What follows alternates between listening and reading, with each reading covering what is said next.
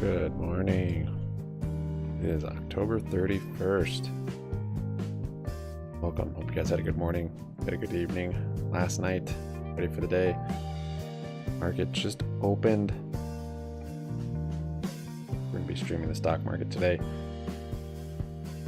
Watching SPY, day trading, options, stocks, futures. Thanks guys for joining. Sub up, like up, comment down. Happy Money sticks around. Follow us on Twitter at HappyMoneyYT. Follow our Discord server. Link for those are in the description. The ads felt quite loud. We have a Twitter, you can follow us on at HappyMoneyYT, and our Discord server. I will send an invite.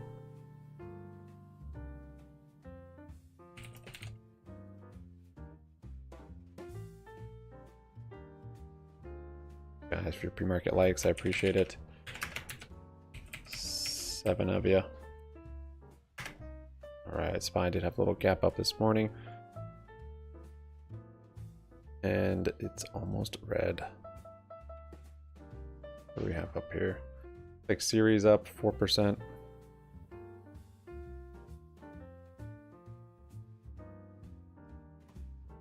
Oh, this is recently viewed. There, Pinterest. Yeah, Pinterest had earnings. They're up 14. Big gap up.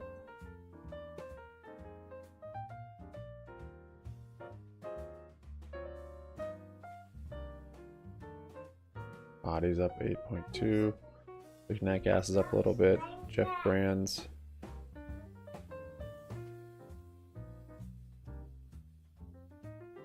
Morning bye-bye, morning guts.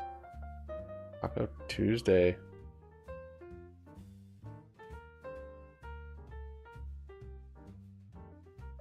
Sounds good, man. Hey, we're down 9% from earnings.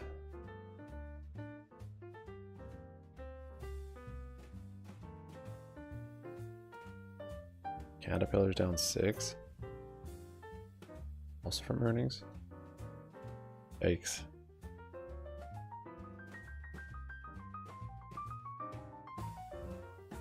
GME is up 1.5.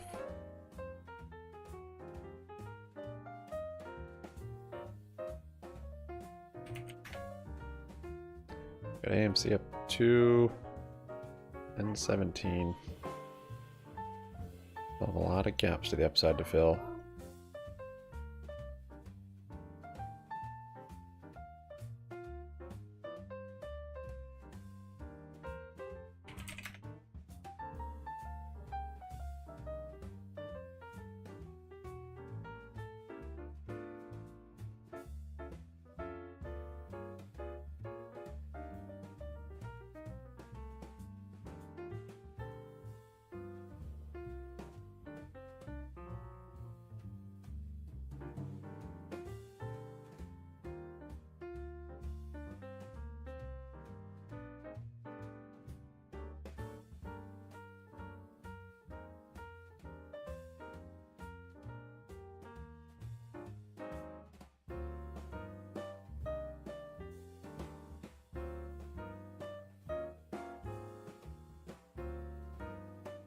On a semiconductor, down another 3. 4%, wow.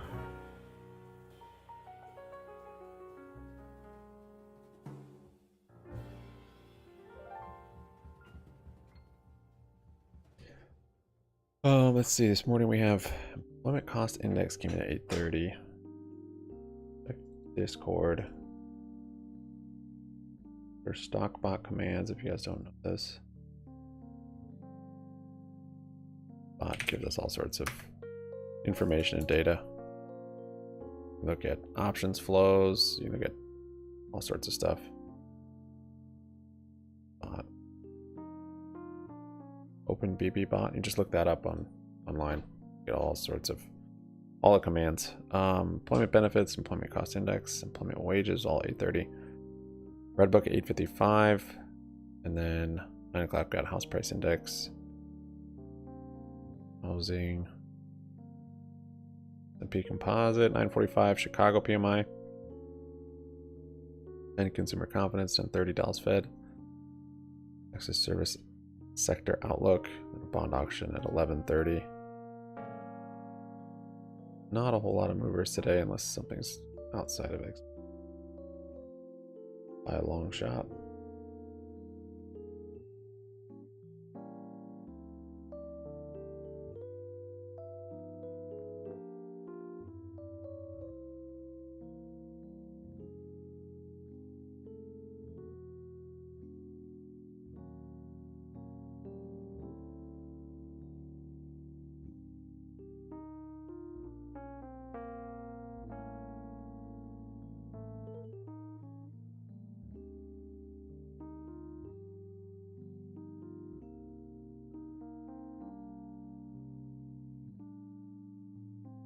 Alright, SPY's now red.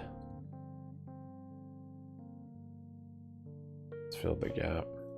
Fill the gap from yesterday.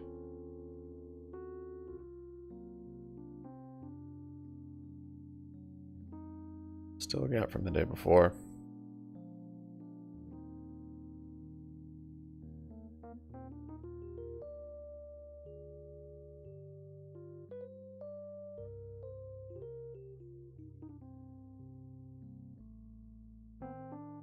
It could be kind of choppy before FOMC tomorrow.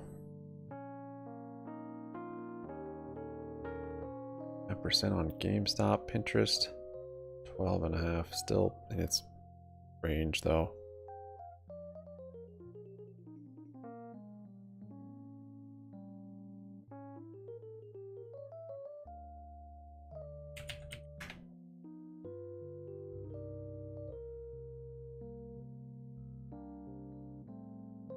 Got Generac earnings tomorrow.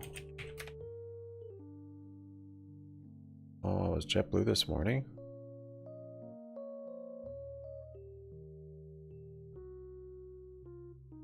Yeah, JetBlue this morning.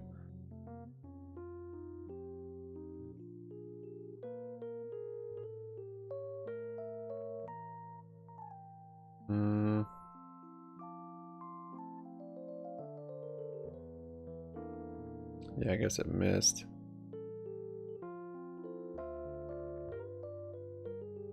Down 13%.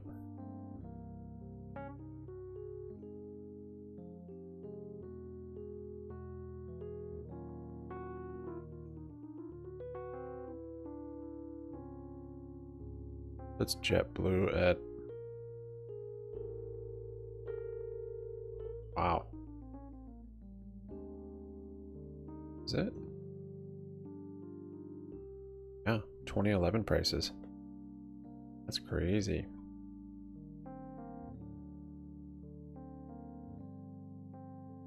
I think it's just been falling off a cliff.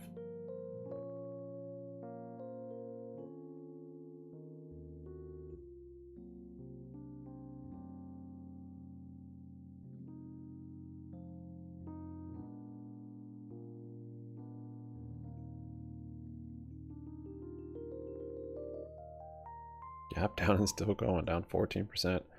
I'm not seeing any headlines showing how much they missed by.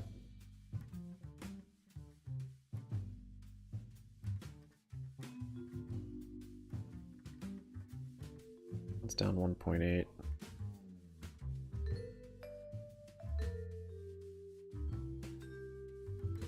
Retesting the pre-market low. Got pretty close to it at least.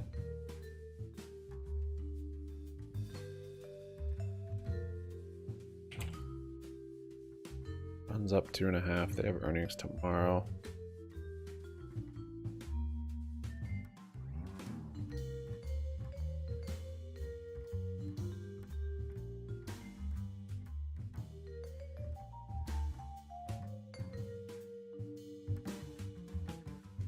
At 1.7.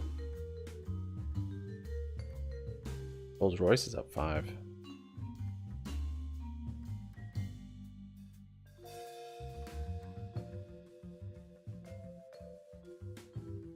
I see.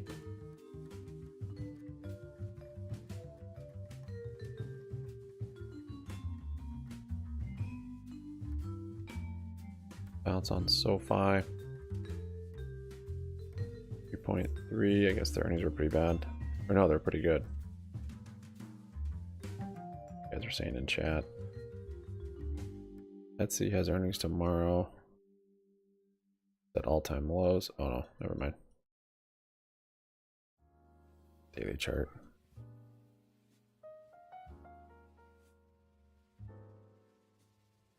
Astra.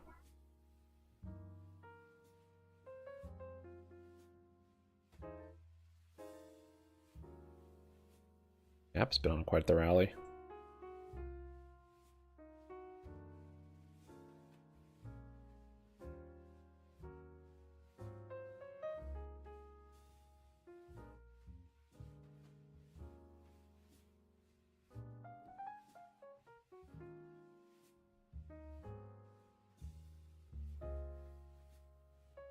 They said that they were going to separate their Yeah, two they're talking about this morning. which was, I think, was applauded by many On investors semi. out there. Now they're proposing an offering of about 1.3 billion in convertible senior notes that are due in 2028. We're seeing a negative reaction to the stock today. All right, you know, hanging in there though. I got to say, not bad considering the very quick change of plans. You know, it does reflect a strong awareness and presence by the team at Western Digital, though, that they were able to have that kind of backup. This one I lowered. Deal and had this whole kind of, it seems, chain of events sort of in their mind. Talk about the split, get some liquidity from the notes. I get the market's not going to like effective stock issuance in convertible notes, but down 4.5%. At least it's not like Rivian, you know, and some of the others we've seen where they've had to issue new supply of securities and then the companies just get massacred. So I'm kind of, I don't know if I'm surprised, but I think it's actually not bad, the net performance in Western Digital compared to them, especially after ON. You know, if all the other chip makers were still in La La Land having a great time, that'd be different. But when you get the blow up like we got in ON, I don't know, suddenly Western Digital seems like maybe they've got their stuff together a little bit. Or at least the market's expectations are lower. Perhaps probably more important there. Okay.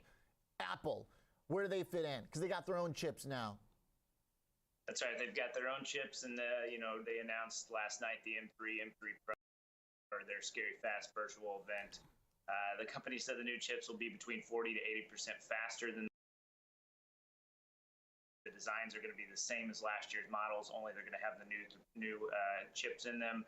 This is the first refresh we've really seen for the iMac since 2021 and the MacBook Pro model since January. They're expected to ship those in later November. We look at kind of the lineup. The new iMac was updated with the M3. The Mac Pro received all three chips.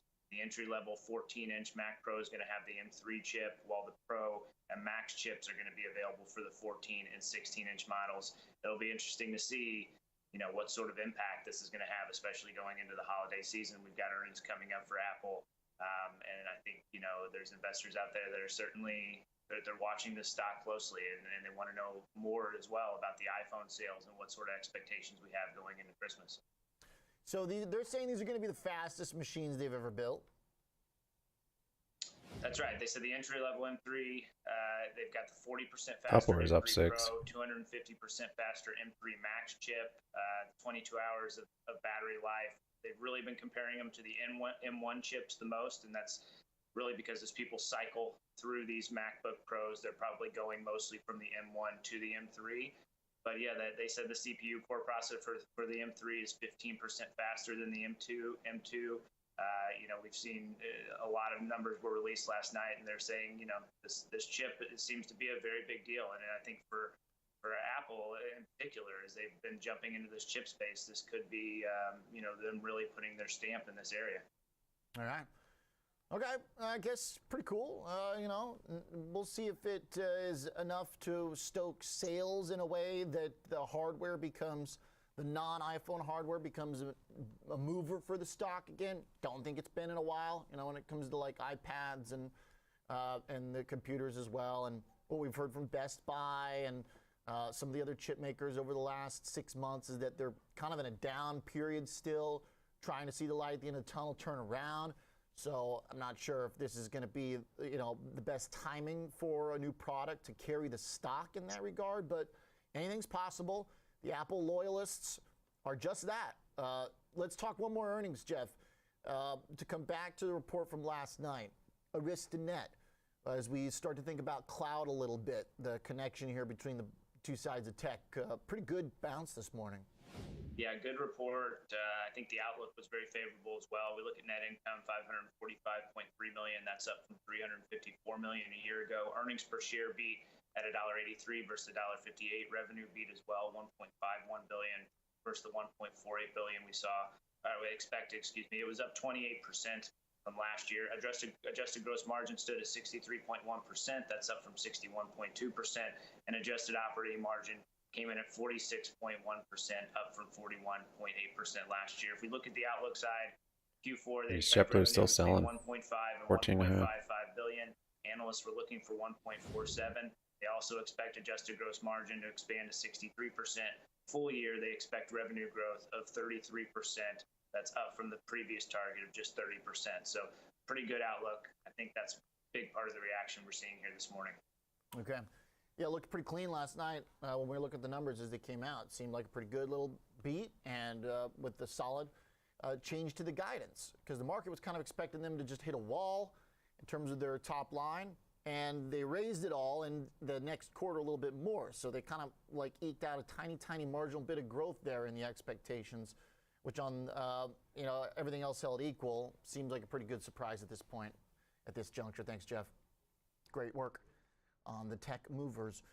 Now, when we come back, we'll do some trading, mostly in the subject of chips, as Advanced Micro comes out this afternoon. They got a big new AI chip that's supposed to be all the rage. Dude, Spirit's been getting wrecked.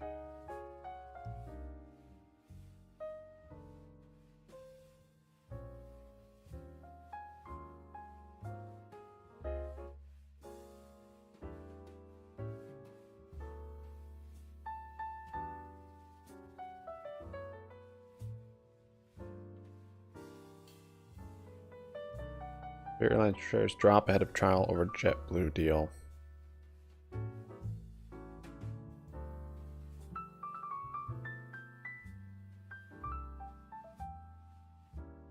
I didn't even know there was a deal going on between the two.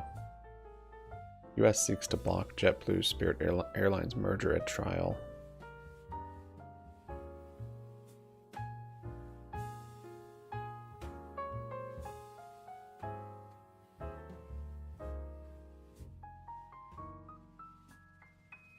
There's a catalyst for it to rip if that goes through. A lot of selling the last 3 days. It is down 4.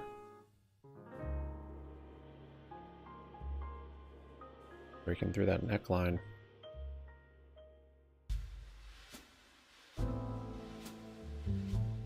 Fisker's been selling down 3.5.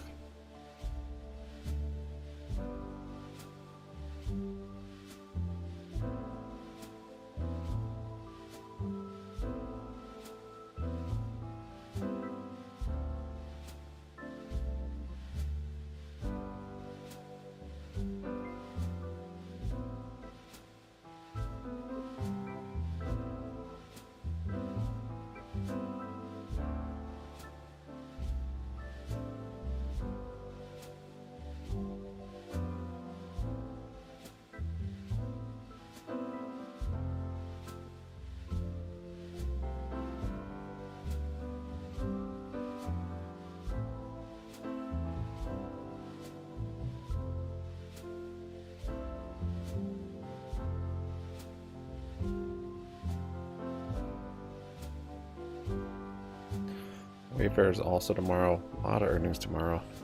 Ones I watch. Hey, what do you know? Liquor's down 2%.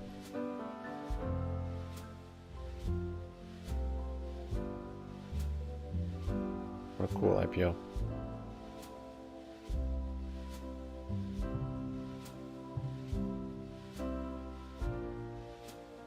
Market cap's $4.5 million now. Nice.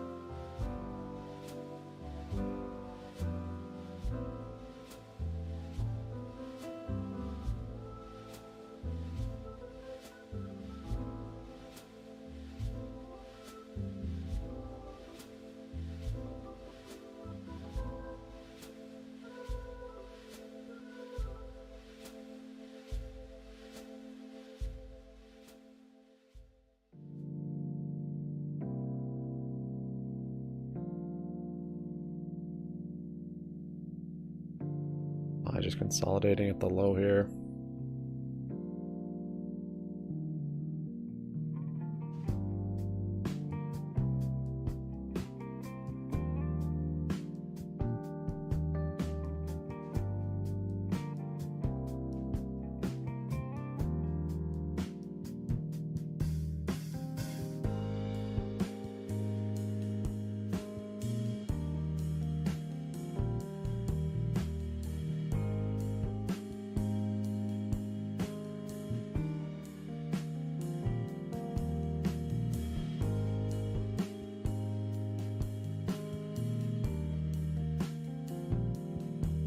There's a new low.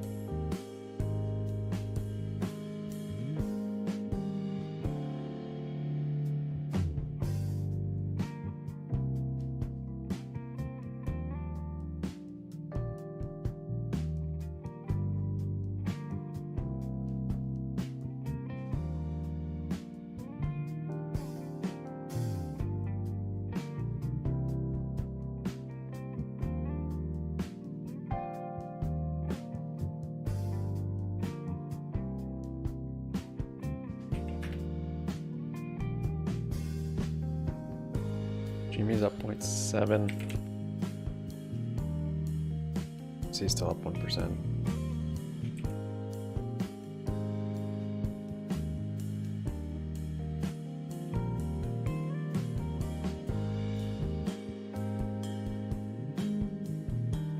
Breaking the pre-market low.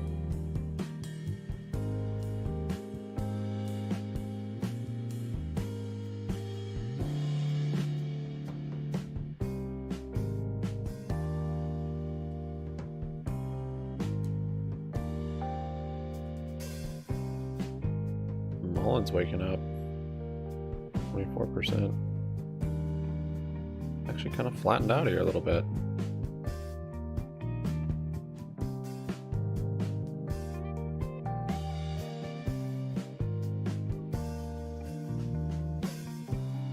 Look at that, it's maybe forming a base.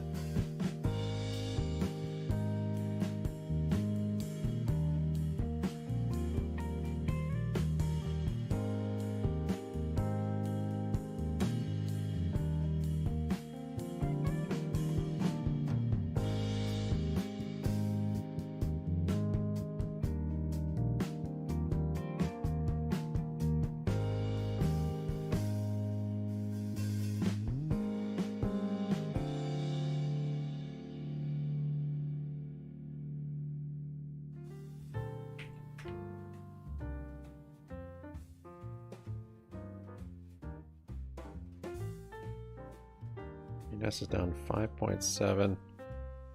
See if it can find support at that 50-cent range.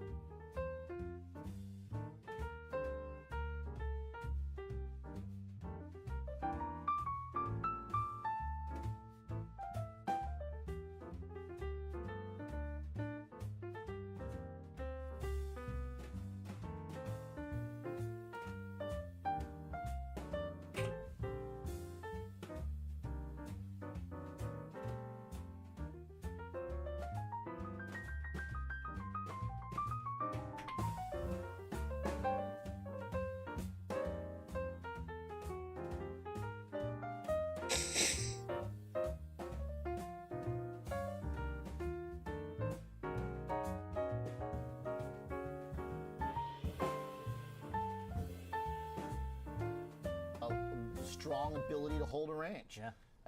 Kind of on the maybe lowerish end of it at $299 right now. All right, let's talk AMD. What do they got to do this afternoon, Angelo, to live up to excitement about the new AI chips they got? Yeah, I mean, listen, I think as far as the numbers are concerned, Q3 and even into Q4, I think that. Refresh that. Listen, I think as far as the numbers are concerned, Q3 and even into Q4, I think the numbers should be attainable. Clearly there's a big step. I think he's off. That's really annoying. But a lot of that is kind of driven by kind of this big supercomputing project codenamed El Capitan. So they should be able to kind of meet those type of numbers, but it is all going to be about the MI300 launch that's supposed to ramp here into Q4 and into the first half of next year. Calls the if we break this channel. thing is not necessarily going to be the numbers or the guidance. Right shoulder Q4. action, listen versus head and shoulders. Kind of the visibility they have going into the first half of next year as far as that MI300 is concerned, announcing any kind of major deals or kind of partnerships as it relates to that MI300 would be something that the street isn't aware of and could help propel the stock higher. But outside of that, I do think this is going to be kind of very, very similar to a lot of the commentary you heard out of Intel side of things, in the sense that they are kind of recovering from much tougher times in the first half of this year. And I think maybe the one thing I would kind of highlight as maybe an unknown out there is they did acquire that Xilinx acquisition back in the first half of last year. It is about 25% or so of their revenue, has significantly higher margins out there. And, the FPGA market right now is kind of, stumbling a little bit given kind of some of the automotive industrial exposure out there.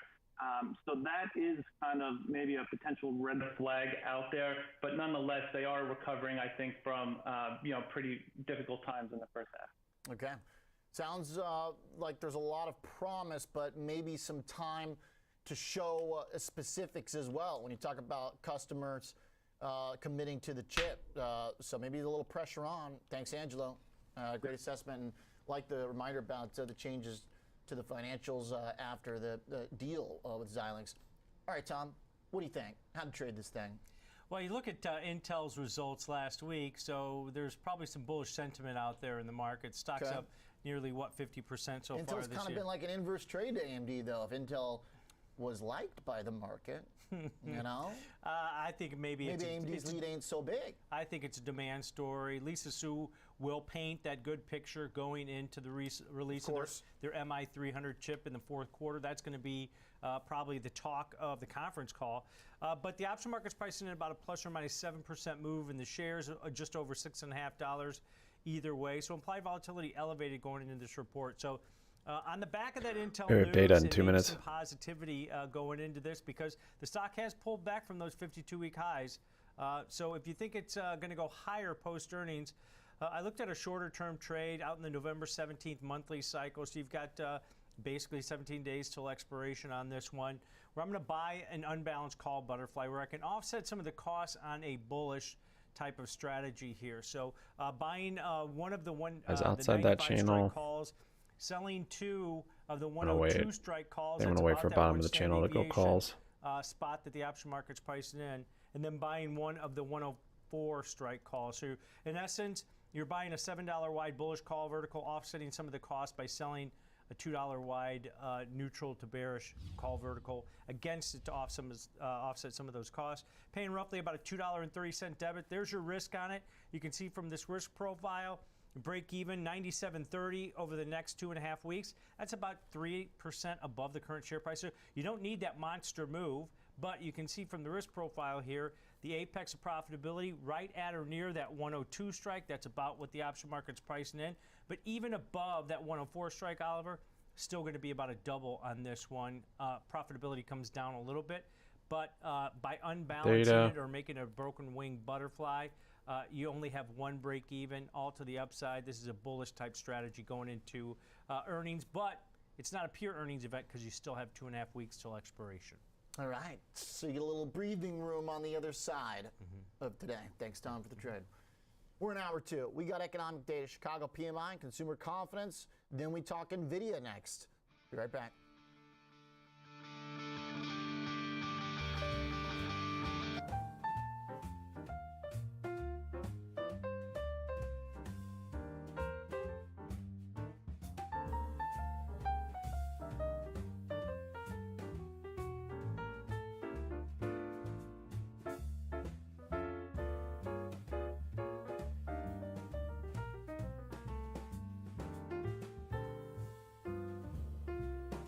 2% on AMC. Interest holding its 16%. On at nice little bounce on SoFi. 6.5.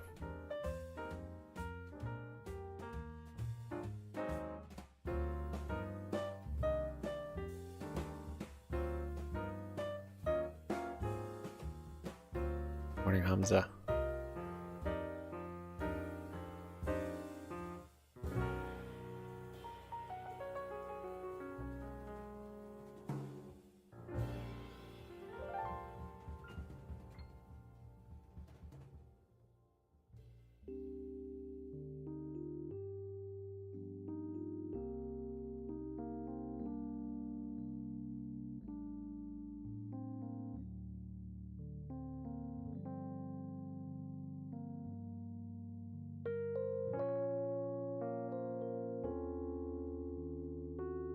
Getting a double bottom there.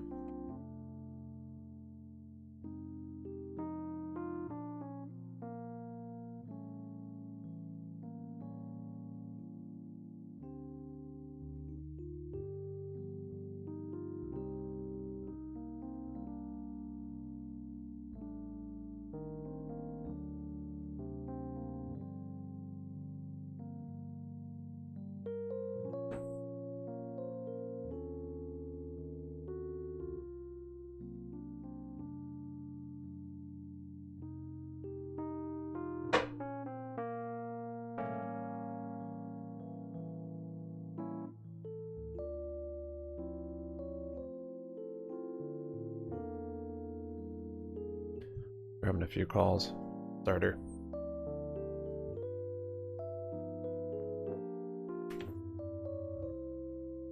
He's up 3.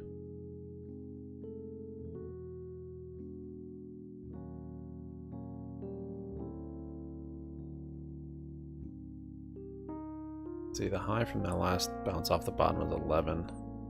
1027.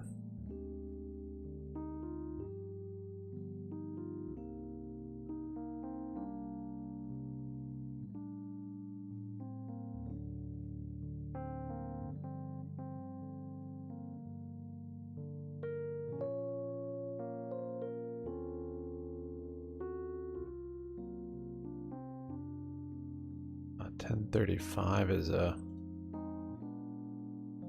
higher support. This whole area between 10 and 11, or 10 and a half, 10 and a quarter and 11. Pretty big resistance there. Actually, is this chart messed up though? I don't know. I don't even know anymore. Check E-Trade.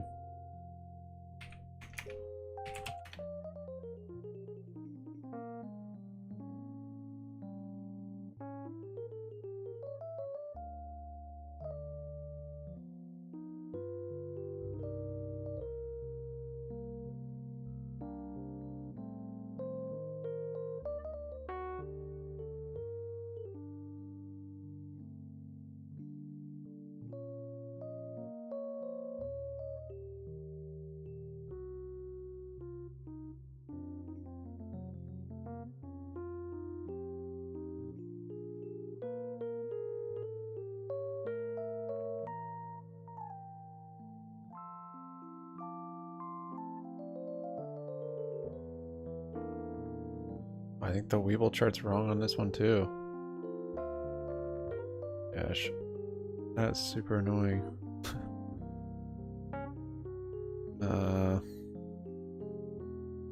Yeah, dang.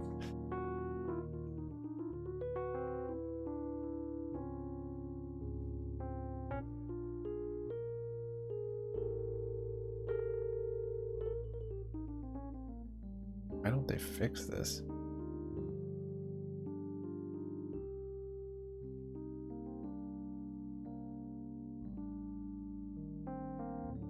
Give a little chatty.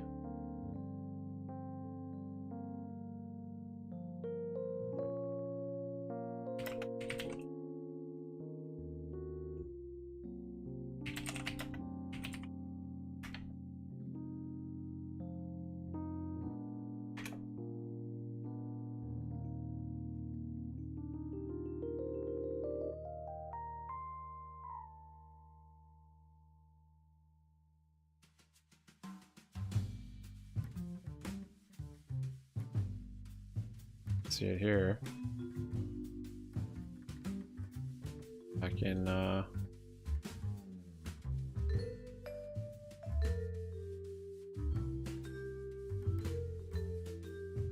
December, wherever this was. The lows were in the 20s. It's adjusted for the split, of course. On Weeble. Lows are in the 10s. It does the same thing with GME also. Must do it with more. There goes SPY.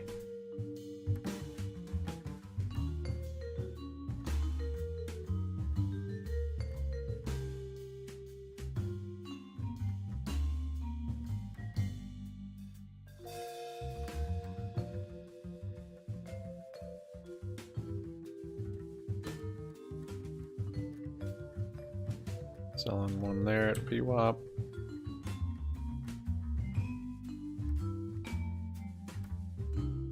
Okay.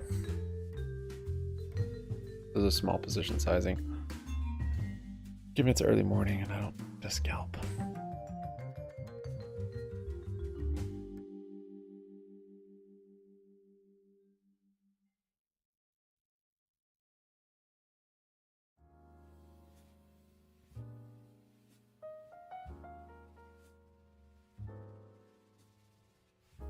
Put a stop on the rest.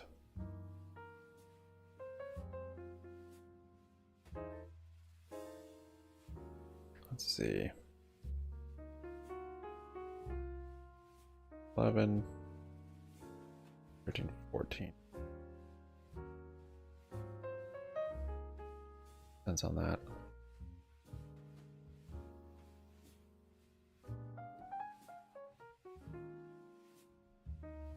I can subtract that from my stop loss. Want it all or nothing. The break on that channel. Buys above VWAP.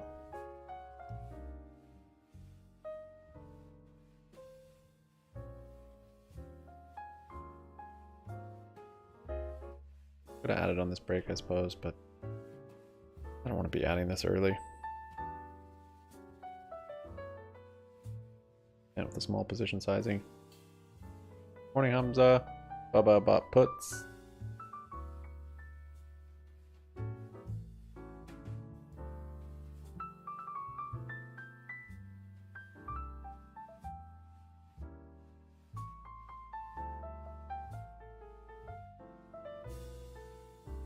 Baba always keeping my calls in check.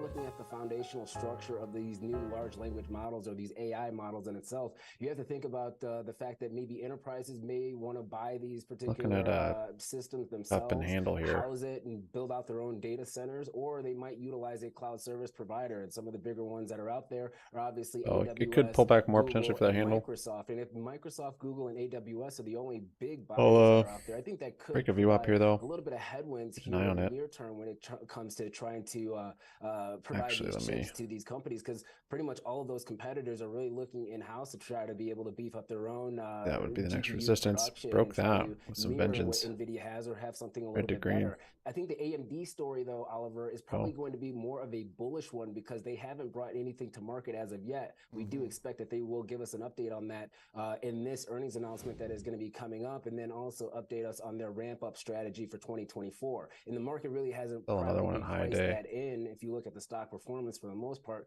compared to NVIDIA, it probably has not priced it in as much. So I think it's more of a little bit of a tailwind for AMD rather than maybe some headwinds for NVIDIA, where we're starting to see some of this hype, if you will, starting to fizzle out. Totally. You know, it's kind of a give and take thing. And he's up to They've already demonstrated.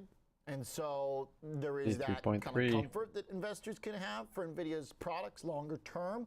But in the short term, they've got a lot of stock movement behind them. Whereas AMD, you know, hasn't demonstrated. They did take part, though, in some of those NVIDIA-specific moves. AMD just kind of got the lift without even really proving much. So it might be both of them, right, that still kind of have to live up to some expectations. But I hear you for sure in terms of like NVIDIA's numbers already kind of being ingrained in. The bar is definitely high. Is it possible that, I mean, they could up their guidance even more? I feel like at this point, if I were to kind of gauge the room, it feels like if they can hold on to their previous guidance, that would be pretty good at this point. I'm not sure if that'll be good enough for the stock, but like, I don't think anybody would be too worried. Or maybe at this juncture, do they need it does it have to be a constant lifting of expectations? So that's going to be the big question. So here's the reason why. And once again, this is not a report that has been confirmed by NVIDIA specifically as far as the dollar amount of these canceled orders. But if, let's say that this is true, their guidance, I believe, was around 11 billion for the next quarter when it comes to the potential revenue impact around these chips. And so if you're saying you're going to cancel 5 billion of that, that can have a material impact when it comes to your forecast moving forward. And that's something that I'm not sure how quickly they can actually shift and find a new buyer for those that quickly to really impact their next quarter earnings announcement. So I think that's going to be the big question out there is this true? And then if so, who's going to buy them? And then what is your outlook looking forward? I mean, China is going to be a major consumer and wants to be a major consumer of these chips. And so if you're going to cut off that particular avenue when it comes to that type of consumer, where else are you going to go? And there's going to be some other people out there, especially like countries like India will definitely start to ramp up as they continue to have a lot of incentives for technology companies to build data centers over there. But once again, it's still a huge hit to the industry as a whole. And it's something that's probably going to be reflected. And last but not least, I mean, we did see NVIDIA break this head and shoulders pattern on the from a technical standpoint, and it's only about maybe 7% away from touching the top end of that gap. And so if we do see a breakdown of that gap in itself, I think that's going to be a very significant problem when you're looking at the semiconductor companies. The SOX in itself, Oliver, is only around 6% away from filling the overall gap when it comes to this AI hype in itself. NVIDIA is the only thing that's really keeping this thing up, them and AMD. I mean, the rest of the names GME's really up 2.3 here. Big time pressure on. Thanks, Kevin Green, for the look at the numbers. Bull flagging here. And the not quite sentiment at the high of the day. Price as well. Sentiment check today, NVIDIA, a little nervousness. Down 3.5%, as Kevin points out. Kind of the rumor mill starting to build about maybe whether or not there's going to be enough demand. Let's bring in Joel Hawthorne. Hey, I recognize that guy. Head trader. So I got calls because Snapshot.com. Joel, so started with the selling. Big stock of the year. Steeper selling. I don't have it drawn, but steeper selling if I drew it. You know what, Oliver? And it started to roll over at the bottom. He hit on some great points, and showing a bottoming and tapering. We continue to see some more weakness to the downside. And I was looking for a bottom of the channel. That gap when it was up here from a previous earnings, I think, to go long. Not the last one, but the earnings. But it started to show some support here, so I got it double bottom. Maybe a couple quarters ago, excuse me. I think there is some fear, but to be completely honest, I'm going to try and trade. If we think that a lot of this right now is just trying my best not to trade breakout channels. Uncertainty, markets don't like uncertainty. Maybe later in the day when it's but I do think that more NVIDIA right now around that 400 price established level appears to be strong. I think there's a lot of early in the day. It's that price I prefer to trade, of course, the option market bottom of the channel or with top of the channel. most active options that are traded there. So I'm a bull here in the short term. Okay. So is that selling downside, hoping it holds, or a bet on another NVIDIA style? If we're still like this. You know, just because of the volatility that we've seen and some of the price action that we've seen as of late, and then taking into consideration some of the broader view of the overall market, I'm gonna sell some puts, collect some premium. I'm gonna sell that 370 put expiring next week, November 10th. Simultaneously buying the 365 put that expires November 10th. Credit of about $1, break even is 3% on AMC. That puts me just below really a bit of a support level that if we turn get this that level here, I think 10 it's about to 11 area into support ish or so. And that's the next support level on the chart that I'm looking at, the price that concerns me. So picking up of $1 credit, break even 369. But I do think that there's this 400 price action that we're seeing now around this range should be a place that we kind of fight it out here for the moment. I like that. So 370 and then 365 below it. The buck that you're getting here needs to hold up just for an extra week on top of the earnings. So you do have that follow on to earnings, right? So it's definitely going to be a big part of that move is going to be when we get the report, but you get a little time through this to kind of play it through. Absolutely, absolutely. Again, what we're looking at right now, in my opinion, is just a lot of knee-jerk reaction to a lot of the headlines. One thing to keep in mind too, right? Like Nvidia is probably second or third. So cup is almost completed. In daily option volume as far as equity options go. You double tap to Tesla's get cup. probably number one daily. Nvidia is probably 2 or 3. There's a lot of price action here. goes into this. Maybe. So I think we'll get an opportunity to really see this 400 price action level take part and see what happens there. Okay, and I misspoke. November 10th, not December 10th. So right before the earnings. So the fact that this, expires before the report, I mean, the idea that the stock's going to have a massive breakdown before hearing from them, that to me kind of makes sense then to kind of bet on some stability here. That'd be pretty huge if Nvidia just tanked, before we even got the number. But I guess if AMD gets hit, anything's possible. Absolutely. Absolutely. Nvidia has not done a great job, in my opinion, as of late, of trying to put out some of the media fires. We've seen some of the headlines as of late. They haven't said anything to kind of combat that, which does give me some cause for concern. But again, we'll let price be price. 398.20 right now at the moment.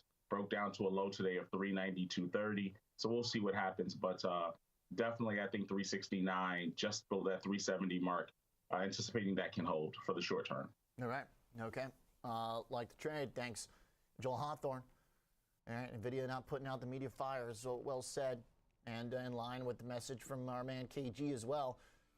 All right. When we come back, we're going to shift a little bit away from some of the tech heavy stuff, but still with big tech breakthroughs of on.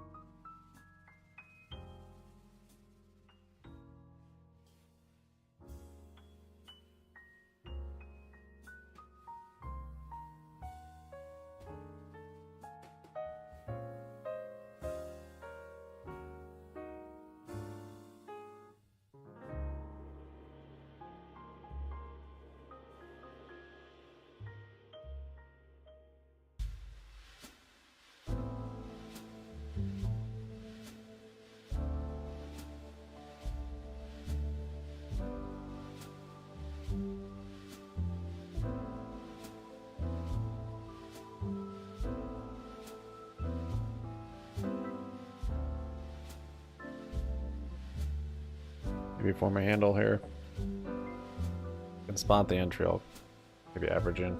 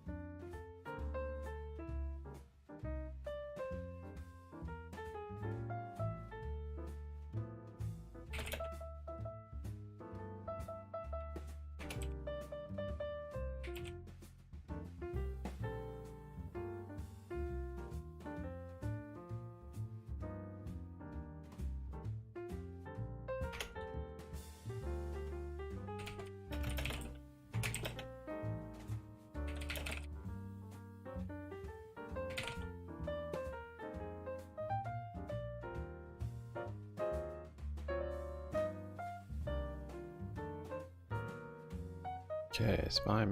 Maybe form and handle. We'll see. Little head and shoulders.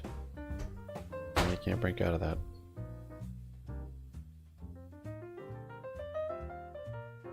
Just like yesterday at close. Multiple head and shoulders we kept breaking out of. Here. There. Here. Finally this one played out and broke the neckline.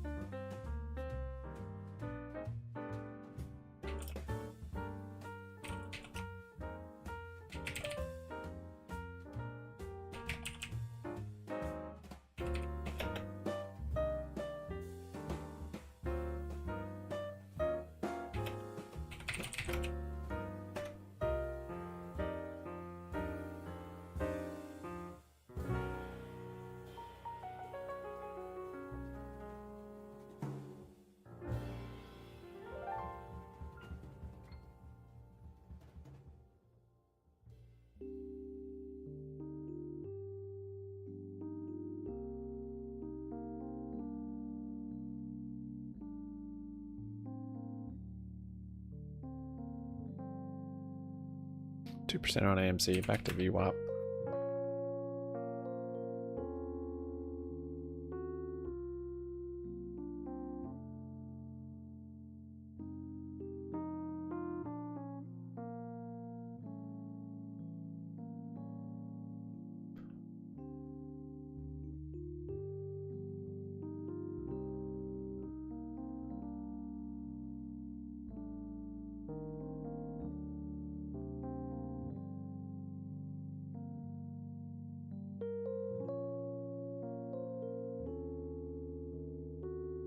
I might want to make its way back to VWAP.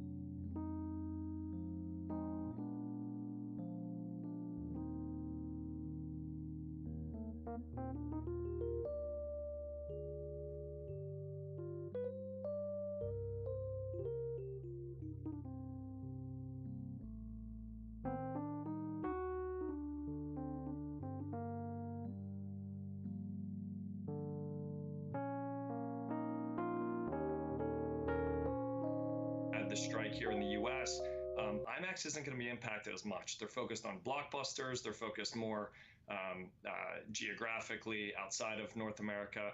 Really like the company, low leverage. They have a pipeline of new projectors that go into these theaters. That's expected to grow almost 10% per year. So top line can grow 10%, even if, you know, the box office is kind of flattish. Really like the name here. It's trading at mid-teens multiple on PE versus its growth periods, you know, several years ago when it was mid to high teens. So value stock with some nice growth.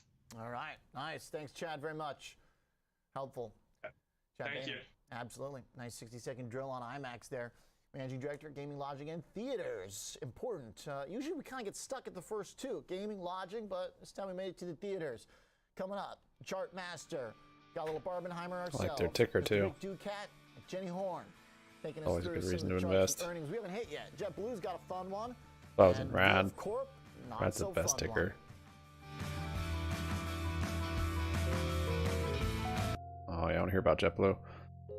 Maybe looking at some calls here if this candle can give me some insurance.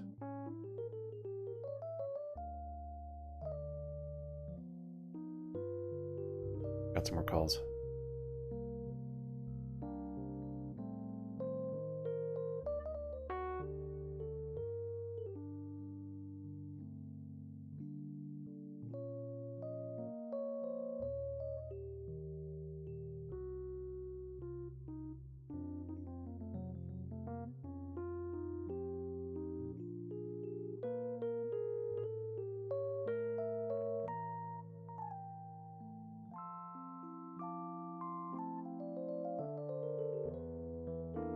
That channel break and that inverse head and shoulders that might be failing right now.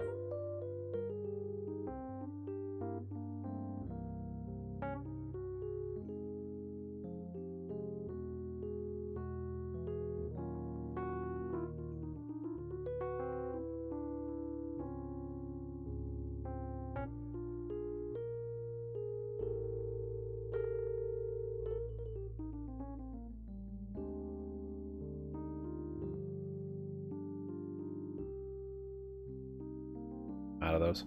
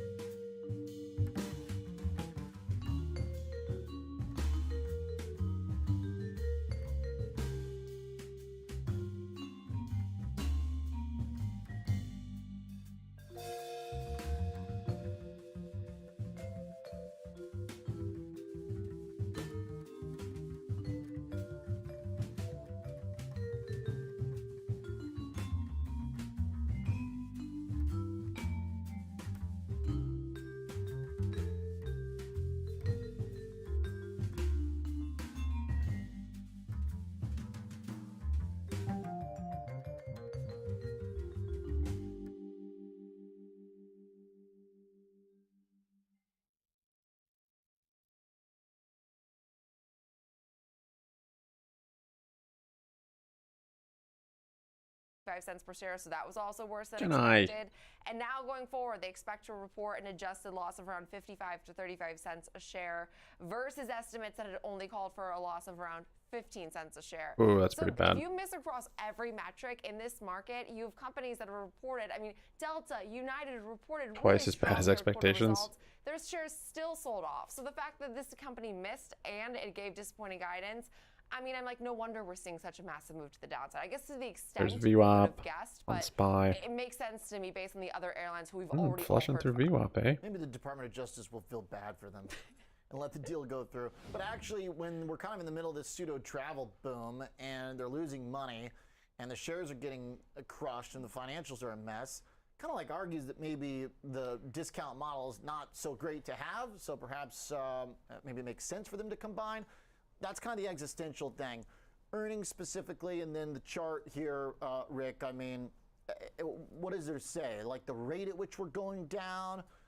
Do we look at it from that perspective? It's gone from bad to worse. You know, I think that just backtracking a little bit and looking at the chart, we can see some important things happening here. Might be in a First, we have chop. this long period Doesn't look like a handle anymore. Price activity where we formed lows near like 670 or so. We had a bit of a surge upward, culminating with our yearly highs near 945. Then pretty much just straight Yes, that's down. right at 50% right Things there. got even worse Could be a once handle. we breached that level that I highlighted earlier near 670. But this old trend line has still been in play here, coming across those highs. Then the other shoe dropped today. We're down, what is it, almost 18% on the day. So really a brutal price move here. And like you said, I mean, it's down significantly. There's not a ton of in-depth technical analysis we can do right now. We're below all our moving averages. They're all trending lower. We're at the yearly lows. We've got no previous price action to go off of here. RSI, our measure of momentum, deeply in the oversold area as well, which is typically regarded as a sign of further weakness to come. You know, if we were range bound and we were hitting the oversold level, it might mean we were due for a bounce here. But since we already had a strong downtrend, and now it seems to be accelerating even more here. Breaking through our volume node here that we established near about 450 as well. So when we're in this situation, I try to look at standard deviation channels here because it can give us a clue where we might see some potential support. I don't know how happy you're going to be that it comes in near the $3 mark if you're bullish here, because that's still a significant move to the downside. That would be a bit more of a stretch here. Run out of room on this chart. Exactly, yeah. But I mean, you know, until we hit zero, it can always go lower. So don't try to catch the falling knife necessarily. If you're a more cautious trader here, that's a classic pitfall. But resistance. This area stood out to me right here. It's about the site of our volume node. It's the site of our -1 standard deviation channel and our 21-day EMA and our trend line all coming together between like 425 to 450. See, your SPY's below VWAP now. Literally 48 hours ago. Yeah. Which kind of makes sense. They're like all came together at this point, blew up, and now that's resistance on the chart. Yeah, I mean, happens like that. Good luck if you're bullish in this name. I'm not, sure what else to say really, other than it's a very tough chart here and it seems to be getting worse. Okay, all right. Yeah, ugly situation for JetBlue. Kind of looks like that for a lot of the airline charts, just not even close to the severity of it, but downward in pressure generally. Let's talk retail, Jenny. VF Corp, down pretty big. The company that has had some pretty disappointing reports, though, the past year. It seems like the brands just aren't adding quite up together. Correct, and I feel like they have a little bit of an identity crisis because they have a wide mix of brands here, but also then if you look at companies that are similar that have this like direct-to-consumer strategy, which they're somewhat different because they sell brands that are not VF Corp branded. They have like a various wide variety. Vans, North Face, Timberland. Yeah, so they have like good Chicago brands. But now it's snowing. I'm kind of getting that North Face vibe. Well, it is snowing, so that's something to consider here. But VF Corp, I think for that reason, it's like, where do they fall in this retail world? So we've seen weakness in this name.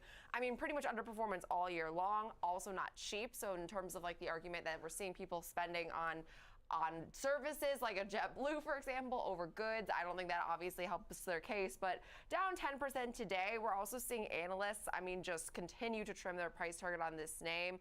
Multiple analysts lowering their price targets following their print. They did see sales come in around $3 billion. Now that was slightly ahead of forecast on adjusted earnings that also were slightly below forecast. So it wasn't like it was a gruesome picture from their third quarter print.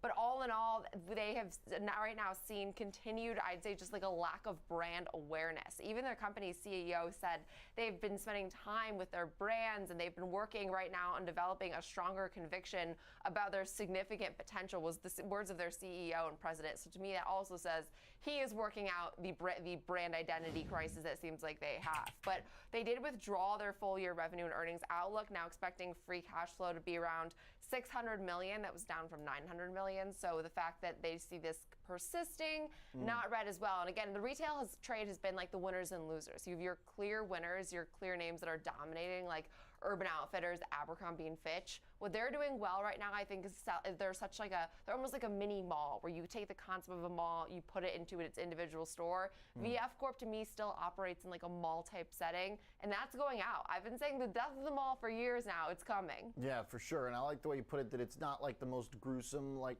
data on the earnings, but it's just kind of Yeah, it's top out of the rest of those calls. It doesn't really fit into like anything in the retail trend right now. And then they bleed some free cash flow off, and that does look kind of ugly. Rick, do we have some hope as we are still above the year-to-date low? There's always hope, but hope is a terrible hedge, as the expression goes. Yeah, not a strategy. But I do see some potential for some support here. But backtracking a bit and looking at our chart, we had a steep downward trend line here that turned into a more moderate downward trend line here. So I guess you could call that improvement here. The steep blue line gave way to the more shallow slope of our white line here. And the general shape was kind of a descending triangle here. We've got a downward sloping trend line and horizontal support. This is not exactly a descending triangle, though. I'm just trying to describe the general shape. A descending triangle would kind of bounce between the support and resistance more times, kind of like that here. This is just, describing the general price movement here. So we did get the downside breakout, as is the general outlook for a descending triangle type price action here. We resurged upward, though. We broke back into the triangle. We hit our resistance, and then we faltered once again, now falling below that key support level near 1677, our green dashed line here. Falling below this little tiny volume node wasn't enough if to we stop ripped things now. here.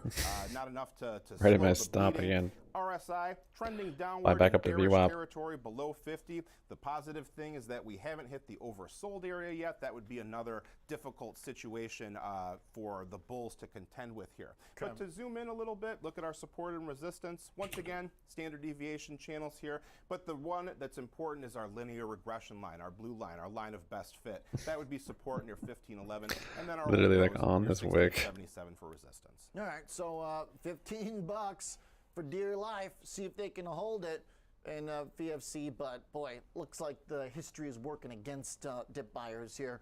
Last one, it's actually a little bit of a positive here, at least this morning. Kind of a rough long-term chart, Jenny, but AB InBev up about 5% right now. The one lone bright spot of our coverage, thank goodness. And actually, we looked at this name after their last quarterly update on this same segment. So I remember this, and I was really arguing that Bud Light had had the impact on the stock that we would have thought. That's not necessarily the case. I think the persistency of this sort of like outrage from the public right now, the fact that we're still seeing it impact Bud Light sales, is why it's impacting now shares, because the company even said in the U.S. specifically, Happy morning, operating red to green to profit red did to crumble green. around 30% year over year. I know, on this 13.5% drop in revenue, because it was better than feared, perhaps. But the company even said they've been unable to see this productivity loss regained, as well as now they're struggling with increased sales and marketing investments Breaking to the top of support that the channel. measures of their wholesale partners, which was read by the street as like, this is a Bud Light crisis. Now, what's interesting, though, is this is not an issue at all outside of the U.S., like Colombia and Mexico and Brazil,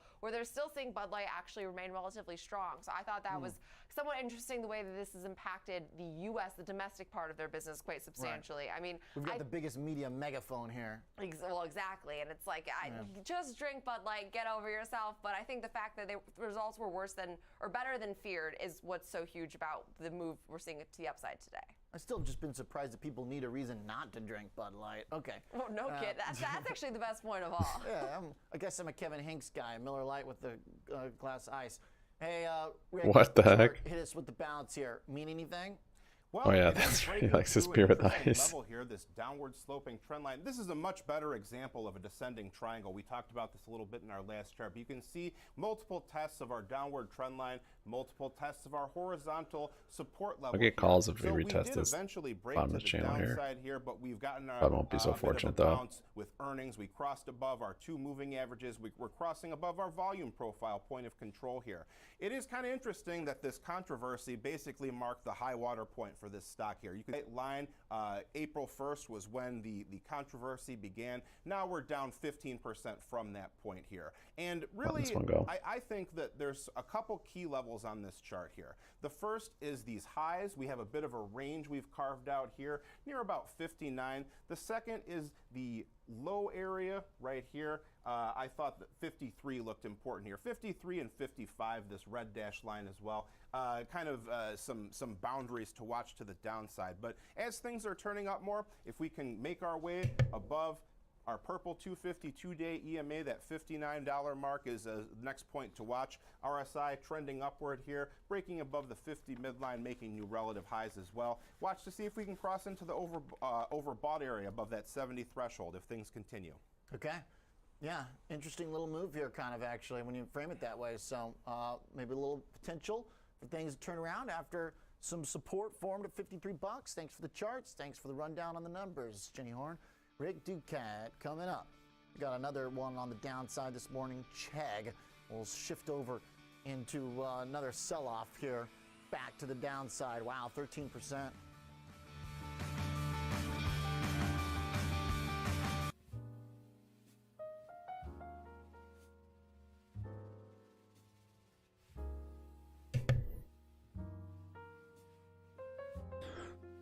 Could have a breakout here. See if it just triple tops though.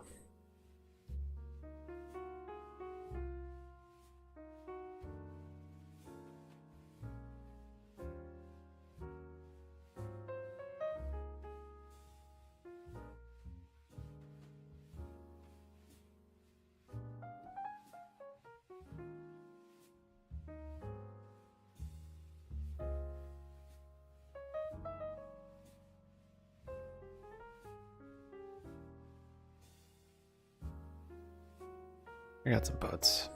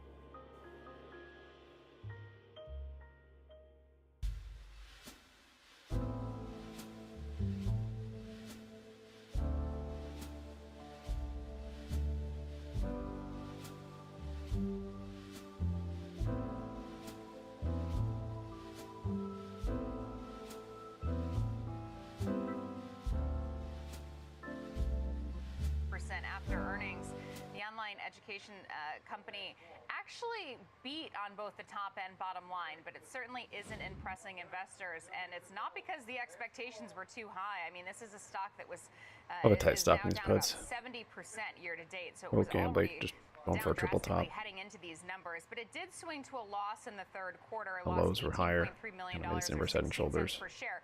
But but excluding one-time items actually came in better than expected. Adjusted EPS of 18 cents topped analyst expectations by a penny. Revenue fell 4% to about $158 million, but still came in higher than what analysts were expecting, closer to $153. Subscription services revenue decreased 4% year over year. Subscription services subscribers were down 8% year over year to 4.4 million. Gross margins came in at 47%.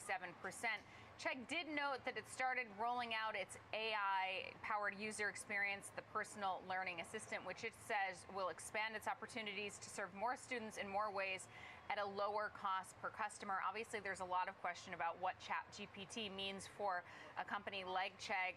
Asked about that on the earnings call, and actually the response was, we're seeing record retention. So when students use Chegg and they use generative AI, ChatGPT, and others, we win handedly. So, it's interesting that they keep saying that students are choosing them over ChatGPT. They say the battle is going to be messaging for new customers versus those who are already using it. In terms of the outlook, Chegg said it sees fourth quarter revenue in the range of $185 to $187 million. The expectations for around 186, so that actually came in line. Subscription services revenue are expected to be in the range of 164 to 166 million, so sequential growth from Q3. And then gross margins are expected to be between 73 and 74% in the fourth quarter. We'll say Chegg saw several price target cuts following these results. Piper Sandler cut to $9 from $13. Goldman lowered to $10. BMO is also at $10. All of those analysts are in the neutral camp. Chegg currently trading at $7.87. So upside with these price targets despite the cuts. So yeah, definitely not a good day for Chegg shares. Not a good 2023 or year. No, literal decimation from the highs. $10 price targets on stock that used to be $100. Just real New high there on GME, up 2.8. And I guess some of the cheating and ChatGPT assistance has really taken a toll on the stock. But even as much as they try to argue against it, it just the market doesn't believe them. You know, it's interesting. I was looking at their reason why they say that they beat ChatGPT, and they said that's because we have a proven experience that actually improves outcomes, teaches the student, doesn't just give the answer, and is designed specifically for the learning experience. Nobody wants to learn. I mean, I was a pretty good student, but I just wanted the answer. So, me too. Yeah, I agree. Yeah, so even if Caroline Woods just wanted the answer, then we all just want the answer, right? I mean, come on. Just give me the answer. All right. Thanks, Caroline. Exactly. Chegg down 12%. Let's talk about the session underway with Nick Theodorakis, Financial Risk Management Director, and Dan Grant, Senior Specialist of Retail Trading. Good morning, gentlemen. So it's not exactly the biggest, blockbuster day when Pinterest is at the top of the list, Dan. Pinterest. Something that we are seeing, though, that was kind of noting is that the dollar-yen is blowing out. The dollar is blowing out to the upside. Yen weakness. Did anybody really think that's the way it was going to go down? They tweak their rates first. They tweak their policy versus coming in with a hammer saying they're going to adjust their yield curve policy to possibly be hawkish. That's not the case. Yeah, I'm out of those puts. And we're seeing their rates, the markets react accordingly. They're speeding up. The Bank of Japan's way of speeding up is going from like a parked car into neutral. I'm just bummed I got stopped out on this quick. They're not actually really doing anything. They're just allowing the possibility that perhaps gravity will do its work at some point. No, I don't have a GME. What do you think, Nick? Yeah, I mean that's if we're looking to Japan for leading interest rate policy, we're probably looking in the wrong spot, guys. Like this is we know the policy there for. I guess it's probably 20 years now, and just keep it flat. So I think that's new high there on SPY, I believe. Yeah. Unless there's a pretty steep hill we're sitting on, going from park to neutral doesn't matter all that much, Oliver. So, not much stands out to me there. Dan's comment on the dollar certainly not great for equities. But things are hanging in there today. We're not seeing a pop and fall. We're not seeing anything really driving these markets. Some lesser economic data this morning had me thinking we might be seeing some there it is. We've seen strong labor market information. This is a big pullback. Wage information in particular, and then home prices up again. So the Fed's looking at this and going, man, we're trying here, right? We're at really restrictive rates and the highest we've been in 20 years. I needed literally one more set looking at on my stop, and I would have been prices are still stayed in. Wage growth is accelerating.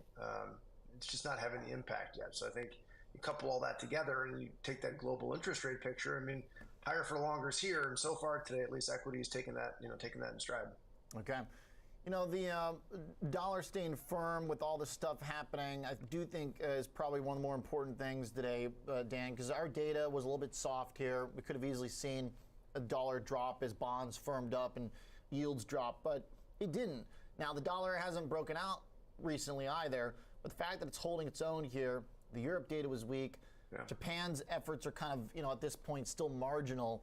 Seems like we've got a pretty clear answer as to which economy is driving the bus. Yeah, ours, exactly. And it's not, and we're not slowing, right? So that's it puts even more focus on what Friday's number is going to be. Yeah, the unemployment number. Oh, that's right. I almost forgot about unemployment on Friday. And wait a minute, and then the Fed tomorrow. So the Fed's, likely not to do anything tomorrow, right? Yeah. Pause. Big pause. Yeah, big pause.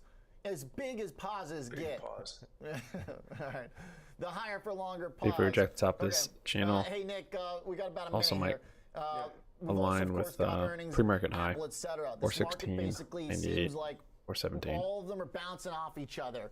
That we haven't really had a big breakthrough yet. So Apple apparently, the last hope, maybe AMD tonight. I've got a whole minute. I mean, we got to talk about China, and we got to talk about oil too, Oliver. It almost broke below 82 today for a bit. So lots of stuff out there, right? If you watched the Apple event last night, you can now buy a $7,200 MacBook Pro. So don't tell me inflation's not still out there. Oh my gosh! Buy a $7,000 laptop before taxes is real. So there's some upward pressure there in terms of price, Oliver. But yeah, I think that's really interesting to see. Right. Well, look, they went prime time with an event for the first time ever. I think it's pretty exciting. They announced some incremental stuff, but are trying to get that TV spotlight going. We saw services from them increase in price. That's not going to have an impact on these earnings, but this is going to be all about tonight, or Thursday on the iPhone sales and how that quarter is shaping up and what they're projecting for the holiday season here. So yeah, it's going to be a big one, and Can the Magnificent Seven keep this market afloat like they have for so long? Trying. Little change right now. Flat on the day. Thanks, Nick. Thanks, Dan. Good combo to close out our show. Trading 360 with Nicole Petalides is up next. I'll see you this afternoon, 2 p.m. Market on close. Advanced Micro Devices earnings.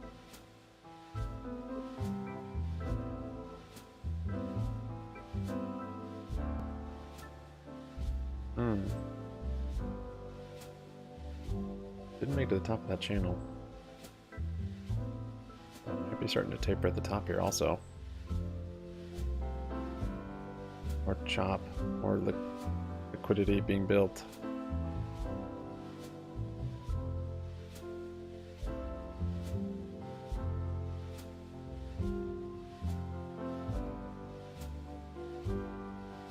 The charts are going to get more ugly now.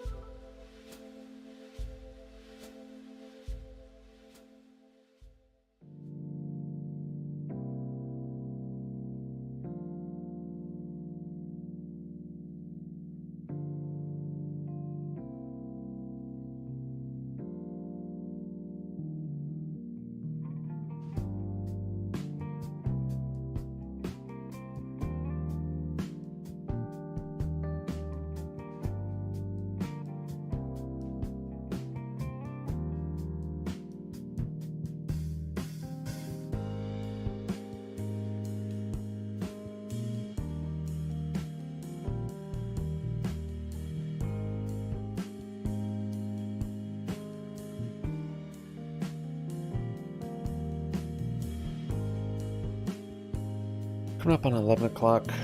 11 o'clock. 14 of you that like the stream, I appreciate it. 30 minutes to EU close.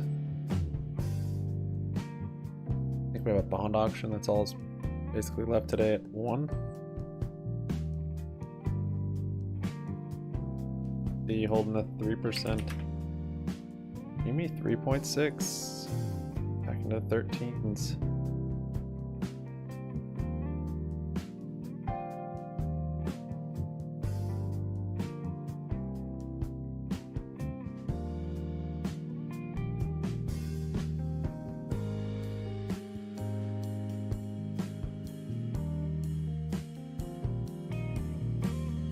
GME might be starting to find a bottom here. Bottom might be kind of a taper.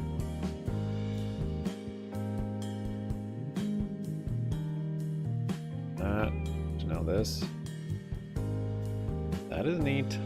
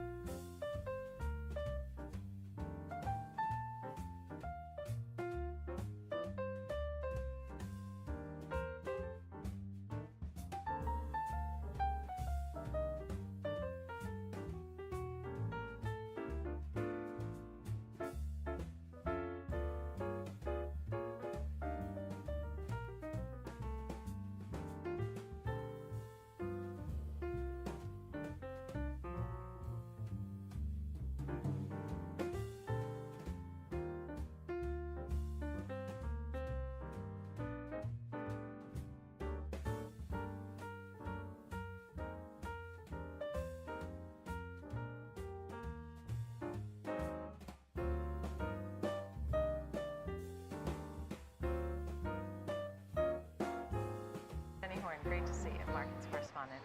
Let's get some insights on the news shaping the markets. Let's talk all about what's going on here with the Fed meeting. Good morning to you. Thank you for being with us.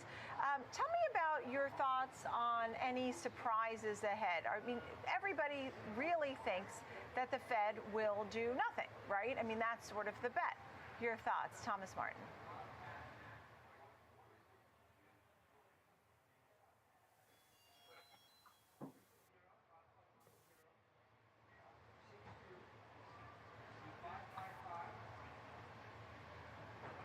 All right, we're going to give Thomas Martin a moment to just check his camera and such. In the meantime, just giving you an update here on the markets. I was just checking to look at the sectors, and communications, services, energy, information tech are lower. But right now, you're seeing most of the sectors higher. Real estate, financials, consumer discretionary are some of the things that are leading the way. As I talk about the Fed, really almost zero chance to talk about a rate hike, but I think everybody's really focusing on the language of what Jay Powell may say tomorrow. The Fed meeting begins today. Thomas Martin, Globalt Investments, is with us and wanted to get your feel on the Fed for this round and the December meeting as well. Thomas, your thoughts? Right. Well, the Fed has definitely gone into pause mode, and I think they want to stay there for as long as they can. They realize that the effect of rates that they've already put in place is at a good place. It's at a time when it really should start to be taking effect. So even though we've seen rates rise a little bit more than probably the Fed expected, say on the 10-year, that there's still an opportunity for those rates to come back down again if the economy weakens. And I think they really want to get some more data points before they do anything else.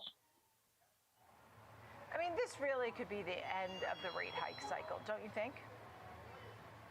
It could be, although the data that's been coming in lately has been very, very strong. Well, I say very, very strong. Today certainly looked like a strong day, and the GDP, which of course is history, was also very strong.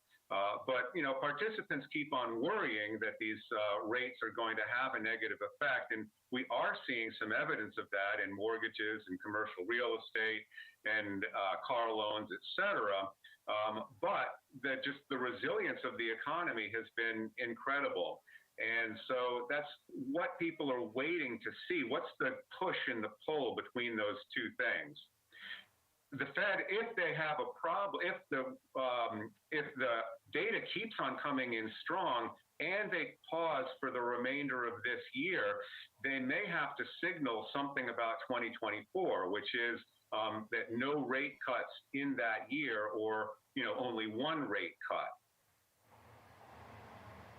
Right. Okay. So we'll see what they bring as far as rate cuts, right? We'll see one or two. I mean, they chopped it down from 4 to 2, but to your point, we'll have to wait and see maybe one. What else are you looking at when it comes to this macro picture here? I know you've watched some of the earnings reports. We're waiting on names like AMD, PayPal, Apple, and more. What's your takeaway from earnings thus far? Well, what the biggest picture is that it's mixed. When we first started off with the banks and some of the early reporters, those reports were kind of dicey.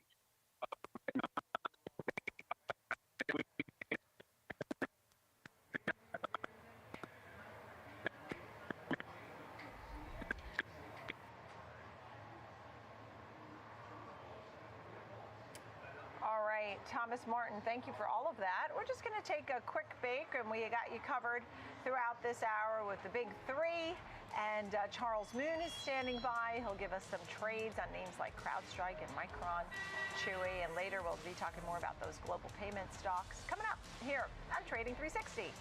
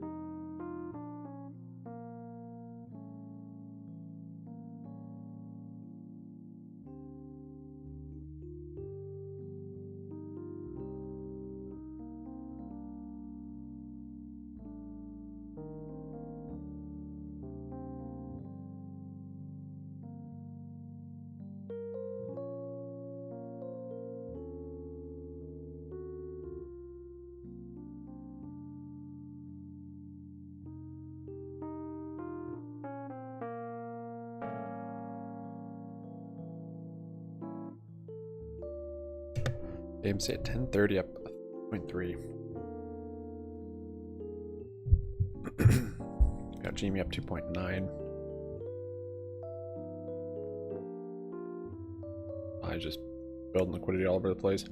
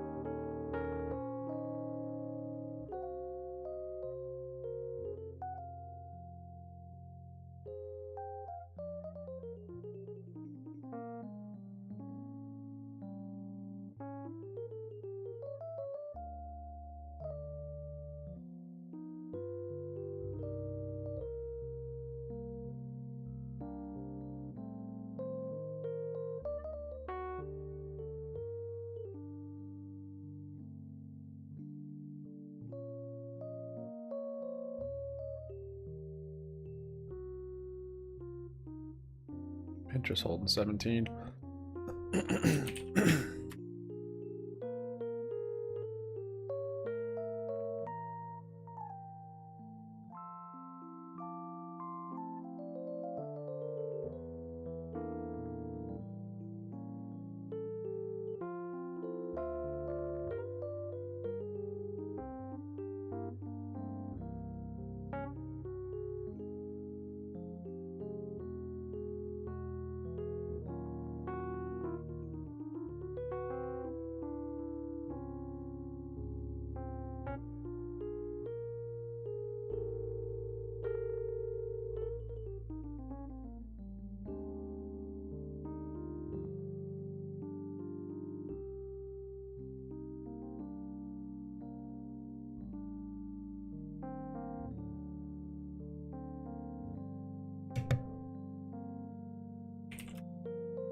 Gallons up 3, runs up 4.5. Both have earnings tomorrow.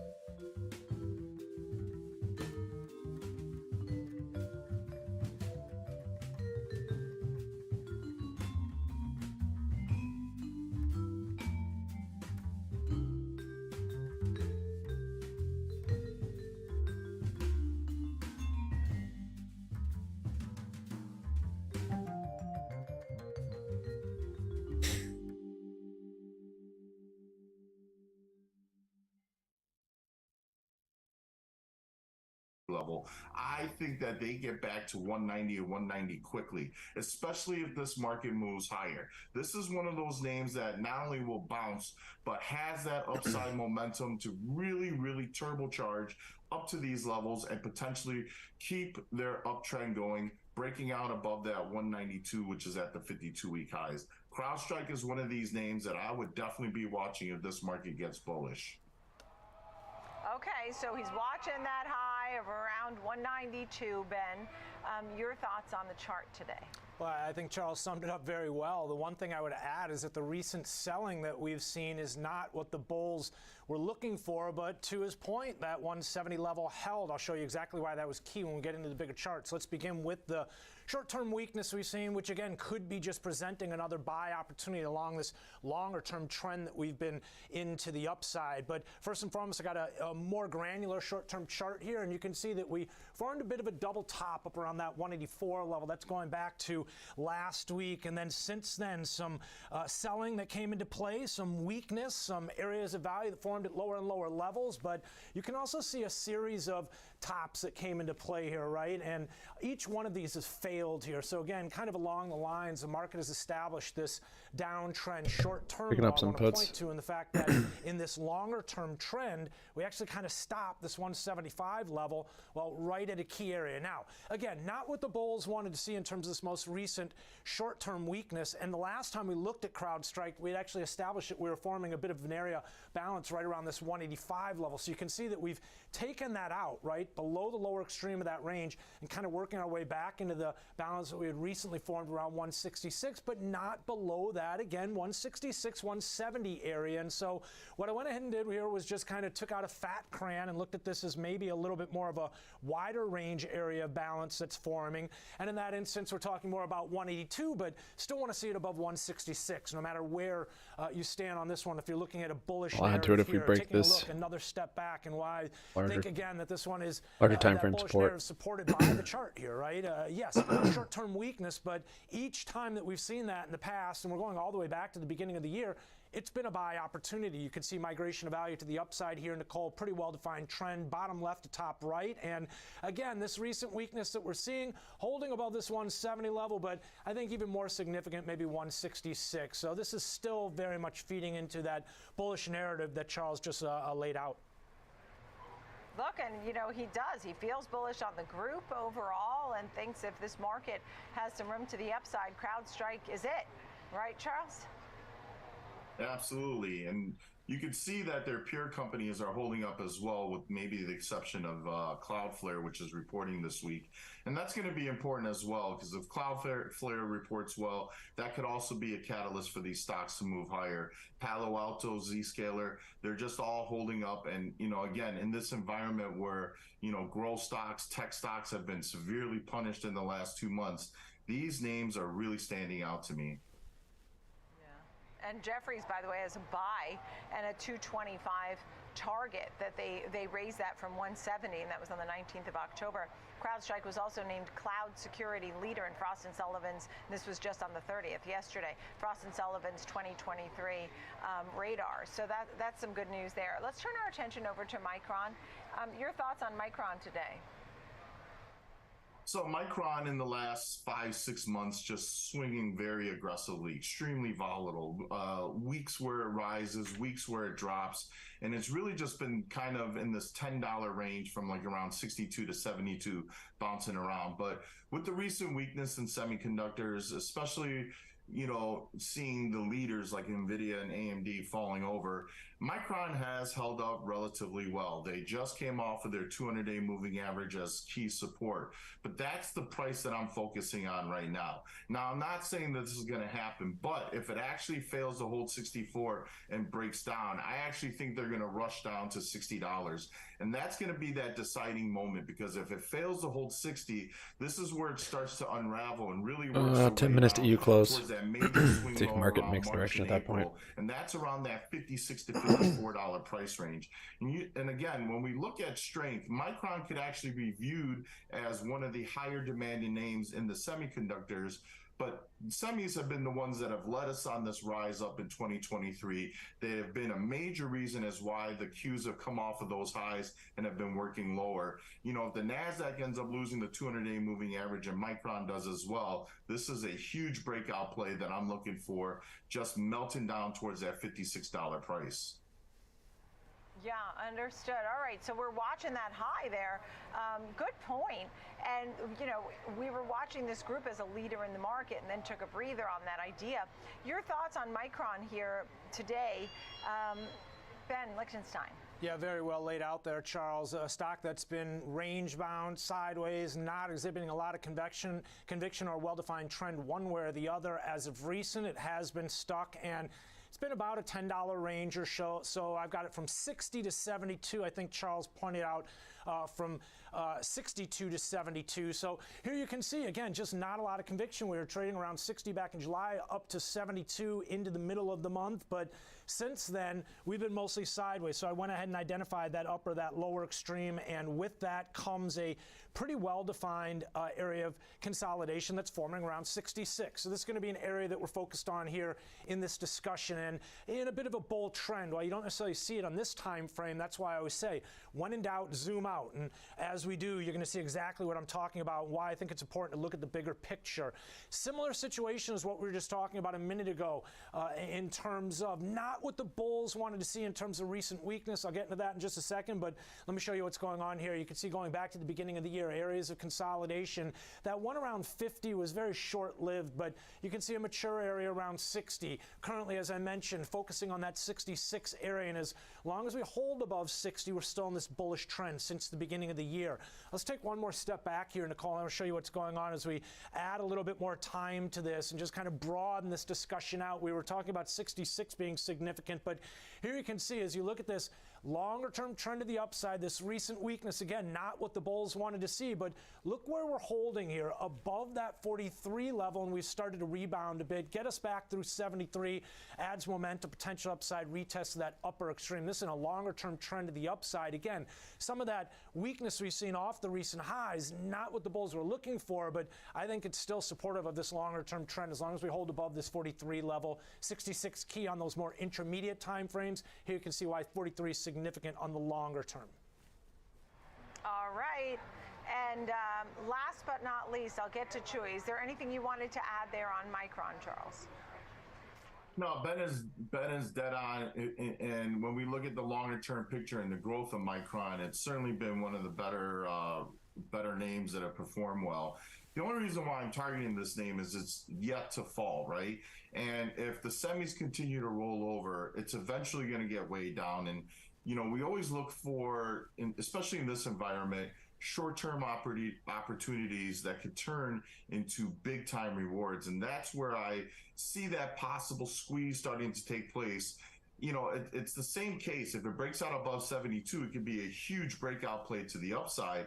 But because of the behavior of the entire sector, how they've been reporting, you know, news around the Biden administration, of course, as well around the sector, it's just something to watch, in my opinion. If it continues to weaken and it loses that key 200-day, 200 SMA on the daily chart, it could just become a total washout.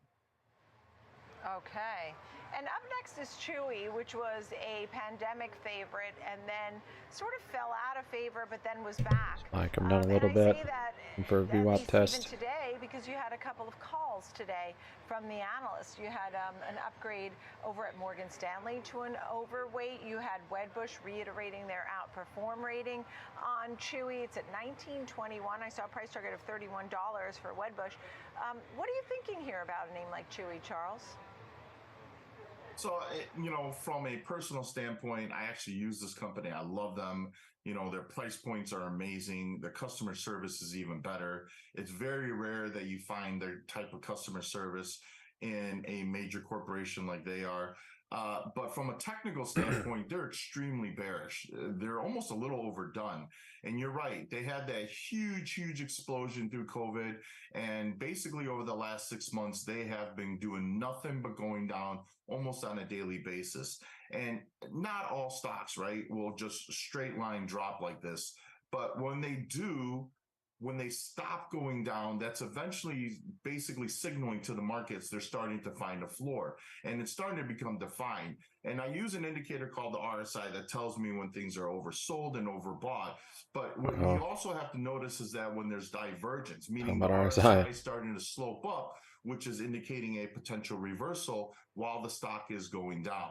So we've seen this happen on Chewy over the last 30 days. Let me check. And now Chewy has not only held, but they're starting to extend. If they get above this 20 half level, I'm pretty sure that they're making this run towards 25, 27. This is where we could see the shorts covering and a lot of buyers coming in on a great value play that's been once known as a momentum stock.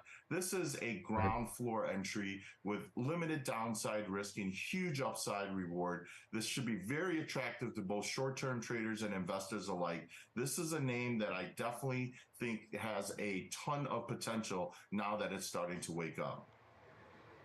Okay. And I know Ben watches the RSI very carefully as well. One of his many technical indicators. You both are on the same page with that. Ben, your thoughts on the technicals for, when I said Chewy, Charles, I almost thought of Charleston Chew. Tell me about Chewy. Well, I don't necessarily agree with Charles on this one. I see it's still in a bit of a downtrend. I didn't queue up the RSI, but mainly because price is so dominant at this point. Charles did mention some of the weakness we've seen over the last 6 months. Nicole, let's just begin with the weakness we've seen over the last 3 months, because we basically traded down to 16 all the way down from those highs that we were trading up around August, if you remember, up around 35. So even just over the last 3 months, significant declines here, and along the way down, we established a few key areas of balance that have formed, these areas of consolidation that I like to look for that help us determine trend. And you can see it's pretty well defined, right? Not only in terms of the top left, bottom right depiction that we're seeing, but also because these areas that have formed at lower and lower levels. Right now, we're in a consolidation area around 18. As long as we hold below 26, we're still in the downtrend. This is the last 3 months of price activity. Let's add a little more on here. And RSI, again, doesn't necessarily provide much when I see a trend like this that's so well defined here. Again, I agree with Charles in terms of a stock that's been a bit oversold at this point, but I've seen stocks crash in oversold conditions. It's tough to pick bottoms, is my point. So again, this will going back the last 6 months of price activity now, so doubling our time frame here. And you can see well-defined areas of consolidation. You can see the blip on the radar, the little lift we're getting here right now, still holding below the key area established around 26. So until we take that out right now, I think, again, it's a stock that still remains under pressure. Taking a look here longer term, going all the way back to, we're talking about February, March of 2021. This is again, longer term trend that's playing out to the downside. This is a look that we were just looking at here, which is part of that bigger picture. Again, RSI might be signaling relative strength has been a bit overdone to the downside, but price is giving us no indication as of yet that that's happening here. You can see some of the weakness that's playing out, and the, again, potential to form a balance here around this $18 area. Let's keep an eye on it, but no rejection as of yet, Nicole. Okay, thank you for that. Charles Moon, you get the final thought.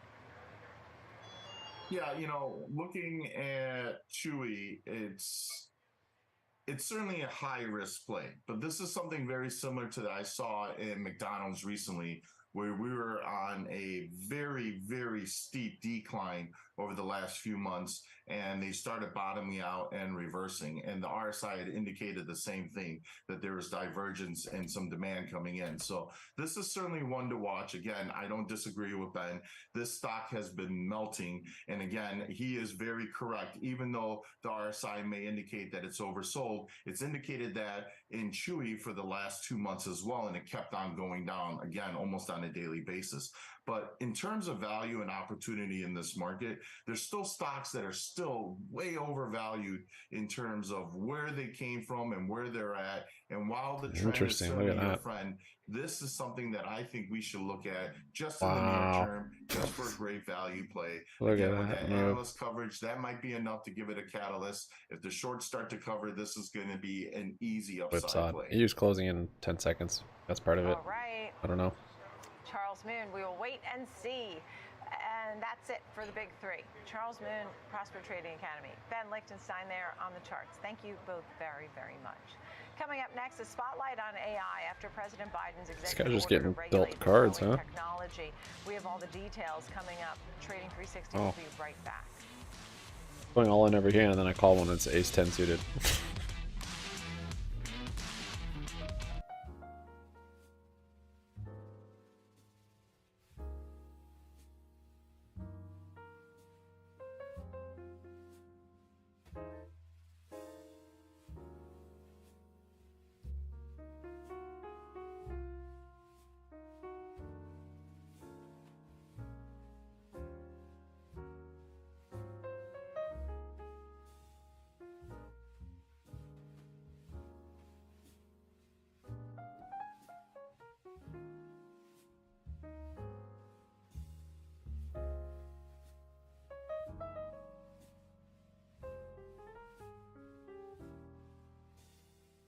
We are below that line.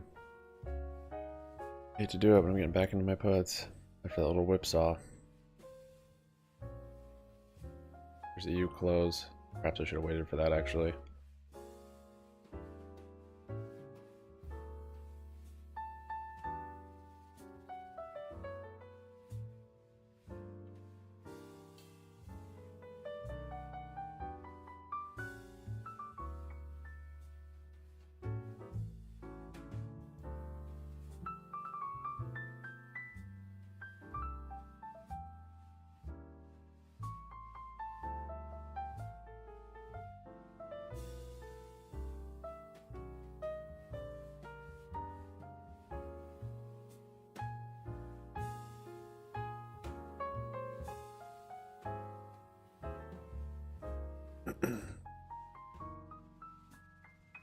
Don't like opening up positions on VWAP.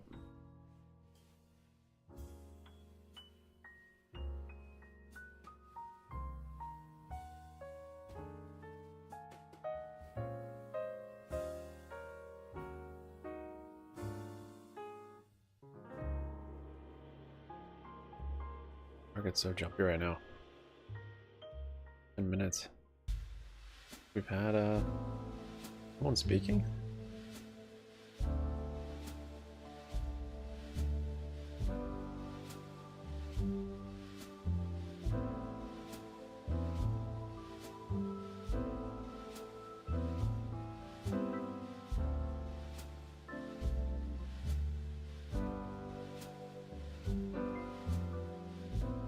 Seven high flush.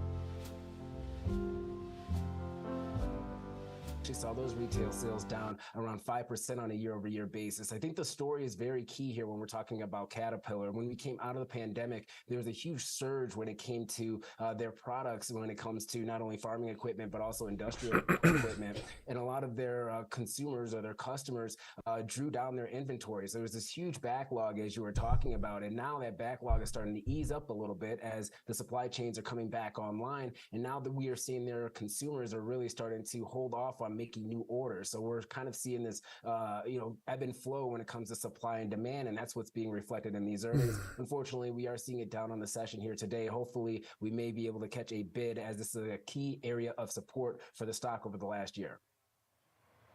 Okay, thank you for that. I appreciate that look. A big name today.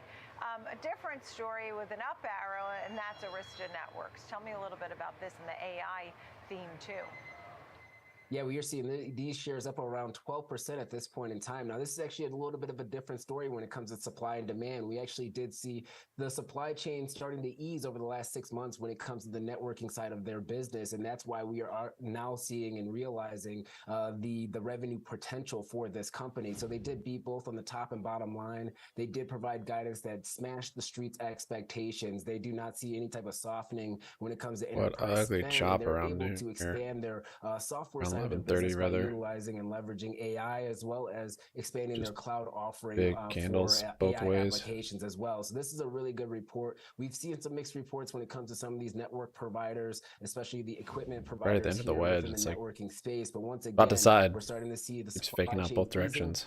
They're now able to deliver on some of these projects that have been on back order for the last year and a half, and that's what's really driving the shares to the upside today. A bright spot in the tech space, as we've seen a mixed story when it comes to semiconductors and some of the other tech components here. All right, thank you, Kevin Green. Great to see you. Appreciate it, senior markets correspondent. We're going to continue speaking about AI, but in this one, the spotlight is what's going on in our daily lives and big tech and the government's regulation and how they have to adopt all things that's been happening in the world of AI. You have President Biden's administration now doing a sweeping executive order. Martin Rand is with us, co-founder, CEO of Pactum AI. This is the most expansive regulatory attempt that we have seen. They are even looking back to laws of the 1950s and red teaming and things like that to try and understand how to, in Biden's words, understand the promise of AI, but at the same time, the risks, right? First of all, thanks for inviting me, Nicole. So let's talk about what this executive order says and what it doesn't say. So first of all, it says that U.S. is the most powerful AI country in the world, and we want to keep it that way. We will support the industry, but we will also check on the industry. What it also says is that we want equality, we want privacy, we don't want disinformation, we don't want bias. So they laid out their priorities. Now let's talk about what they didn't say. They didn't go into a bidding war on who can be tougher on AI compared to Europe, for instance. That's extremely good for everyone. They also didn't say how this regulation is going to be implemented, but they did say that they're going to leave it for the local agencies to deal with it, which are going to know better anyway. And now the last thing that they didn't say is how are we addressing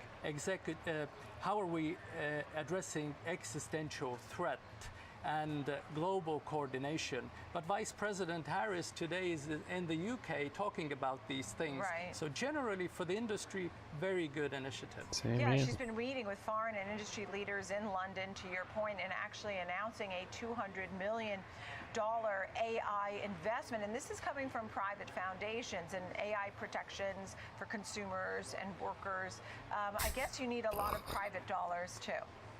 Indeed, and I think this is going to be extremely good for the industry because what this executive order also says is that the government is going to become a big buyer.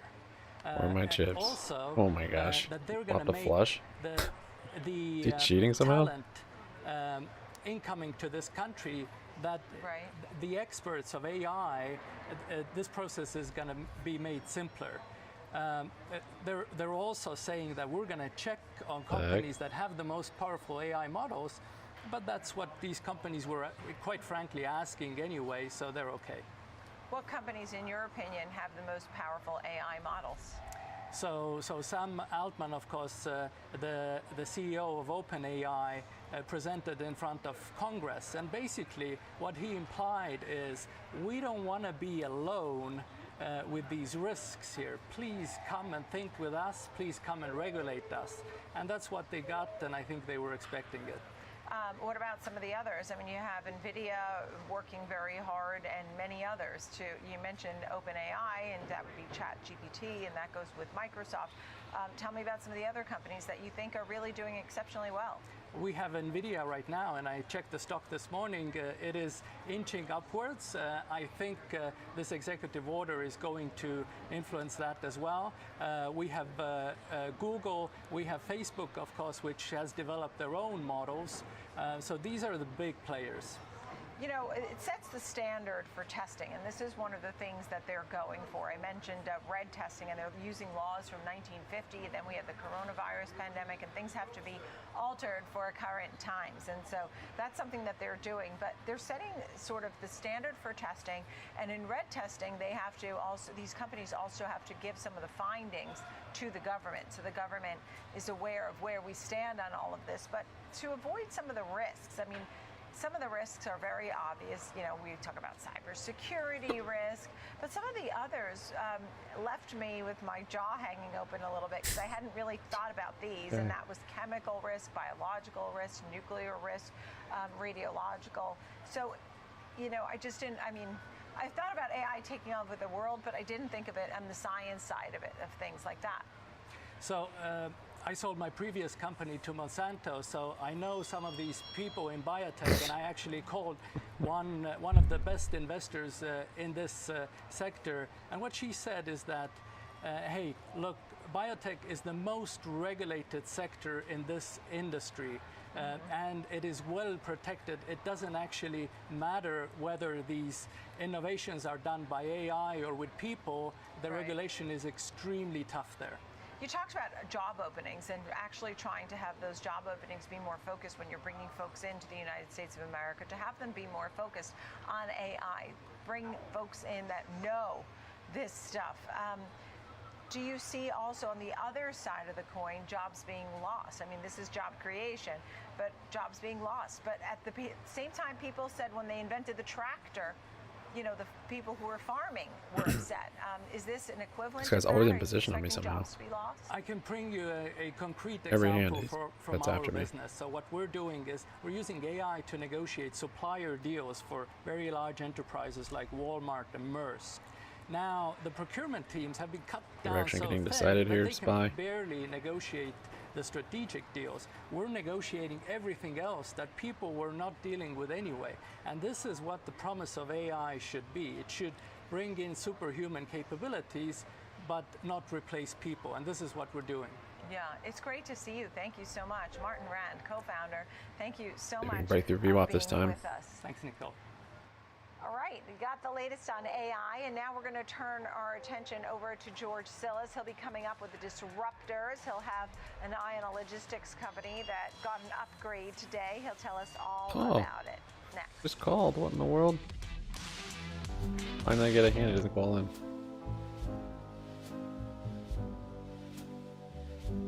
There's VWAP.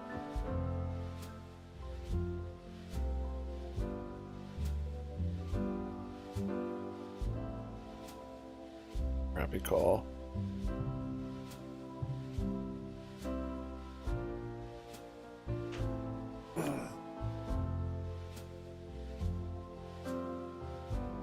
Okay, there we go.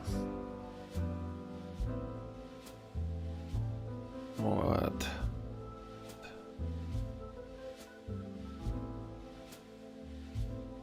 Or there we don't.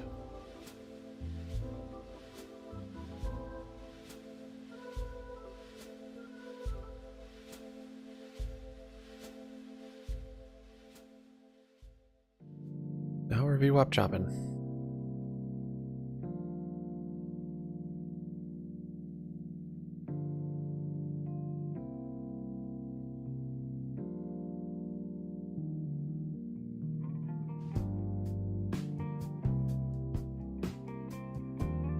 Why that guy left?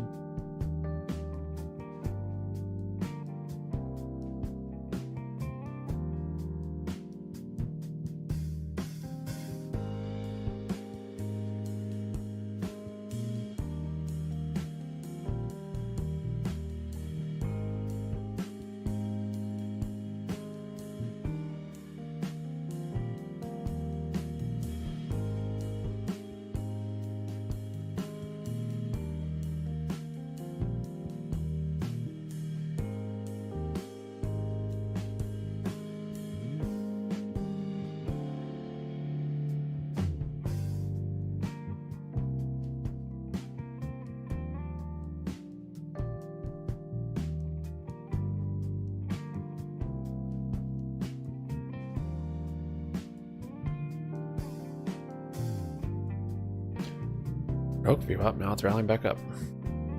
Love VWAP. 1144. Did chop.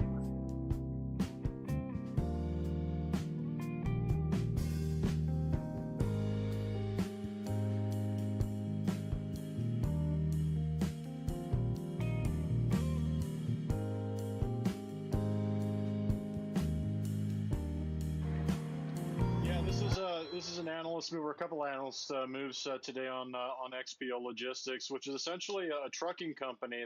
They provide less than truckload services to end markets. The other thing, they actually have an international truck lending facility as well. They actually spun off here their truck brokerage business. This was actually in late 2022, and I think this is one of the reasons why the stock is actually higher. If you look at it on a year-to-date basis, it's up about 140%, which is pretty remarkable, outpacing some of their peers, which include Saia, Old Dominion Freight Lines. But also, if you look at the transports have been down significantly since July.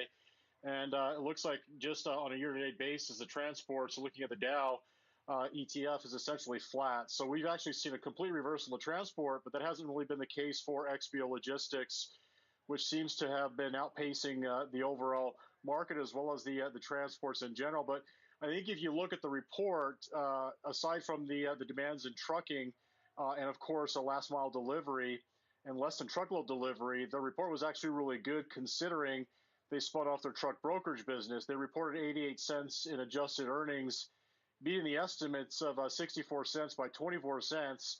Now, those numbers were down because of the spinoff, but if you look at their sales, which included the spinoff, organically speaking, they actually had a growth of about 1.8%. But if you delve into their operating earnings, they actually improved it by 6% on sales, which were, again, less than 2%. So what we actually see is quite a bit of efficiency gains because of the spinoff, and I think this is why the stock has been rewarded this year. As well as the fact that we know that last mile delivery has been concentrated in terms of market share. It's becoming more or less competitive as more and more larger companies like XPO are gaining market share. Almost I 3. think this is also part parcel of the reasons why we're seeing some analyst upgrades. For instance, UBS moved their target from 83 to 104. They maintain a buy, as well as BMO Capital increasing their respective target to 100 from 87. They maintain an outperform rating on the stock. So with this, I mean, what are you thinking about for an example trade now that you have all this and plenty of good news there? Yeah, so overall, the trend's still intact. One of the things post earnings, it didn't break out of a trading range on the high end. If you go back and look early October, it was around $80. So I'm going to use the trading range analogy. You're either in a trend or a trading range. And so we're still in a trading range. So we're going to trade that way. But on the downside, if you look at the bottom of that level, it's around $65 or so going back about 5 months. So what we're going to do is structure the credit combo, an iron condor. We're going to slightly skew it so we have more flexibility to the upside. So we're going to go out to December with about 46 days to expiry, and we're going to sell an 85.90 call spread. Now, that's above that trading range, but also quite a bit above the current price by about $8. And below the current price, we're going to sell a 70.65 put spread.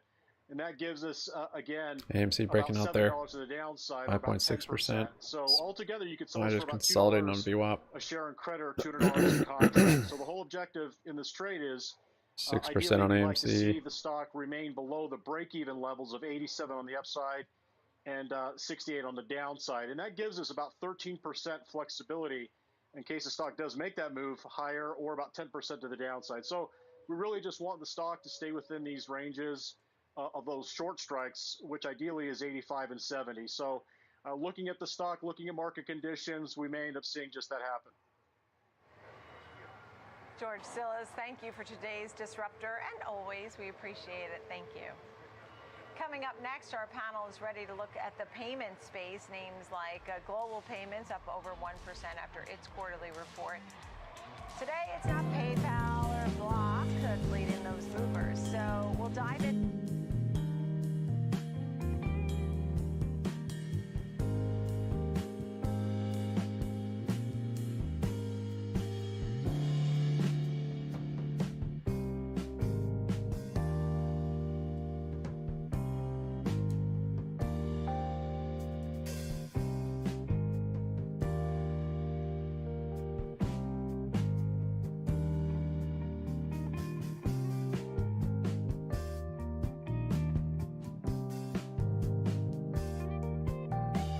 Couldn't raise there. That was annoying. Look, this button's grayed out. Rick? What? Oh, there it worked.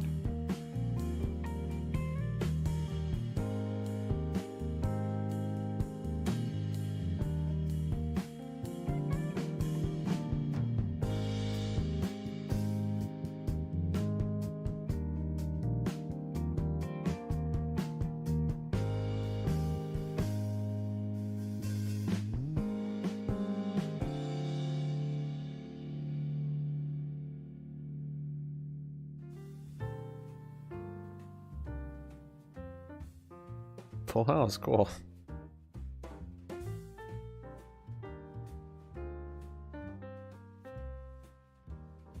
No re-raises.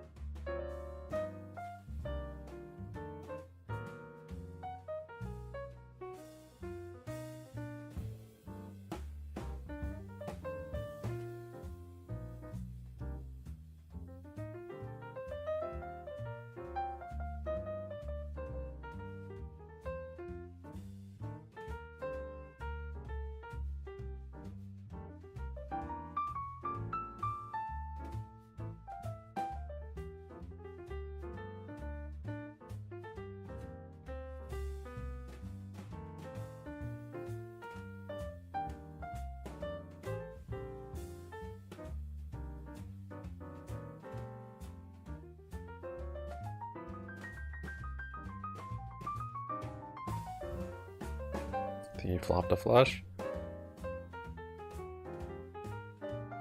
8. 5 ace. Got 2 pair on the river.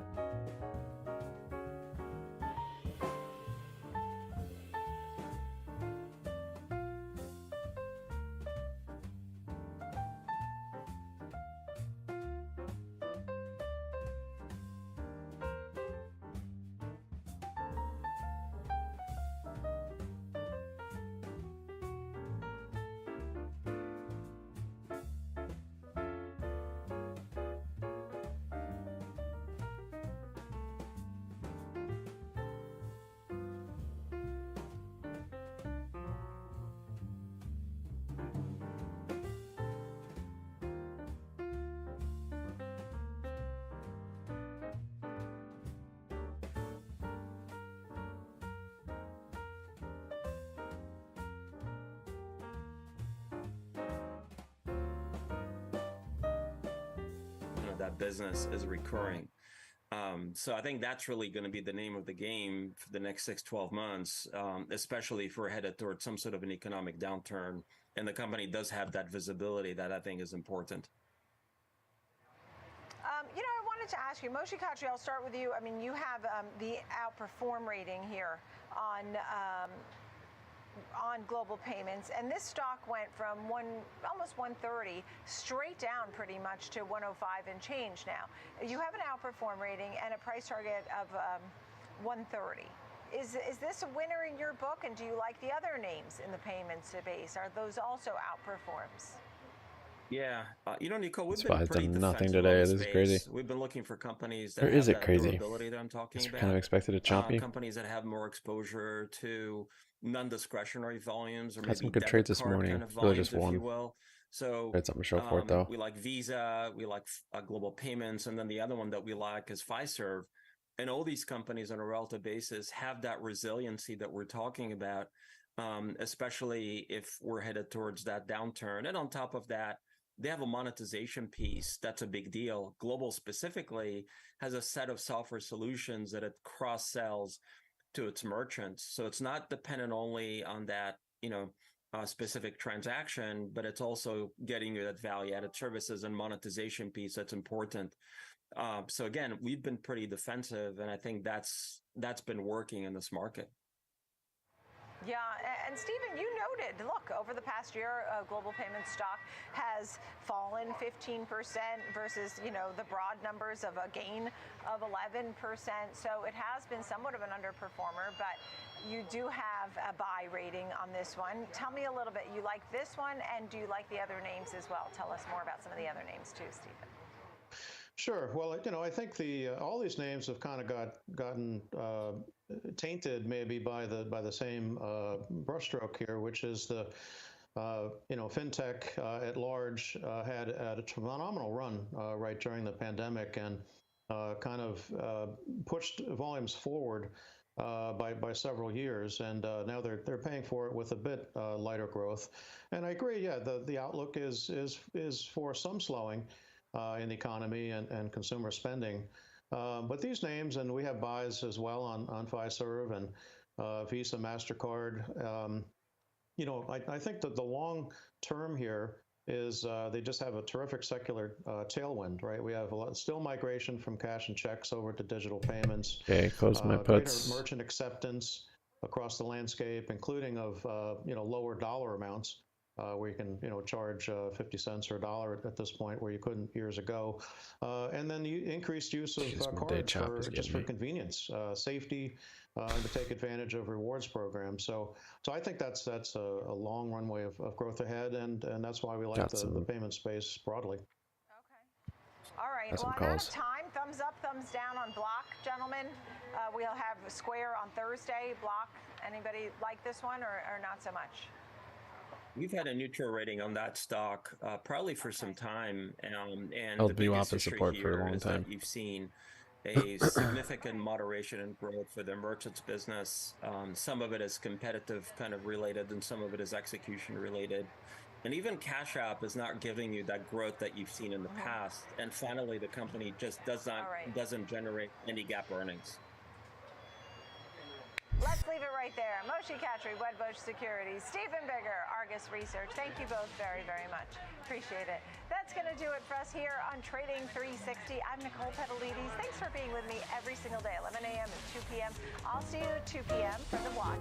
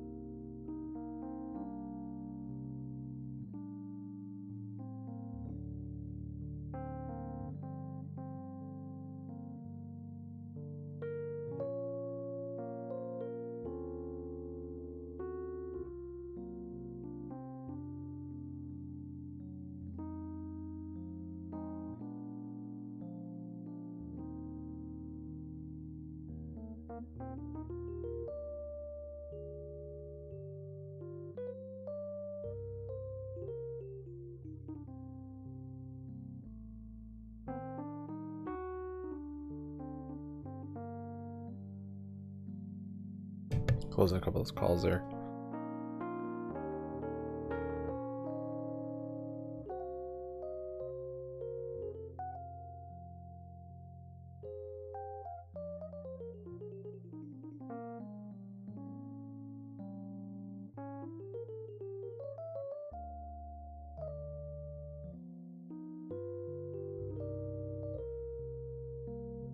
I'm Tom White. We've got a great show for you today, including discussions and option strategies in AMD, which has pulled back about 6% so far this month into their earnings, and First Solar, which has fallen 15% this month into their quarterly report after the closing bell. And like Folio will break down consumer sentiment data on Wayfair, which has dumped over 30% in October and reports earnings tomorrow morning. Now 2.5 hours into the trading day, stocks are relatively flat with equities set to close out a dismal month that saw Treasury yields surge to multi-year highs. The major averages are set to close out their third straight losing month in a row, with the S&P 500 down about 2.7% in October. Now let's take a look at the four major indices, which continue to chop around the flat level. The benchmark S&P 500 up nearly 0.2%. Dow Jones Industrial Average barely positive there. NASDAQ lagging here today. Some of those big cap tech names struggling in today's session, down slightly. And the Russell 2000 small caps up about 0.9%, leading to the upside, but still down over 7% so far in October. To help me break down this market action, let's bring in my co-host Kevin Hinks. Kevin, pretty choppy session. Fed meeting starting today, but we got some data that was, you know, I Let's see guess if we get it a kind continuation. of equates to A what new we're high. seeing in the Ugh, equity look market at right this. now. It's just Don't choppy. do Well, I that. think the most important data that we got overnight was the GDP data, the Don't Eurozone do GDP that. data. Coming in light. Disinflation going on in the Eurozone. Yeah. And how about this? That was the highly reported number, right? Negative See. 0.1% for quarter-over-quarter GDP. How about France? Up 0.1%. Italy unchanged 0. Canada unchanged 0. So what's going Retesting on? this break. That's after a 4 handle See. in our GDP. Yeah. What is going on? But with the divergence here in the GDP numbers, so what does that say for what we're doing, what Jerome Powell's doing versus what these other countries are doing? Because it looks like Eurozone, you can knock that economy over with a feather. Right. Remember, they started later than us. They didn't go as high as us, and now they're dipping negative on GDP. So what does that say ahead of, let's face it, tomorrow is going to be an absolute data dump of information. And the one that might be the most important is one we rarely talk about, and that is the Treasury refunding announcement. So that's going to be, all new levels of interpretation and figure out what the market's going to do and react to that number, because it's going to be big. But we also get jolts, and we get ADP, and we get, it's a list. The whole page is made up of data that we're going to get tomorrow. So, if you were tired, if you're exhausted from all this stuff coming out, go get a good night's sleep, because tomorrow's going to be a lot of data to consume and digest. Buckle up, basically. Yeah. But Kevin, I did see yesterday afternoon the downward revision to Q4 borrowing estimates. Yes, I saw that too. Helped allay Nick Timrose some from of the the Wall Street fears. Journal put it out. Yeah, with Wednesday's refunding. Yeah. So is that going to be a non-event now that the Fed whisperer, Nick Timrose from the Wall Street Journal, he put out $776 billion. Whisper number was. So now there's probably a new whisper number, right? Yeah. But let's see what that comes in. But boy, $800 billion. Yeah. Still a lot. Remember, still too much. When's the last time we had a supply discussion for bonds, right? So now it's all about supply. Yeah. These bond auctions are going to be more highly scrutinized than before. A lot of stuff going on here. Yeah. And another stock, I talked about the four major indices being down significantly this month, third month in a row of losses. Another stock that's under pressure here today is Apple. It's down over 15% from its recent highs that we saw in mid-July. Let's bring in Caroline Wood, senior markets correspondent here on the network. Caroline, big and scary, fast and scary with Apple. It was SPY rejecting that high. Wow, the chop continues. Even had the break, the volume, had everything. Some new chips and some other products. What do you got for us here on Apple? Hey there, Tom. Yes, no big surprise with this scary fast event last night playing up that it was Halloween Eve, of course, with that spooky Just let me see it. But the Put a focus showdown, is come really on. the next generation M3 chips that One slow Apple plane unveiled, here. the M3, the M3 Pro, and the Do M3 it.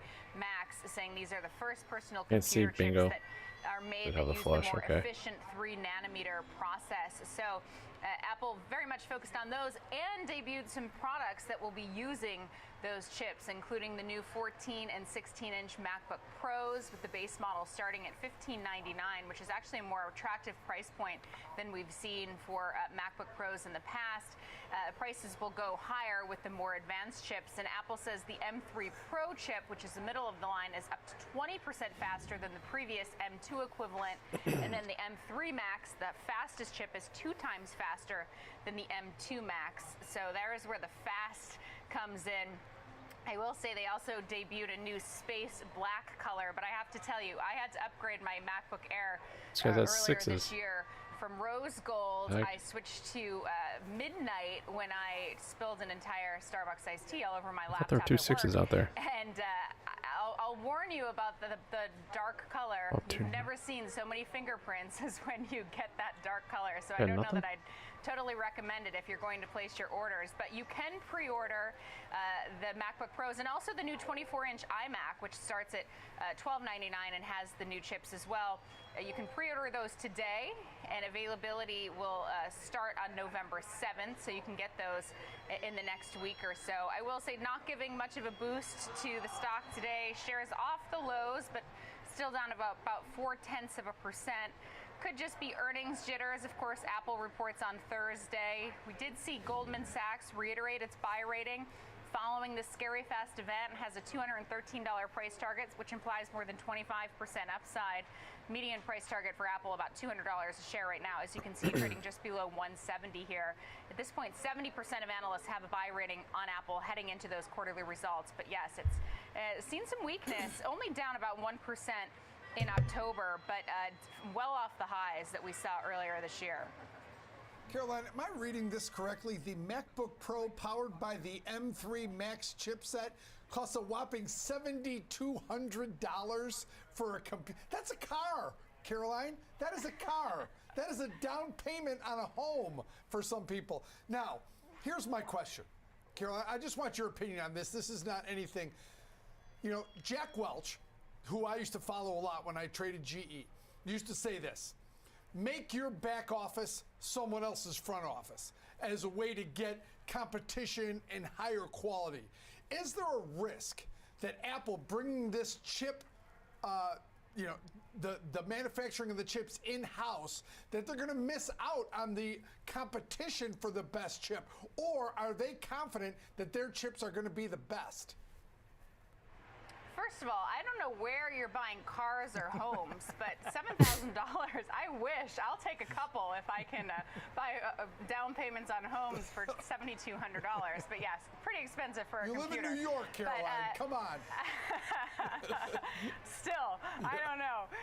But anyway, I think that, I haven't seen a lot of negative commentary from analysts in terms of Apple bringing the chips in-house, only positive. I think Apple, when they do things, they tend to do it very well. So I don't think that that's necessarily the risk. That being said, Apple is not without a lot of headwinds at this point and a lot of risks. The growing rift between the U.S. and China obviously being one of them.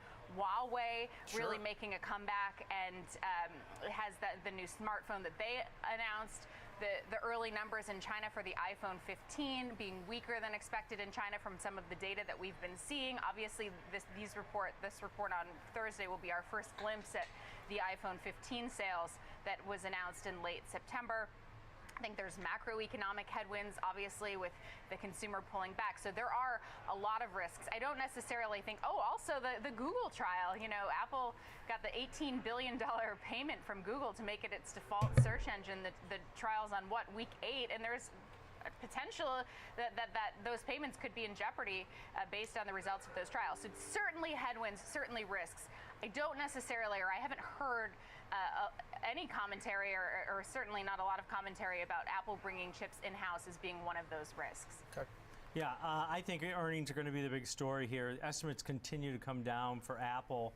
We had a guest, or Oliver had a guest yesterday on MOC, and he didn't give a pretty picture. Like they're going to have some weak iPhone sales, and they still rely on 50% of their revenue at least for their iPhone. So this is going to be a choppy report, I think. We'll take a gander at that on Thursday. All right, thanks, Caroline Woods. And likely the 4th consecutive quarter of top line declines in terms of revenue numbers. So it's supposed to be 4 in a row. That could potentially be priced in with the stock obviously off the highs, but we'll have to wait and see. Yeah, definitely 4 straight quarters of decreasing revenues for that company if it comes in light. All right, great stuff. Thanks to Caroline Wood, senior markets correspondent here, breaking down the Apple event. Fast and scary, Kevin. I keep on getting it wrong. Fast and scary. I mean, I guess it was scary. They had it at night. They usually have those midday. So I don't know. I think earnings are going to be big for Apple. Remember, this quarter last year at this time when they released the iPhone 14, stock traded the day before, or the day of earnings release after the close, traded about 148. The next 2 days later, it was trading 134. So, well, obviously it's high stakes when you release these things, right? Because they got to catch somebody's eye. And here's the thing: when do the whispers start that there's nothing new coming out of Apple? Yeah. Right? When are they going to have something new? All we do is get a different model of what we already have. When is there something new coming out of this company? Well, I mean really new. Well, remember, over the last 10 years, Samsung and some others out-innovate them. Clearly. But Apple does it better a year later. Right, right. So what they do is they seem to trail the innovators and then try to make improvements on that innovation. Yeah. I'd like them to have like a flip phone, like that Samsung one. That'd be, yeah. It's a flip phone. Like a Nokia? It's a bendable screen. Oh, I know. Yeah, the bendable screen. One? Yeah. Kevin, let's discuss consumer confidence. I've got 8 pages of notes, Tom. What do you want to talk about? I do too. Too much to talk about. I think it's 8. Inflation expectations, one-year inflation expectations on consumer confidence. That kind of dented markets a little bit. Dollar rebounding on that, along with the refunding expectations also. Dollar strong right now. Maybe it was the Japanese. It's the yen. It's the yen news overseas. Because the yen is down like 1.5%. So that's got to, by definition, affect the U.S. dollar on the upside. Remember, there's always that relationship trade. But if you look at consumer confidence, 102.6, they were looking for 100. They were looking for a big drop. Right. And did you notice they revised last month higher? Yeah. Over so much liquidity the market's building. So I think when a number comes out like this, all 15, better than expected, gone nowhere, but lower, and a revision, I think you just take all the teeth out of it. Yeah. And it's a big nothing burger. Yeah. And then home prices, those continue to be a thorn in the side. The affordability issues become a real problem. That, along with supply and the number of homes sold that are new builds, is at a record level, I believe. That's the only thing that's keeping the housing market going is new home sales. Right. Existing, who would sell a 3% mortgage for what it is 7.5, 8 now? Yeah. No one would do that. So it's not surprising that those numbers are heavy, also been to say spicy. the least. But new home sales, first-time buyers, that's different, right? Those have remained relatively surprising on the upside. So, you know, the housing market is going through this. Nice drop. All they need, if you're in the housing it's been climbing up. Look at SPY. What is this? One of these large, all you want is interest rates to stabilize. Right? Because the market will recover, or the queue that forms when rates spike higher will come rushing back in. They just want to see stable or slightly lower. And you got it a little bit, but not anything significant. But if it stays stable, you'll see the numbers start to pick up again in housing. Because let's face it, continuation with this volume, this break of this channel. Many times before, we are short right back in housing in this country. Yep. So back to builders should be doing extremely well. The only variables, input costs, and a lot of those have come down. And that's good news for them too. Red to green to not red the to wages green. part of it, but you're right. But some of the new home builders are actually given incentives because the rates are so high. They're right now. lowering the rates. Yeah. They're giving you rates. They're loaning you money below the current rates. With volume, that's a good too. aggressive call by them to do that, and that means that there's still people interested if they can get a little deal. That they're still. I wonder if they wait and use that to close the deal.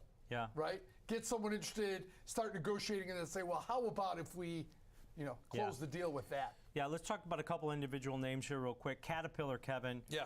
Down 5.5% right now, hitting 5-month lows. I mean, you look at the headline numbers and you're like, oh, that's a pretty good report. They gave a little bit softer guidance into Q4. That's it. Softer, not even bad. Yeah. Just softer. Here's the numbers, Tom. This stock rallied on the earnings report, traded up to 253, I think, pre-market. And then, because why? Earnings per share, 552 versus 475 expected. Sales, 16.8 versus 16.5 expected. Sales were up 12%. These are all good numbers. But here's the problem. Fourth quarter adjusted operating profit below third quarter. I didn't realize that a pair of Fourth jacks. quarter sales only slightly above a year ago. So some hesitant guidance going forward, and all the gains come just down wiped more. out on this name. You look at another one on the flip side, Kevin, Pinterest, up 18% today. Low Bunch of VWAP. price target hikes in there. Got an upgrade earlier this morning out of B of A, solid Q3. Maybe they're not feeling the pinch that some of the other, basically it's a social media e-commerce Such type ugly site. price action. They're not feeling as much pain, and nothing we can do. this is a pretty good quarter Buy the for them. VWAP. I think ad spending is firming. Yeah. I think this relationship with Amazon is Okay, a I'm good out of one those. for them. Those calls. Right? All those things. Pinterest The appears whipsaw to today be on me is from getting bad. what it seems a pretty Oh wait, well-run one more company trade today. with modest That's all I'm beginnings. gonna give it. Right? They're really evolving into quite a company. Right. And they're making these Should be puts right here probably, but strategic deals that are really, it's a great move. And the stock today's stock's up 17%. Yeah, and they didn't have to rely on advertising as much, but now they're making it a big portion of their revenue, and it's improving gross margins also. So, big spike there in Pinterest. Real quick, Kevin, Fed meeting started today. Expectations tomorrow, no hike, about 100% priced in that no hike tomorrow. Expectations for December's meeting is really low also for expected hike. The more and more we get into this, the more time that passes, the more favorable numbers we get on inflation, the more the pause gets set in stone and set in cement. And Jerome Powell looks like he thinks he's got rates restrictive enough. Obviously, he's going to talk hawkish if he pauses. You know that. Let's see how he straddles the line. Does he go Janet Yellen, go back and forth, or does he stay hawkish? Yeah, no SEP quarterly forecast in this statement, so it's all going to be about his presser. I'm telling you what, that jobless claims number came in above 200K. Did we see the bottom in jobless claims? Well, I mean, I think he's hoping we did. Yeah, they've been historically low. Remember, we got a payrolls number coming out Friday. That'll be another important look. Yeah. But that's post-Fed meeting, obviously. Right. See what that unemployment rate does. If it inches closer to 4%, I think that would be something the Fed would enjoy at this point. All right, let's take a quick break here, Kev. When we come back, we're going to take a look at AMD. Chipmaker seeing its stock struggle this month, but still up nearly 50% in 2023. Reports earnings after the close. Fast Markets coming right back.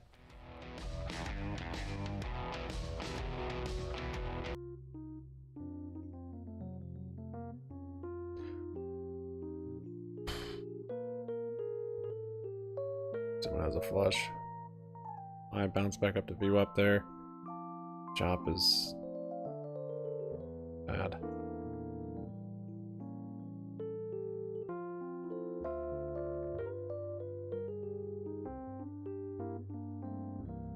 I don't have a flush, so don't really want to raise this.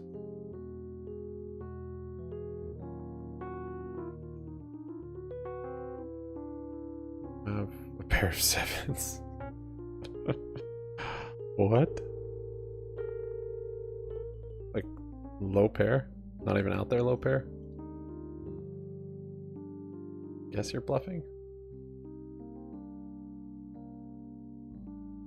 Seem like it though.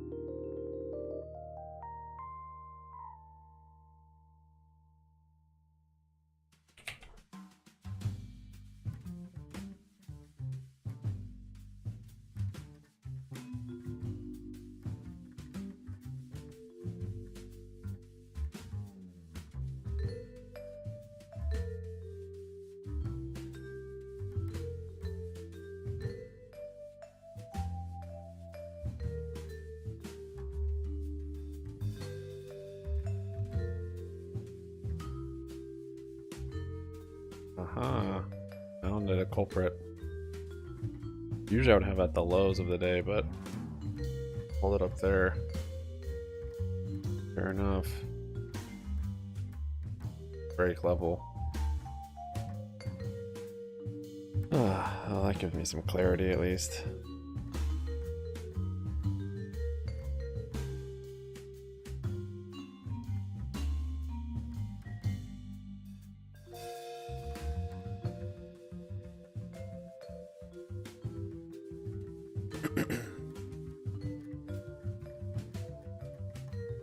And a lot of names in mid-July. We're starting to see them come down. Now AMD below its 50 and 200-day moving averages. Puts on a break of this. And what's your thoughts here? Because I think it's all going to be about Lisa Su on the conference call. Also see the tapering there too now more easily. Things about the MI300 chip that they're coming out with in Q4 that's going to compete with NVIDIA's H100. But at the same time, look at Intel's results last week. Does that bring to light that, hey, we might see an upward surprise here in AMD? Well, here's the question. Is it Intel or is it Texas Instruments? Right? Right. You've got two different companies going in two different directions. Now, history tells us, or their relationship tells you, that if Intel did well, probably AMD's has a chance to do pretty well. They compete in the same spots. Texas Instruments is more industrial automotive focused. So, you can probably lean more towards Intel's results, but they still have a lot to talk about. I mean, this number, some of the expectations, they're looking for about 5.7 billion, 5.5, something around there in revenue. That'd only be up 2.5%. So we're not talking about great numbers. Client higher, data center higher, gaming and embedded segments lower is what they're looking at, and so you got to go through those numbers and see what they hit.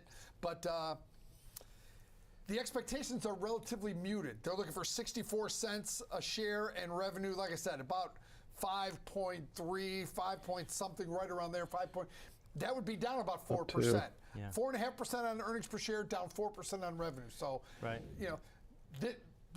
I'm interested, Tom, in what they're going to say about AI chips coming out the end of the year. Remember, they said earlier in the year their AI chip's going to be the strongest, stronger than NVIDIA's chips. Well, when is that coming? We're in the fourth quarter now. Right. Yeah. You've got to give us a roadmap to profitability for this and demand, concerns at that point. Because remember, NVIDIA is redoing their H100.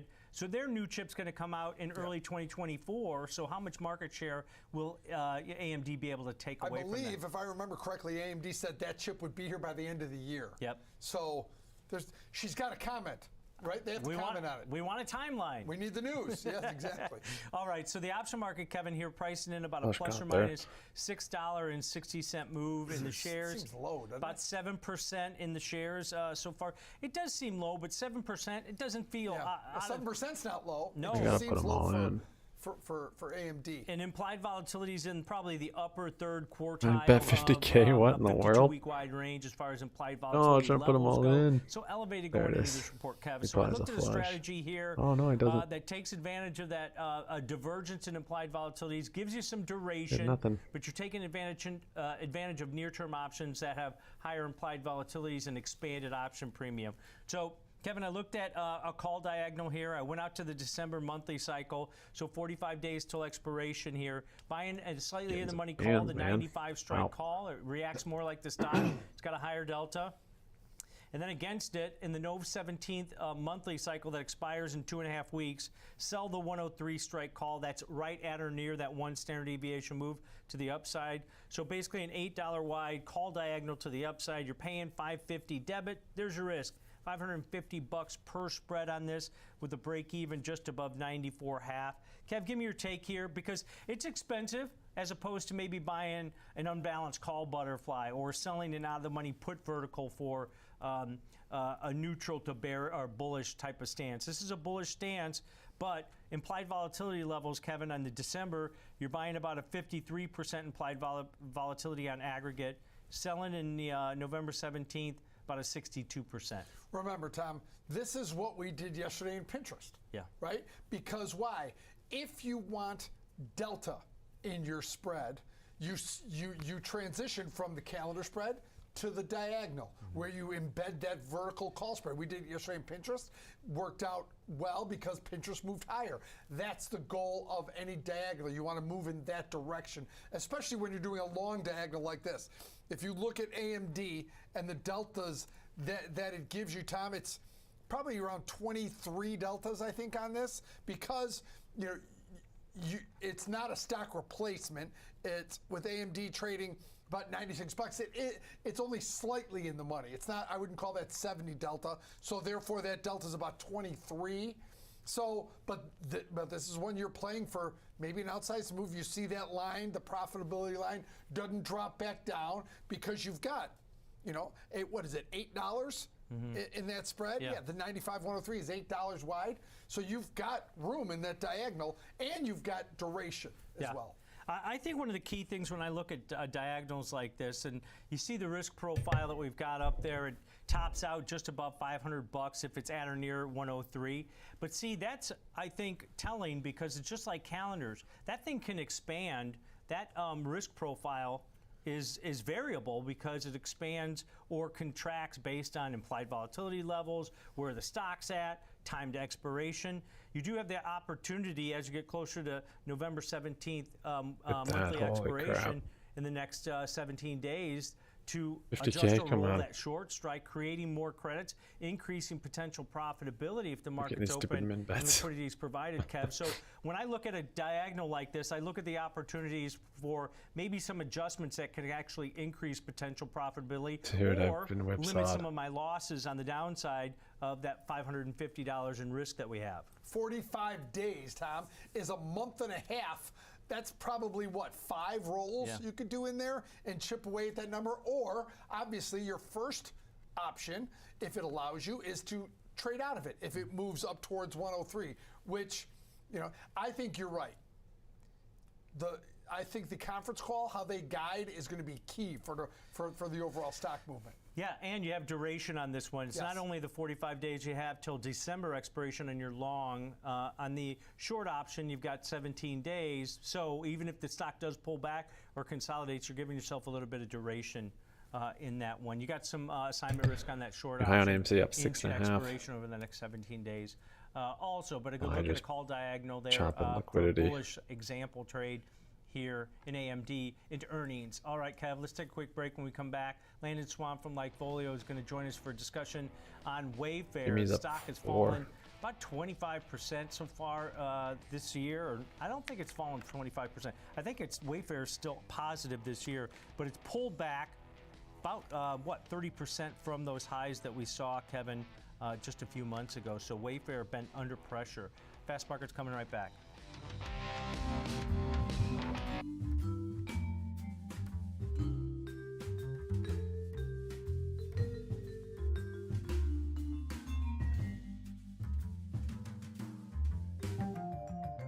Look at these cards I'm getting.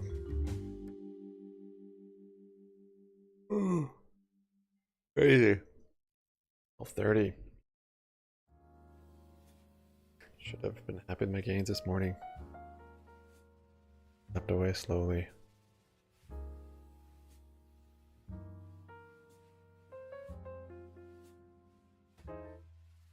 Don't know why I'm re-raising. No one has up chips.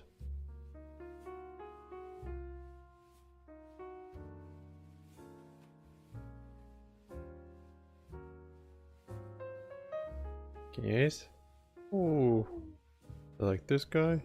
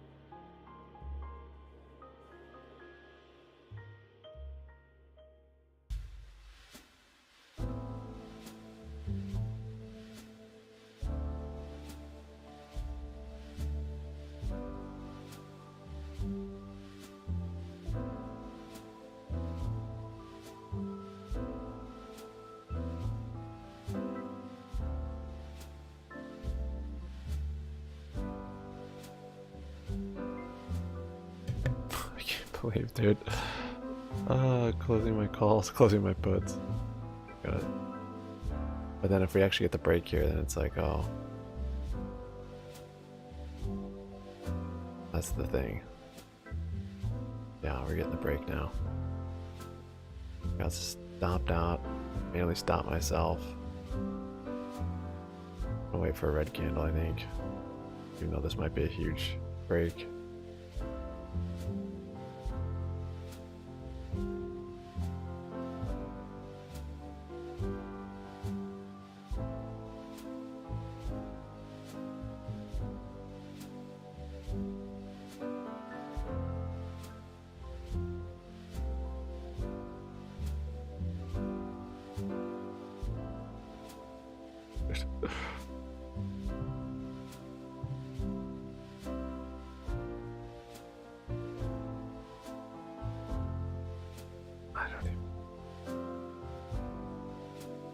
I don't know. I'm not gonna take it. Dang it. Ah.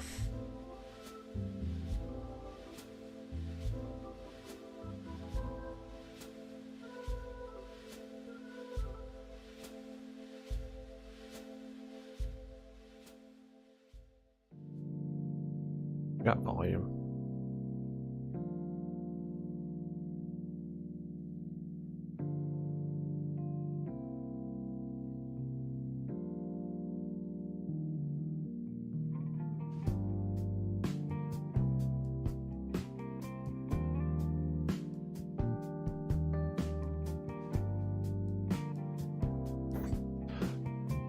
Oh, the flush. Well done. Yeah, flush. I did get calls.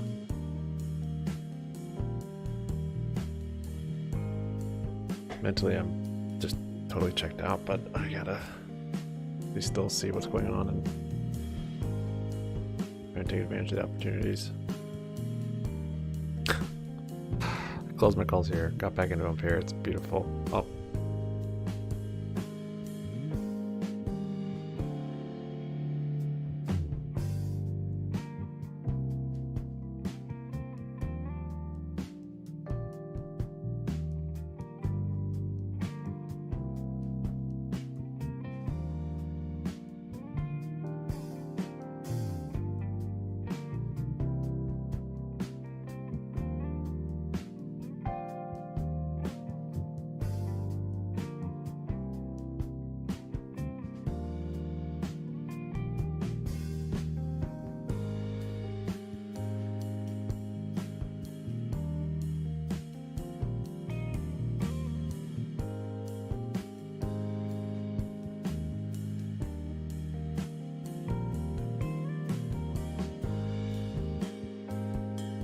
Okay, I'm out of those.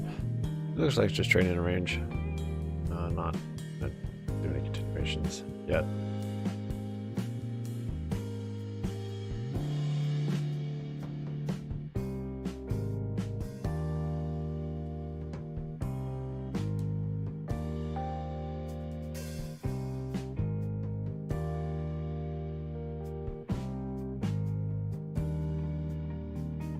White House briefings? What time is that at?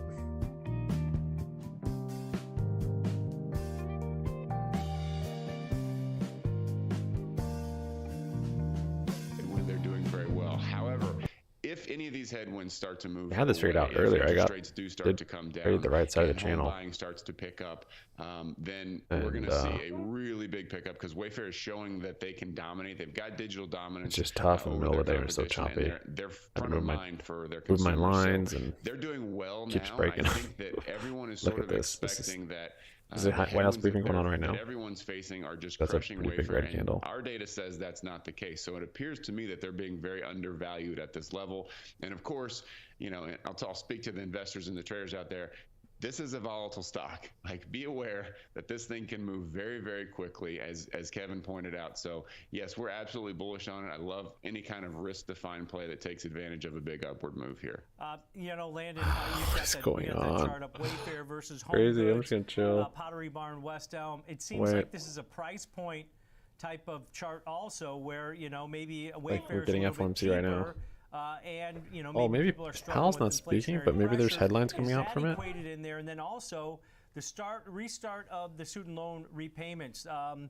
I'm expecting the company to probably say something on that front. Is that what might be damaging here? Because you did mention the volatility in the stock. It's only got 115 million shares float that trades publicly. So is that maybe the caveat here, where if they see some weakness from maybe their core purchaser or consumer, that might be at that lower price entry point? Yeah, absolutely. I mean, there's just more headwinds, but again, the data that we see is that they're navigating these headwinds very well. And to speak to your price point conversation, they just had their second Way Day, which is sort of Good like morning. Amazon Prime's thing where they have deals. I think that was October 25th, 26th. It was up about 7% on mentions and visits on a year-over-year basis. Some news or someone's talking right now. They know I would assume that with their this consumer is very price price action. conscious, and they're taking advantage of that. This I think is they're doing a crazy. good job of getting that brand recognition and getting, like I said before, getting to the forefront of consumers' minds, where when they think about redecorating a home or college dorm room or whatever it may be, just getting something new, they've delivered a good experience for the user, so that next time they're coming back. So with the huge volatility that this stock has, with that small amount of float, I do think that given all of the data that we see, we're a little bit oversold right now, and I wouldn't be surprised if a couple of months from now we're back up in the 70, 80, 90 level. All right, great stuff, great data. Bullish sentiment here on Wayfair. Appreciate it, Landon. Thank you, guys. That's Landon Swan, co-founder at Likefolio, breaking down the Wayfair data. Kevin, Back and up. volatility rising into this report. He mentioned the oversold levels. Still 31 RSI, so close to oversold. It bounced just a couple days ago off of oversold levels. It was pretty severely oversold, and then it bounced back a little bit when the stock firmed up here a couple days ago. So how do you want to look at this from an example trade? Here's the lesson for today, and it's when do you do the vertical spread, when do you do the butterfly, right? And so when I looked at two spreads, I looked at the 200-day moving average, Tom, is right at $52. Right. Okay? Which, if you look, is just a little bit higher. That's a 200-day moving average, 200 days, is that what I said? Mm-hmm, I think so. Yeah. So that's what I wanted to target. If for a comeback, you're right, Landon's right, the stock does move. Let's target that 200-day moving average up around $52. So at two trades, two ways. Dude, what is going on? These are That's both crazy. bullish examples, Both right? bullish examples, both assume a bullish posture, both looking for a move up to $52. Two ways to do it, Tom. Okay. You could do the outright vertical call spread that you see on the screen there. Treasury The announcement more 42, important than 52 call Fed's. spread. Now, I went out to note Paying 17, abandons yield curve, gave Tesla under myself a little bit of 200. duration Not because seeing anything. this doesn't seem to gap as much as it grinds higher for days. You mentioned the low float. That's pretty low float. Not the lowest we've seen, but on the low end of the range. So, first one, 42.52 call vertical. Trading, the it yo-yos looks like out. it's up to about $3, close to $3 Yeah, we've now. got 270 up there on the It's screen. rallied since then. Yeah. Right? So $3. Now, if you want to make that, if you want to target that 52 level, It's not breaking to the and upside. lower the So price of that, you can do choice 2, which is the 42.52 and then 55 called butterfly, unbalanced butterfly. And now that is trading right now about 40 cents 40. Thanks, guys, lower for your likes. than the 15 straight on the out day. Well done. call vertical. So if you look at that on the screen, you can see it there. It's the same idea. It peaks out up at that 52 level, but you've used that short 52.55 call vertical to lower the overall price. Yeah. Now, is that a good trade-off? Hard to say. It's about 40 cents for $3, right? Maybe what's that? 13 cents per dollar of spread. Is that enough? Well, you have to decide that. Each individual investor has to decide that. So just the call vertical, 42.52, that can go to $10, is trading $3. The 42.52.55 call butterfly could also go to $10, but it could also move back and trade a total of $7 on that spread. So you look at the differences. Remember, options, we say it all the time, trade-offs, right? You lowered the net debit but you reduced if it's a blowout number to the top. If it were to go up to the 52-day or 200-day moving average and settle, both are going to $10. Right. Two different ways to look at it. Yeah, let's break down the one we got up there right now. Yeah. This is the call butterfly, unbalanced call butterfly. In the November 17th monthly cycle, so you've got 17 days till expiration, buying 1, 42 calls, selling 250, 2 calls, buying 1 of the 55 strike call, paying them roughly, we've got 235 debit up there, Kev. That would be your the debit that you pay on this spread is your risk on it. Now, it's a little bit higher, just Trading like about the vertical. 260. Yep. But if you pay 235, there's your risk. It apexes out at or near that 52 strike, as Kevin mentioned, where you make the most money on it, and that would be if you paid 235, that'd be $7.65 or $765 max. Above 55, it goes down below $500. So if you're pinning that 52 strike, this one works well. If it explodes above, you start taking away some of your SPY. There's new high. And the question that each individual has to ask is this the way you're going to go, SPY? 30 cents you're saving worth it? Yep. You know, it depends on your opinion on Wayfair going forward. Here's one last thing, Tom. The butterfly Is this what you've has concluded? about a 26 delta. Yeah. The call vertical has about a 32 delta. Yep. Little different look, right? Because one's just a vertical, one's the vertical with also short deltas on a vertical. Right. And then let's look at the vertical, buying that same November 17th monthly cycle. Interesting. 17 They days still till respect the expiration, buying channels on that 42 dip. call, selling the 52 call. Oh, and paying also- roughly 270 debit we've got up there. Kevin mentioned it's probably Got up closer shaken to out with this. $3, but the debit you pay is your risk. Breaking. $270 per spread. That can expand to $10 if it goes above the 52 strike at expiration. But a good look at two different ways to play this, two different costs, but the same directional bias on these two targeting examples. the same strikes, just one is using GME up a short call 6%. spread Got a to little pump call on vertical that. to reduce the net High down. pump. Yep. All right. Good look at a couple different trades there with the same theme.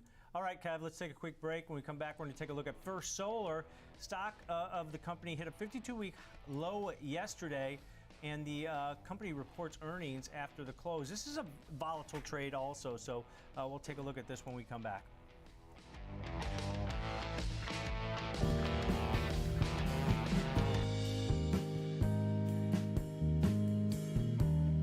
Today.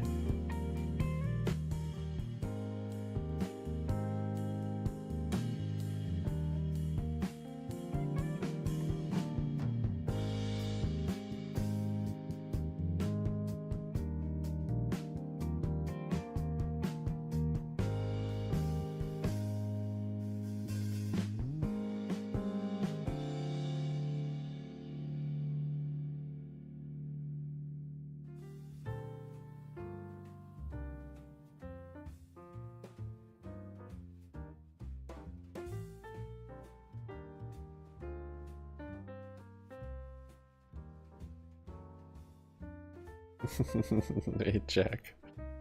Taking it down. These guys didn't win all these chips in this table. How did they come here with all these chips?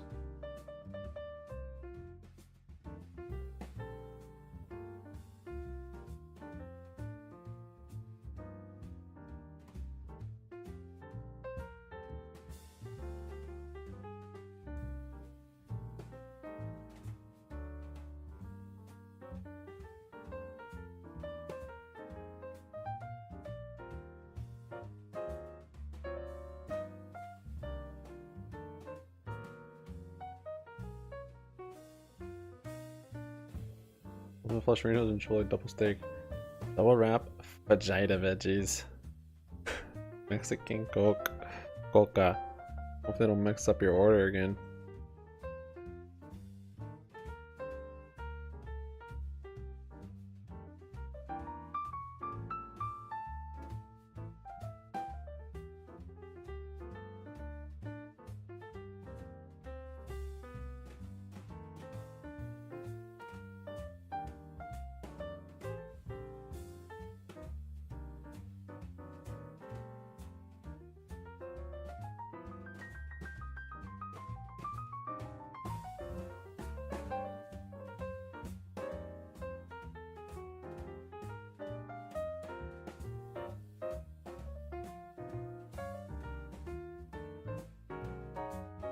rally at as of recent. The SPX holding up above 4150, but still short of that high from yesterday that we saw around 4177. So kind of range bound and very limited in terms of real directional conviction one way or the other. I noticed the Dow today briefly back above 33,000, but really seeing strength in the Russell from 1635 yesterday, Tom, to 1662.50 today. So 30-point spikes off the lows that we saw yesterday. This looks to me like a market trying to recover some this week, and well, unfortunately headed into the end of October, talking about 3 months to the downside, 3 months in a row now lower. Has the S&Ps below the 50, below the 200-day moving average, and again, I think a reflection of investors coming to grips with, as you mentioned, higher rates. You got a Fed meeting that begins today, just a wealth of data due out throughout the week. We're talking about with the primary focus being on the jobs report Friday, but you also have geopolitical tensions that are playing out, right, with the war in the Middle East. So there's a fair amount for investors to focus on here. And again, I think price activity is kind of a reflection of a market that's trying to come to grips with it all. Yeah, we'll continue to watch those asset classes. Oil right at that level of around 82.5 here, Ben. So we'll see if that level holds. I think it's got to at this point, but geopolitical risks still out there. All right, thanks to Ben Lichtenstein, host of the Future Show here, breaking down markets for us. But now let's bring in George Tillis, senior markets correspondent here. George, we're talking First Solar. This has been a pretty volatile stock. Still, down over 5% from year-ago levels. They've got earnings coming up. You thought that, I always thought that the Inflation Reduction Act, this was a big bonus for a lot of the solar names, a lot of the green energy type names moving forward, but they've come down pretty severely from highs that we saw, months ago. Yeah, very much so. I mean, if you look at the stock, I mean, in the last year, it's down 4%. It was actually a really good performer for the first half of the year, and since, of course, July, we've seen compression in multiples and prices really across the board in the semiconductor space, the solar space. We can throw out Tesla as well in the EV space, trading lower. But yeah, I think if you consider the Inflation Reduction Act, that was a mid 2022 phenomenon. There are still some follow through or positive catalysts associated with that in terms of tax credits and subsidies for the solar industry as well as the EV industry. But I think now the market is looking again forward, considering the stock is down quite a bit, about 22% or so in the last 6 months. Now, if you look at the earnings per share for the upcoming quarter, they're expecting a pretty tremendous increase compared to last year. $2.04 is the estimate. Now, last year for the same quarter, they lost 51 cents because they were coming really at the beginnings, if you will, of that Inflation Reduction Act catalyst.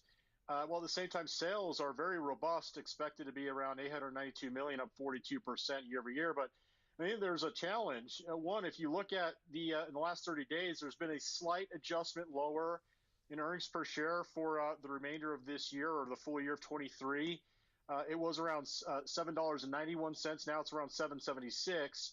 If you look at 2024, there's also been a slight reduction now to $13.12, about 7 cents reduction. So it's not too bad. It's marginal reduction. But I think if you look at the price relative to the earnings potential of this business, there's a real big discrepancy. And it's not just my view. If you actually look at the analyst consensus on this name, the median target is $237. The low on the street target is $181. All these prices are above the current price. And if you just look at the forward multiple for 2024's earnings, it's only trading around 10 times earnings for 2024. So I think we're actually seeing a huge decline in these names. I'm going to put Tesla in that same camp as well because of the automotive space, the industrial end markets.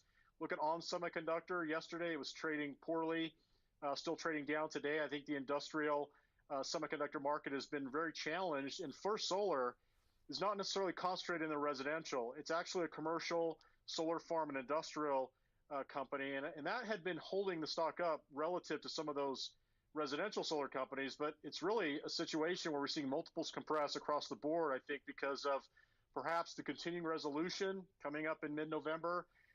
Is that going to be something that's going to be put forth for an additional 6 weeks? Or are they going to come to a budget deal or not? And I think these are questions investors have been asking, especially in the last few months, and they've been selling going into, of course, this budget deal that is expected, hopefully, to be resolved in November.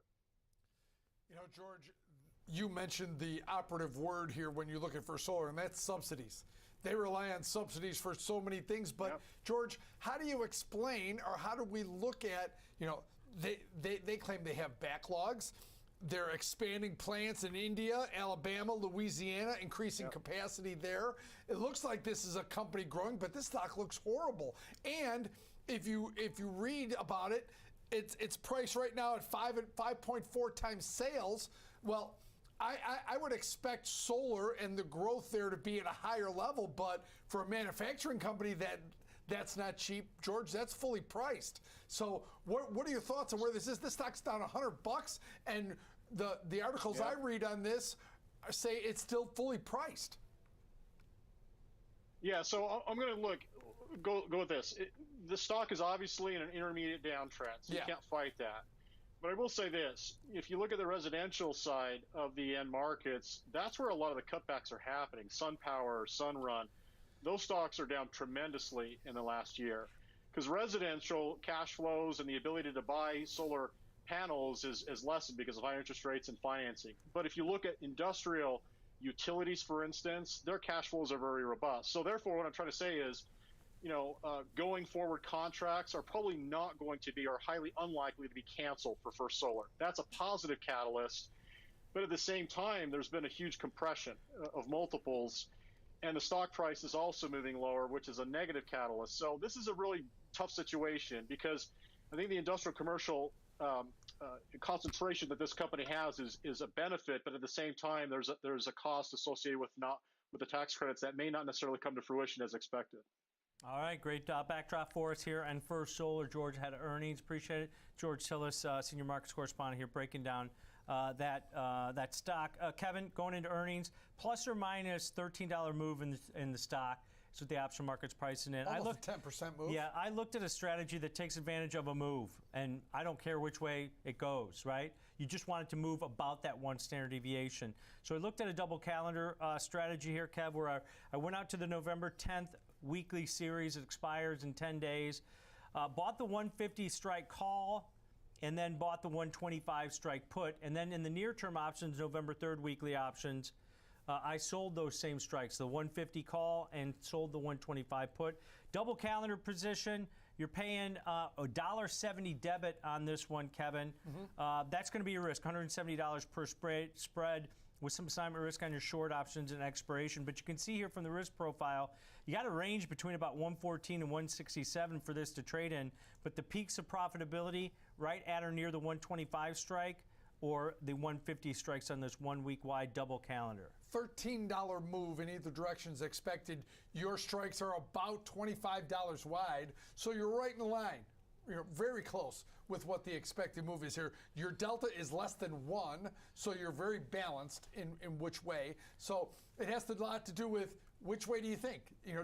Remember, setting up the strikes in a double calendar, you can change them any way you want based on your opinion. If you think this is just a bullish scenario, just do the call side or move those strikes. If you think it's negative, adjust the strikes. So this is a very high utility spread that gives you that ability to move the strikes around, but you're collecting data, you're very flat, you have a chance to be profitable if it goes to either short strike. Hey, you're at or near in that range, you're buying about an 89% implied volatility on aggregate, selling about 138%, so there's that differential that calendars take advantage of, but you just need to move about one standard deviation in either direction on that short-term example. All right, Kev, that's going to do it for you and I today here on Fast Market, but stick around here on the Schwab Network. Next Gen Investing is coming up.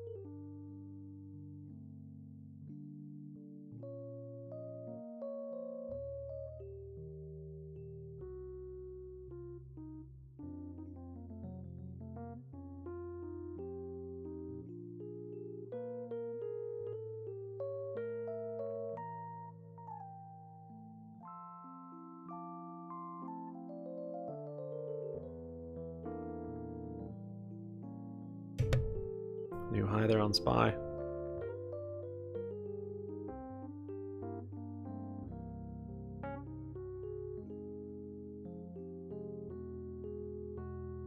Touch chop. Has made its way up though.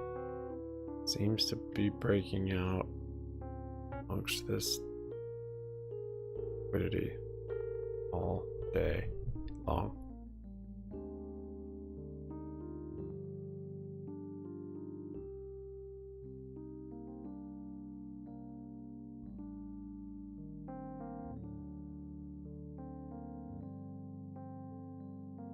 The news, but we're starting to watch this take place more and more, and it makes sense, right? Apple has talked about these chips for a long time, and we watch the market reward the conversation about it, and when it happens, it's like, well, we kind of thought this was going to happen. So it's not that big of a news-making event anymore when things are actually announced, because there isn't that one more thing part of the Apple announcements anymore. We already knew about this, so now it's just confirmed. It's time to move on. But I also wonder how much the volatility has been tempered down in Apple particularly, because we got quarterly earnings on Thursday afternoon.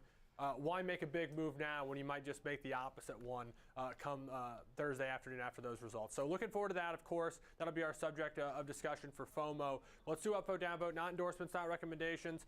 Kind of along the lines, we came into this week exactly halfway through the S&P 500 earnings, and we're going to get closer to completing it as this week rolls on. But we got half recaps, half previews. So we'll start things off with the previews, the names that have not yet released. That is AMD, which is arguably the biggest and one of the most important names is still yet to report.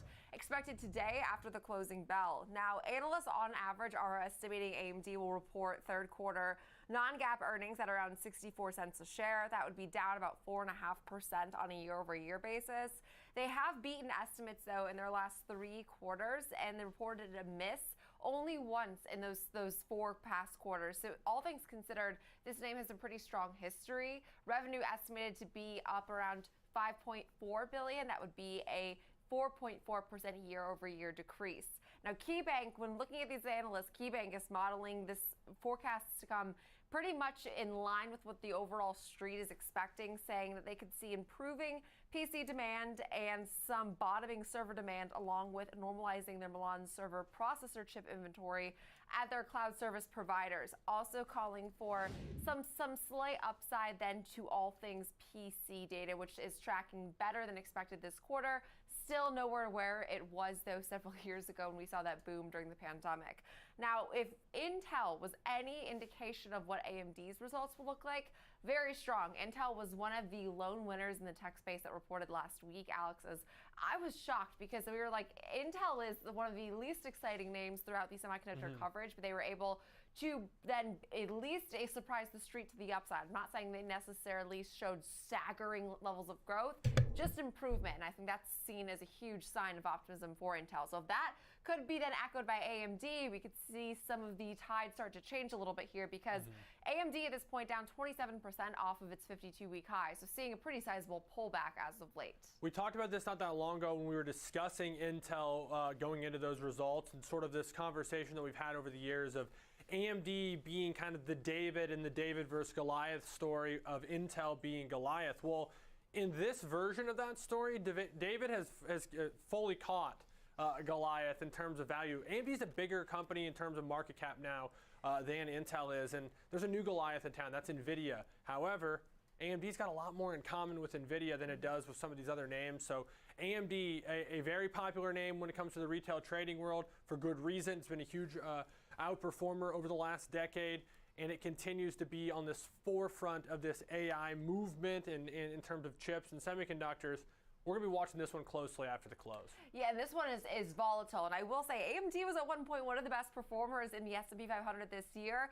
It is still a strong performer, but like the rest of the market, it's given up a lot of that strength. I mean, we were looking at AMD when it was up 80% this year. It's now up a measly 50%, so it feels somewhat lackluster when you see that percentage move basis. Our next name today, though, is absolutely lackluster, and there's no arguing that. Guess that White House briefing hasn't done much. 16.5% here on the year. And it still is expecting to see strength in some of its namesake brands like Tinder, as well as Hinge and Pairs, OkCupid. This is the dominant player in all things online dating. Now, we are expecting to see some of these strong brands contribute again more significantly than others to their top line growth. In the second quarter, to illustrate that, direct revenues from Tinder were up 6% from a year ago, while revenue per payer rose 10% year over year, just specifically in its Tinder segment. In the second quarter, Hinge direct revenues also rose a whopping 35% year over year, with a 24% increase in payers to their 1.2 million overall users. So Hinge continues to grow really in its English-speaking markets as well as its European markets. We are seeing some pretty sizable expansion. They also did just launch Archer, which is the first social dating website that is designed for queer men. So they are expanding their footprint and their offerings, which has been read as a other huge win, not only expanding different demographics, but expanding outside of here in the U.S. So what we'll have to see is if they're able to please what is a relatively low bar for a name that is down about 36.5% from its high, but just has been a consistent underperformer all year long. The online dating world entrenched within our society is, I think, comfortably at this point. If anything, it was accelerated during the pandemic. But like traditional dating, there's places to go to meet people, and there's places that become less cool over time. Match has taken the approach of just continue to buy the next big thing, going from Tinder to Hinge and all the others that you mentioned. They're trying to be involved no matter what dating app is the popular one at the time. So different approach, conglomerate-like approach, but certainly interesting. And what if I told you, maybe off the top of our head, you probably, because you've seen the numbers, you would know, looking for more growth out of Match Group than we are out of AMD. That is not common that we would see that.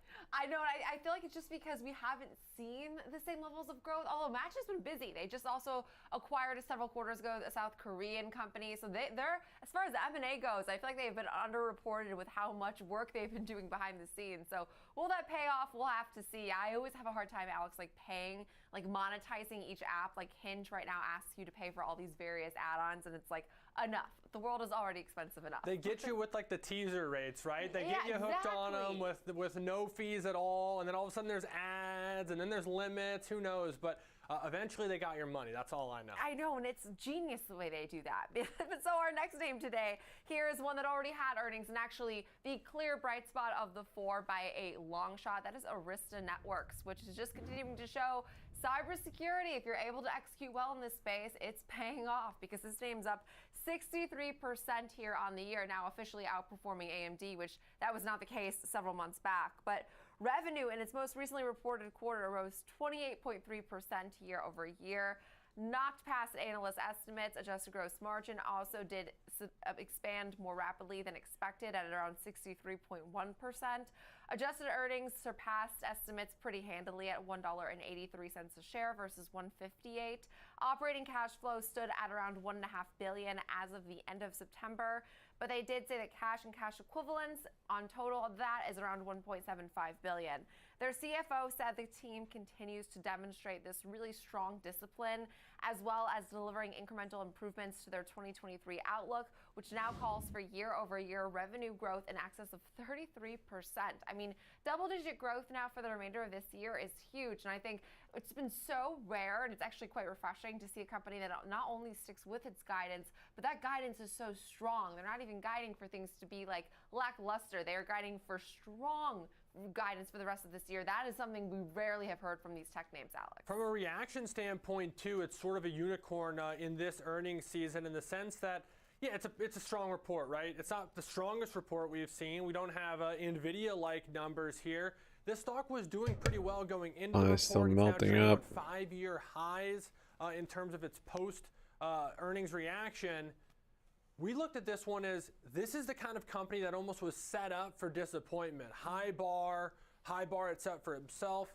Pretty good performance. Yeah, it pulled back a little bit, but look at Alphabet. Alphabet got absolutely crushed post earnings on one small miss. So goes to show there is room for outperformance even in these outperforming names. This is a really, really interesting name in terms of how it reacted. Me too. I mean, look at Meta. Meta posted strong guidance, strong top and bottom line growth, strong daily active users, and still got, I mean, not crushed to the extent Alphabet did, but I think I'm going to be mad about that. I think the Meta story is, though, is like, what's the story? The story's the same. It's just not new. There's no innovation at Meta. Their best idea was to copy Twitter, and how well did that work? Oh, not well. That's true. What happened to Threads? But before we get on that tangent, our last name today here, Anheuser-Busch, which I did discuss this name off of the heels of its last quarter. So I remember this very clearly. They were like, there's no impact from Bud Light. They're not seeing this materially actually impact our financial results. This earnings quarter was a little bit different. And I think it goes to show that persistency in this trend, the way people are still not drinking Bud Light,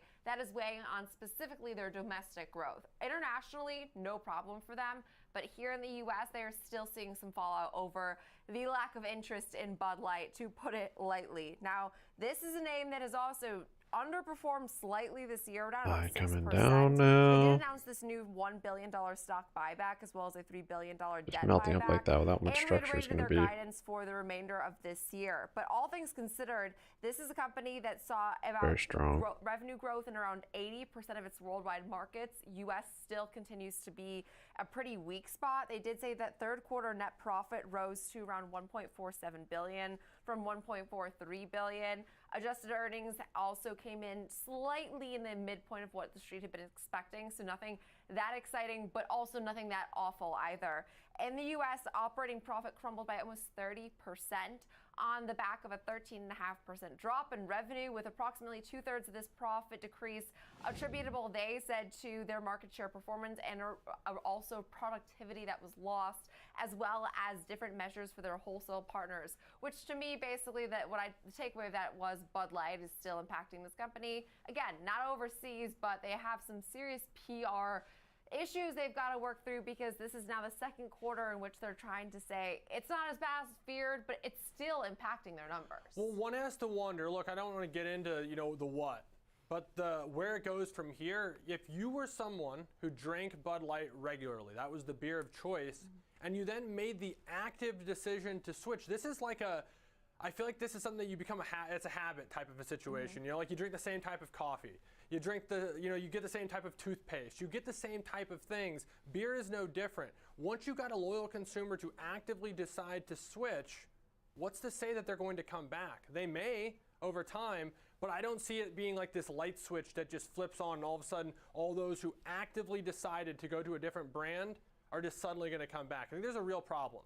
I do too, and I think I was talking about this name earlier with Oliver Rennick, and his point was, should we be addressing the problem was if you were a die-hard Bud Light fan in the first place, which I kind of agree with. Switch to Modelo is way better, but that's my own personal take. But we'll be diving more into our up-voted names today, the names that, of course, have still yet to report, that being AMD as well as Match. We'll be looking at some example trades as well as some key technical levels. Stick around to Next Gen Investing. We'll be right back. Hello, that's so gross.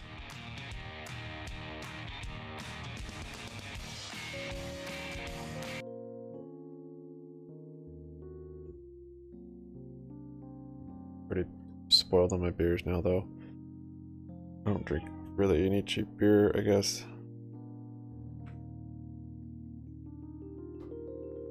I tried a Modelo. What was Yeah, it tastes like a used ashtray. So gross. I had the other day. It was Bex. Is that one? Bex called? I think Bex. Also tasted like a used ashtray.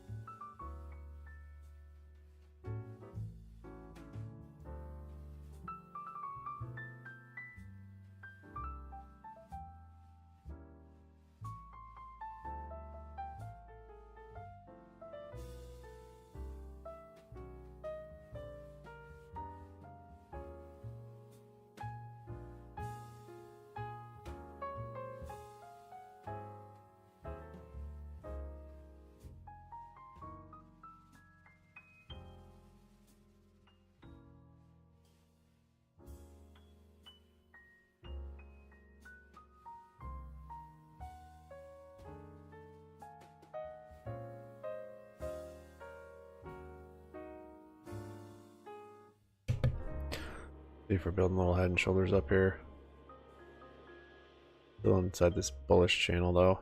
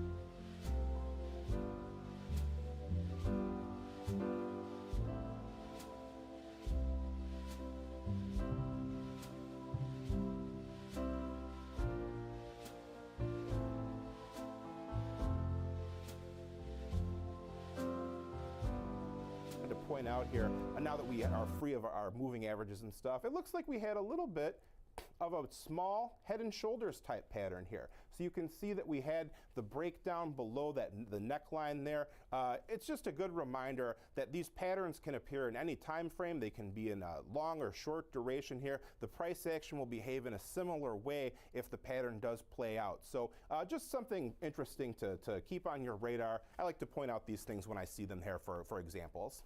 Yeah, I think that's really a really good point. So now as far as some support and resistance goes, when looking at this name, we have earnings today after the closing bell. It's been a bit of a mixed picture right now for some of these tech names. So what are you watching? Well, I think that if I were trading this name, I might be a little more worried about a break below that 95 level like I mentioned. So 95 is the first point to watch here. And then based on our lower trend line there, maybe around 89 would be about where we would breach that level, based on where that line comes in right now. Not a lot of further support that really stands out until you hit that potential low point with our line here that we extrapolated based off those highs. To the upside here, we've got our moving averages, we've got our downward sloping trend line. 111 is what I think is the most important though, because that's about where we topped out a few times here. That's kind of the ceiling that's been on the recent price action here. So I think that we could get some noise, we could get some upside action here, but that would be the start of, I think, a new significant trend is if we were to break above that repeated hurdle that we've hit there. Yeah, I think that checks out. So now as far as trading this name goes, a little bit different of a picture because we know that so far at least the moves we've seen have been well outside of the market maker moves as far as the options pricing goes. So when considering that, walk us through what you're thinking here for AMD. I think this will be arguably the most important name reporting after the close, at least for the next couple sessions. Generally, this is one that I think investors like, so I looked at it in terms of a bullish kind of tilt to it for that reason. Longer term uptrend, shorter term kind of a downtrend. And so if you're a little bit uneasy on this, maybe you look at something more in the neutral to bullish camp as opposed to outright bullish. If we went back to that January reported quarter, so way back the very beginning of the year, this stock had a run up and peaked out around 89.90. Well, that's where we're targeting with this particular strategy. What we're looking at is skewed put butterfly that we're going out to just this Friday, buying one of the 90 puts, selling two of the 89s, defining the risk with the $84 put, so $5 wide spread there at the bottom. Skewed put butterfly is essentially a debit spread and a credit spread smashed together at one point, and it's skewed because it's a $5 wide credit spread as opposed to just a $1 wide debit spread. Max profit is 150. That's realized right at the short strike in this case. That's at 89. You see that there on our particular risk profile here. That only assumes, of course, if we have this 50-cent credit on this strategy. Most importantly, though, if collecting 50 cents on this, the break even is 87.5, so it's going to be quite a bit below the current share price on $350 in risk. So how does this perform, Jenny, if the stock just hangs out where it is, goes down small, stays above 90, or even goes higher? Well, you just simply keep the credit. So can make $50 in a lot of scenarios, can make up to 150 if these strikes start getting tested, and you don't lose 350 till it's all the way below 84. That would be a big, big move by the end of this week. That would be a big move by the end of this week. But, I mean, you can't rule out Alphabet's on its worst day in over a year. I mean, I hope that's not the case for AMD, but we're protected, obviously, considering we could see some outside movement in those shares. Our next name today, though, here is Match Group. Match Group, entirely different, but also doesn't take into recognition for me to see, Rick, that this is a name that's underperformed all year long. I mean, we've been down 16%. And honestly, Bumble, which is its closest competitor, obviously smaller, but looks very similar.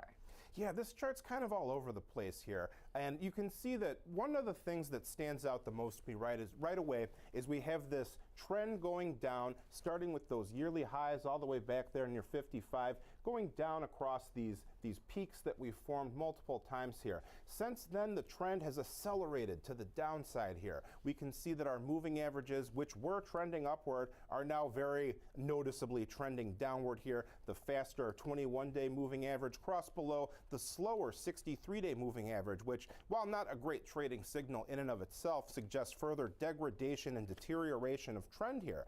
So It's kind of weird though, because we had this steep downward trend line here, but price has moved beyond it. You can see that we've broken through to the upside of this trend line, but we're still trending down. So kind of a weird mixed picture there, that we broke through the trend line, but now it's serving as support during the continued downward move.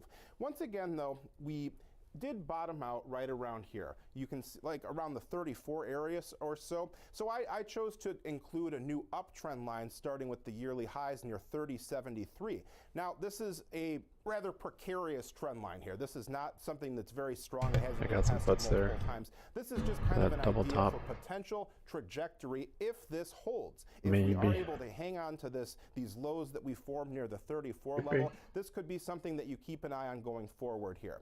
And overall, though, you know, it's tough price action. We are not quite at those yearly lows, but it seems like that could happen at this point here, given Not a whole how lot of severe your direction to me today. Yeah, right. And I mean, All this liquidity and chop. Not only has it So, been this year, but we've seen that selling double sort of tops. steepen. So as far as Busy. momentum, what are you watching? Momentum is a bit of a bright point, though. You can see that, you know, we did hang on to these lows near 34. At the same time, momentum has been trending upward here. As price has moved downward, we've been seeing a little bit of bullish divergence here. So what that means is price is making closing lows, RSI is making higher lows at the same time here. The other interesting thing is that we held on twice during these downward swings above the oversold area, that threshold of 30. If we were to cross below 30, that would be a further bearish sign there. So once again, we've got a trend line that we're working with here. Instead of being breached like our last chart, this one is holding on so far. So it'll be really interesting to see if we can hang on, if we can retake some of these levels that we've fallen through here and you know, establish this new trend line. That would give us a more triangular shape here in our overall price action and some significant boundaries if it does hold true once again. And that's a big if. A big if. We'll have to wait and see what these results can do to the share price. But as far as some support and resistance levels you're keeping on your radar, walk us through those. Well, once again, I think if I were trading this name, I would be a little bit more worried about the downside because, as we've discussed here, our trend is down based on the price action, based on our moving averages, based on price being below the moving averages. And RSI, while it is trending upward, is still in the bearish side of the spectrum here. So if we were to make another downward move, you know, you could look for some potential support with our blue trend line here.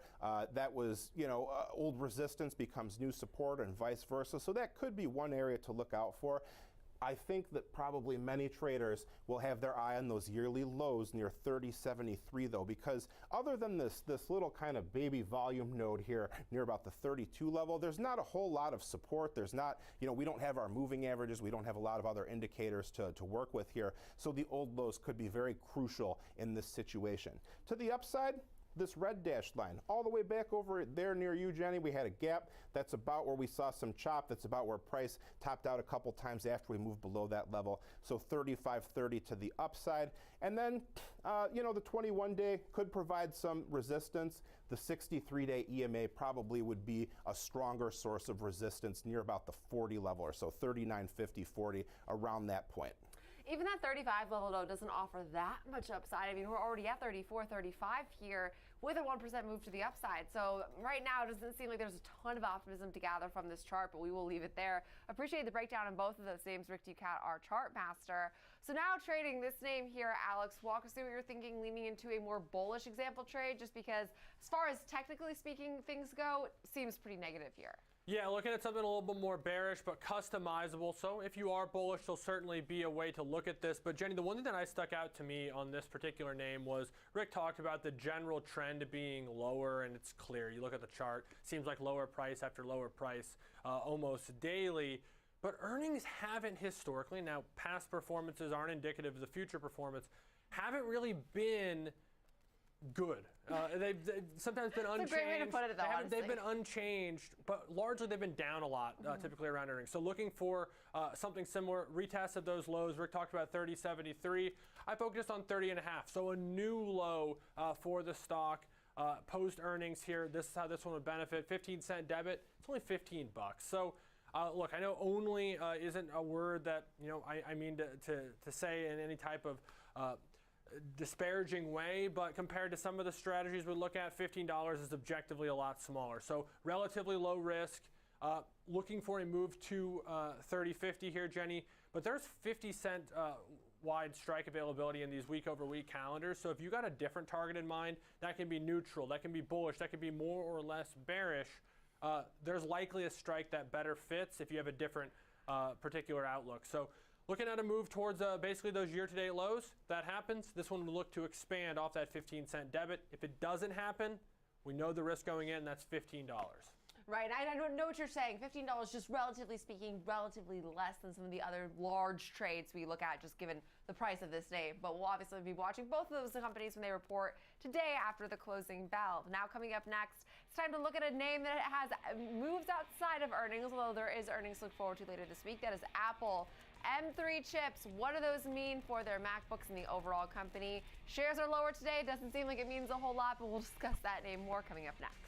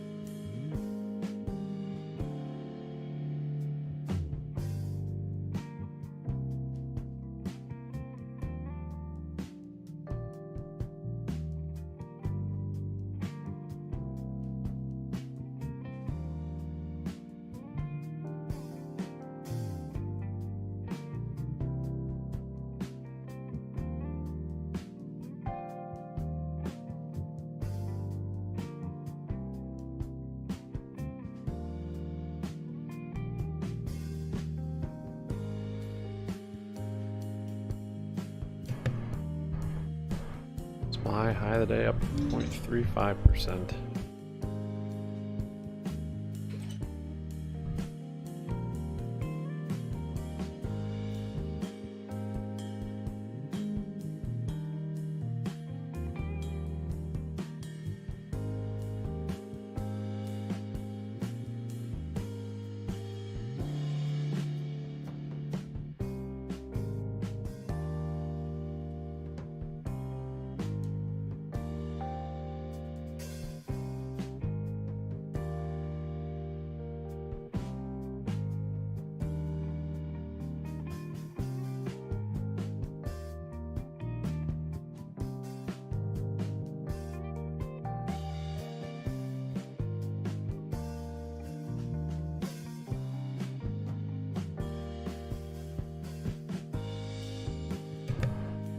$30.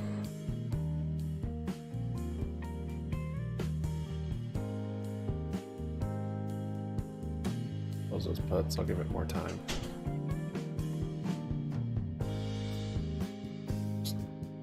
Probably choppy. Probably just be content with my losses today.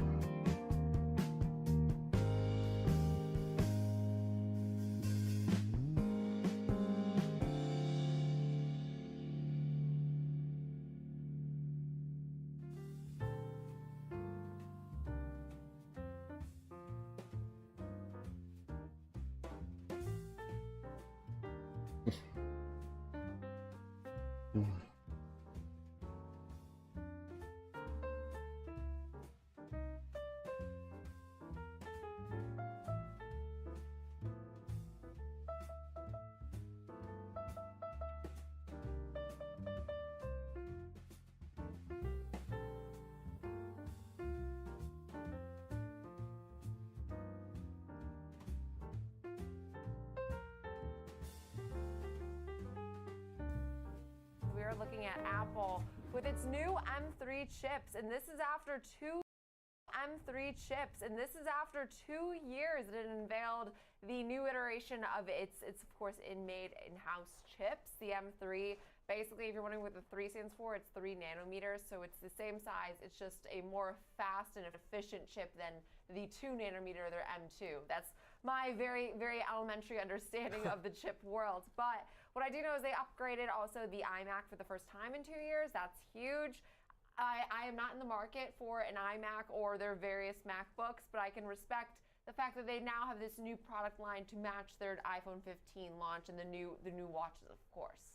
And I think that sentiment explains the lack of price action today, Jenny, because if you look at it, all the news is good news. It's an advancement of their perceived, premium product that they have in this MacBook category. It's a strong in-house made chip that has a lot of confidence behind it right now. Yeah, the flush. Revenue base of Macs is in this $30 to $40 billion range. Well, Apple's total sales are like $380 billion, and so when you look at that, even if they get a market share gain, even if that makes them sell something like, let's call it 10% more Macs, and they start becoming a more of a winner in that space, it's only going to boost their overall sales by like 1%. And so you start looking at the impact is limited. So I look at this, you go to a restaurant, you're hungry, you're excited, you get an appetizer, it's enough to kind of get you to the meal. The meal is on Thursday afternoon. You see, that's a really good way to put it, because I get excited about Apple. I love these different product events. This was, to me, almost a non-event, and it takes a lot for me to say that because, first of all, Scary Fast to me is like the wrong title because it implies that it's going to be like a nothing event already. I get the Halloween tie-in, but it was on Monday, so to me, I'm already discounting that title. Then they did preview with the Finder logo, which anyone that has ever been familiar with any of the iMac or various MacBook interfaces, the Finder logo is very identifiable. So to me, that was the dead giveaway that this was going to be something of the Macs. I also follow all these very strange like Apple rumor threads on X, and they were basically all saying, all the employees from Apple were saying they've been sort of dwindling down their supply in anticipation of these new Macs. So I wasn't shocked by this at all. There's no secrets anymore. Yeah, there are no secrets anymore. And Freaky anymore. Fast was already taken by Jimmy John's, so they had to go with Scary Fast. That's exactly, to me, it makes me think of food, maybe because of Jimmy John's. Like my subconscious is just not affiliating Apple with super fast, scary fast, what have you. What I do know is these M3 chips do deliver 50% faster CPU performance when comparing to the M1 chip. Also 60% faster in terms of neural performance versus their previous chip. And the GPU is 50% more efficient than their M1. So this is, no doubt about it, a more powerful chip. This is definitely something I think that appeases to a more niche demographic, those that need that higher processing level for then their various applications. But again, to be fully using the capabilities of this upgraded chip, you have to be like either an advanced gamer, advanced coding, or on like serious Photoshop, because this does not impact the average everyday MacBook consumer, to my understanding of the bandwidth of these chips. So positive news, like you said, the meal we wait for on Thursday. And I think that the meal will be consistent of all things iPhone, less about the Macs, although that I'm sure will be mentioned. But now in trading this name, the event that is moving markets outside of course, all the economic data we get ahead of that is going to be Apple earnings. I mean, right now we already have the market pricing in a $6 move in either direction. That I'm sure has to do with more of the macro situation, less about their earnings specifically, but I'm sure we'll see market maker moves priced in now every day until Thursday. Well, I think this actually presents an interesting thought experiment and decision for traders, Jenny, because we have these macro uncertainties that are objectively going to cause more uncertainty in the stock price movement. Therefore, implied volatility is higher possibly today than it will be Thursday morning or Thursday afternoon before this report, because there's just more things to potentially move this stock still on the calendar. And so someone who maybe wants to trade earnings but wants to get as much implied volatility priced into these options as possible may actually elect to, get involved today. Now, look, there's more event risk because you got more things on the calendar, but some are comfortable with that. So I looked at a neutral strategy with that in mind, that is selling an implied volatility. Right now, implied volatility in the Apple option chain is somewhere around 31%. For context, if you were to annualize the last months of trading's volatility, would annualize to like a 16% historical volatility. So it's almost 2 times historical volatility right now. We know that's because there's all these events on the calendar. So this isn't some like rocket science as to why this has expanded so much. This is simply because you got Fed, you got Treasury refunding, you got Apple earnings all on the calendar for this week. And so there is, of course, inflated implied volatility as a result. I looked at selling in Iron Butterfly in this Friday's expiration, centering around the 170 straddle, buying $10 wide wings. It's going to create a $12 wide window of potential profitability between 164 and 176. Those are your 2 break-even points that it would need to stay between by this Friday. It would be a 2 to 3 risk-reward ratio in the sense that you're risking 400 to make 600 possibly, but you can only make that 600 if it's perfectly pinned to 170. So capturing that full 600 is probably not the most likely of occurrences, but this is one that always appealed to me in the sense that the more accurately you project where this will open up, the more you potentially can make. So the closer it is to 170, the more likely it is that you'll capture a greater percentage of that $600 max profit. Typically a strategy, Jenny, that requires some management before expiration because it's really, really hard to have a situation where not at least one of these legs is in the money. And you know, in real time, we've watched Apple now slip into green territory. So I know we're like pretty much unchanged at this point, but Amazon as well. Amazon and Apple now hanging on to a slight gain on the session as we see some degree of recovery here, but we'll be obviously watching those results very closely when they report Thursday after the closing bell. Now coming up next, it's time to look at Pinterest, which is undoubtedly making one of the best moves to the upside today. We're up almost 18%. Caroline Woods will have more on what's driving shares to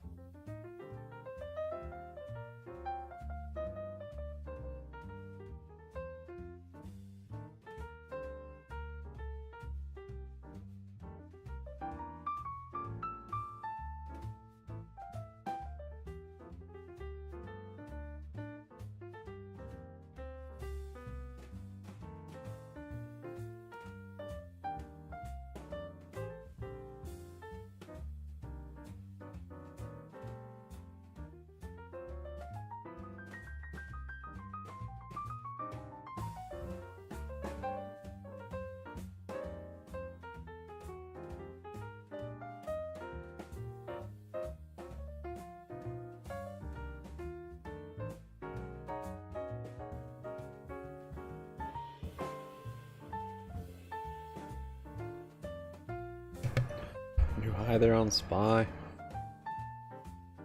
There's a little poppy pop.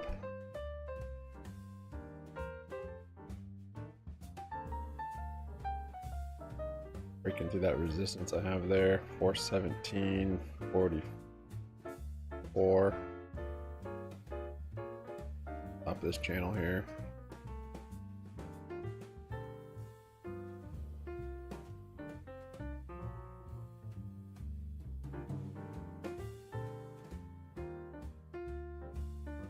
Did make it to the top of that channel.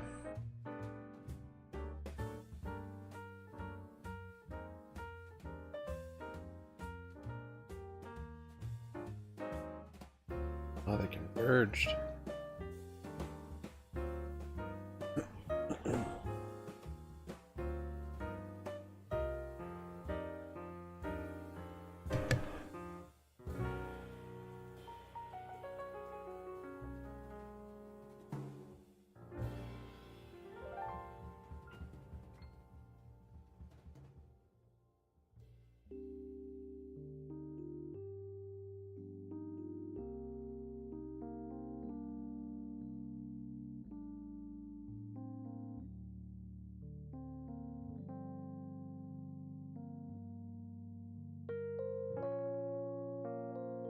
Wins. I can't win against me.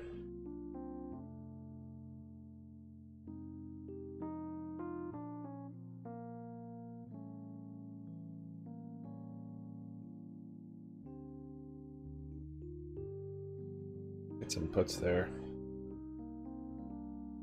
There's some starters. Yeah, starters.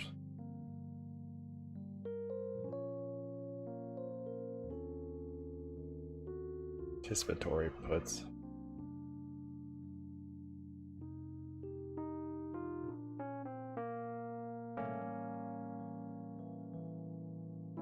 Could very well just chop around up here all day.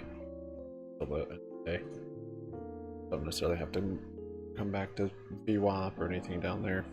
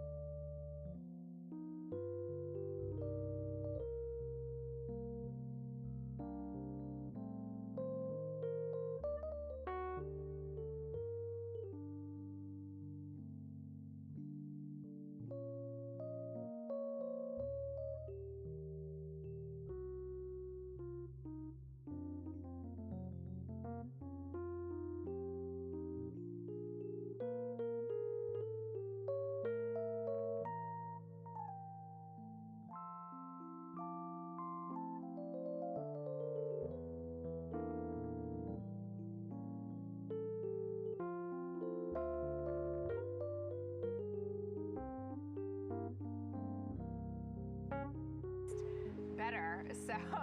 So I will. I'll leave the full size. I won't come knocking on your door tonight. But just in terms of final thoughts, I do think that it's important to talk about some of the analyst activity. We did see BofA upgrade Pinterest to buy from neutral with a price target of $37. That's up $5 from its previous price target of $32.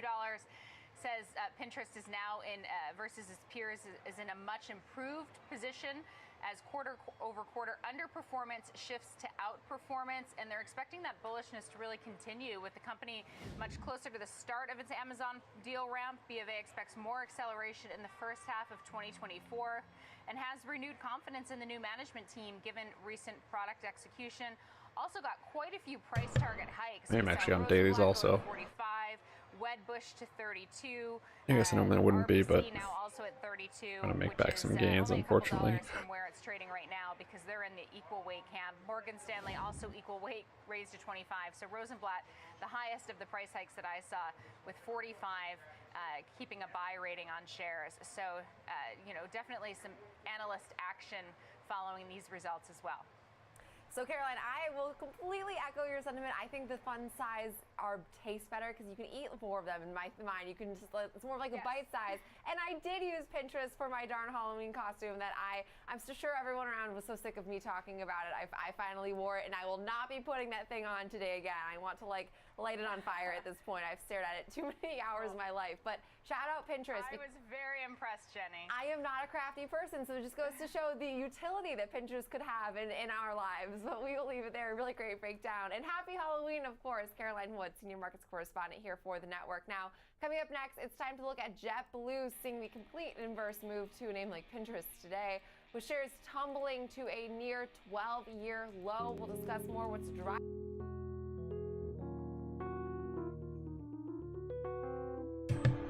I'm gonna leave that up. I want to hear what they have to say about it. It's like the deal with Save is a big part of that catalyst.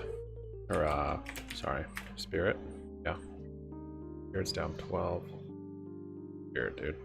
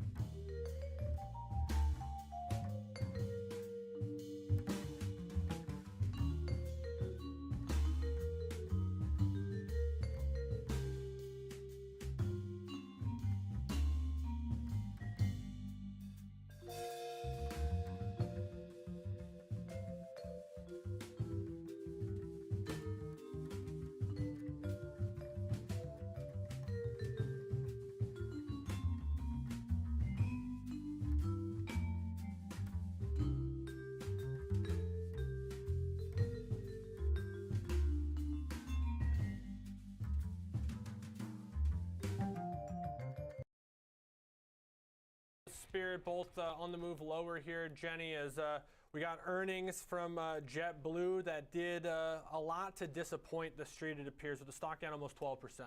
And here's the thing about this story is it's not like it's the only airline we've heard from. I mean, we've heard this disappointing guidance now from pretty much every airline, but to see shares sink to a 12-year low, I mean, this was worse than what we heard from Delta, United, American. So here to tell us more on what's driving some of the selling today, I'd like to welcome in George Tillis, Senior Markets Correspondent. So George, was this report really more dire than the other airliners that we've already heard from, or was it just that they had more negativity priced in, like, going into this event?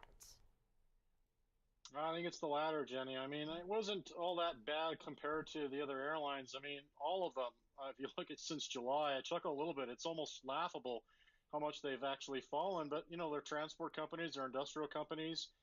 And we know that the transports have been very weak in this market environment in our correction that we've been in actually since July. So I'm not surprised to see this also to the downside. But if you look at the guidance, which I'll talk about in just a sec, that was actually very concerning, and I can see why the stock is down double digits today. But they did report an adjusted loss. They were expected to report about a 25-cent loss. They actually missed that considerably. They lost 39 cents for the quarter. They also came in shy of estimates when it comes down to sales at 2.31 billion, missing by 30 million. So it's not too bad on sales. But if you just look at the numbers on a percent basis compared to last year, we're looking at about an 8.5% decline compared to the same quarter last year. And we're comparing, of course, year over years because of seasonality trends, which vary from quarter to quarter. But here's the kicker. If you look at the guidance for the full year, this is where I think there's a big disparity between what the estimates were and what they're at now. But the consensus prior for the full year was a loss of 24 cents. Effectively is the equivalent of what they were expecting to lose this quarter that they just reported. It's getting expensive. Now they've actually guided that even lower to 55 cents at the midpoint. Get and if you look at the Q4 numbers, this is another thing to keep in mind. 417 they're dailies. expecting revenues to be down about another 8.5% year over year. But the EPS for Q4 was an expected loss of 15 cents. Now it's negative 45 cents at the midpoint. So that's quite a discrepancy, because if you just think about this for a minute, they reported this quarter a loss of 39 cents. They adjusted their full year losses now to 55 cents in the midpoint, and inclusive of that is 45 cents next quarter alone. So next quarter alone is pretty big compared to the entire year of profits and losses for this business, and it's down. But it's been down so much. If you look at the last 5 years, it's been down about 75%. This year, it's down 54%. I think one of you mentioned earlier, it's down to 12-year lows. But the challenge is they're not making money. And if you're not making money, they're going to come at you with a meat cleaver. And that's what's happening here for JetBlue compared to the other airlines, which are already getting hammered because of transports, being in the transports industry space, the multiple compression we're seeing Probably across trading the board, tomorrow's transports, contracts. including the airlines. When you're not making money, it gets even worse. Hey, George, 30 seconds here. I'm looking at Spirit Airlines as well. This company was supposed to be bought by JetBlue. The price action the last 3 days is telling me this is becoming less and less likely. Bloomberg reporting serious antitrust scrutiny. Is that your takeaway at this point in terms of that deal? So that was, again, in March. The DOJ basically initiated a suit to block it. It's still ongoing, so I can't speculate on what will happen. But I would say that maybe the combination wouldn't be enough in this environment to help save the stocks. I'm not saying they're in a terminal decline, the relative performance compared to the other airlines. So it'll help them, but again, I can't speculate on whether it'll go through or not. Yeah, the DOJ seems to be holding up a lot. I mean, really maybe perhaps even showing that the discount airfare isn't necessarily the way either. I think this has been even more telling of what this future partnership could look like. But obviously a lot of work still needs to be done here with JetBlue and Spirit. But we will leave it there. A really great breakdown, George We'll Tillis, get some more senior markets puts. correspondent here for the network. That also does it for Alex and myself for Next Gen Investing for this Tuesday. Coming up next, we have the watch list right here on the Schwab Network.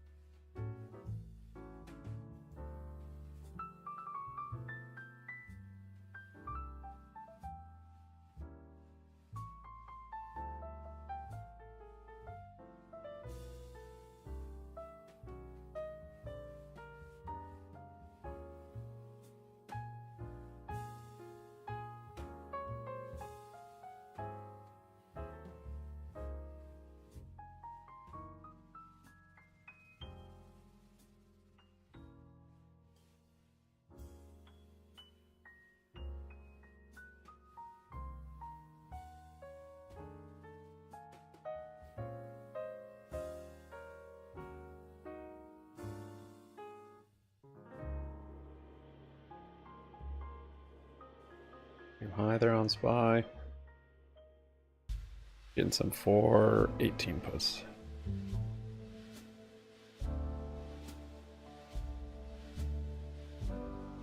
Got a little.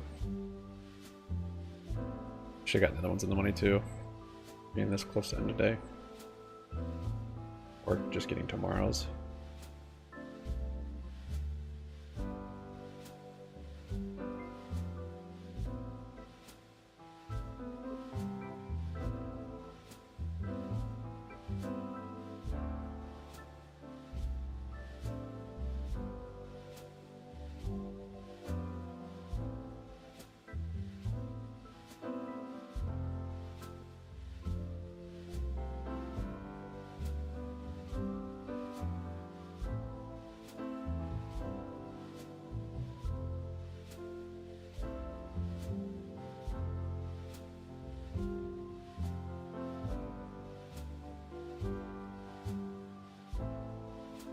Probably close some of the 417s on the bottom of this channel if we hit it.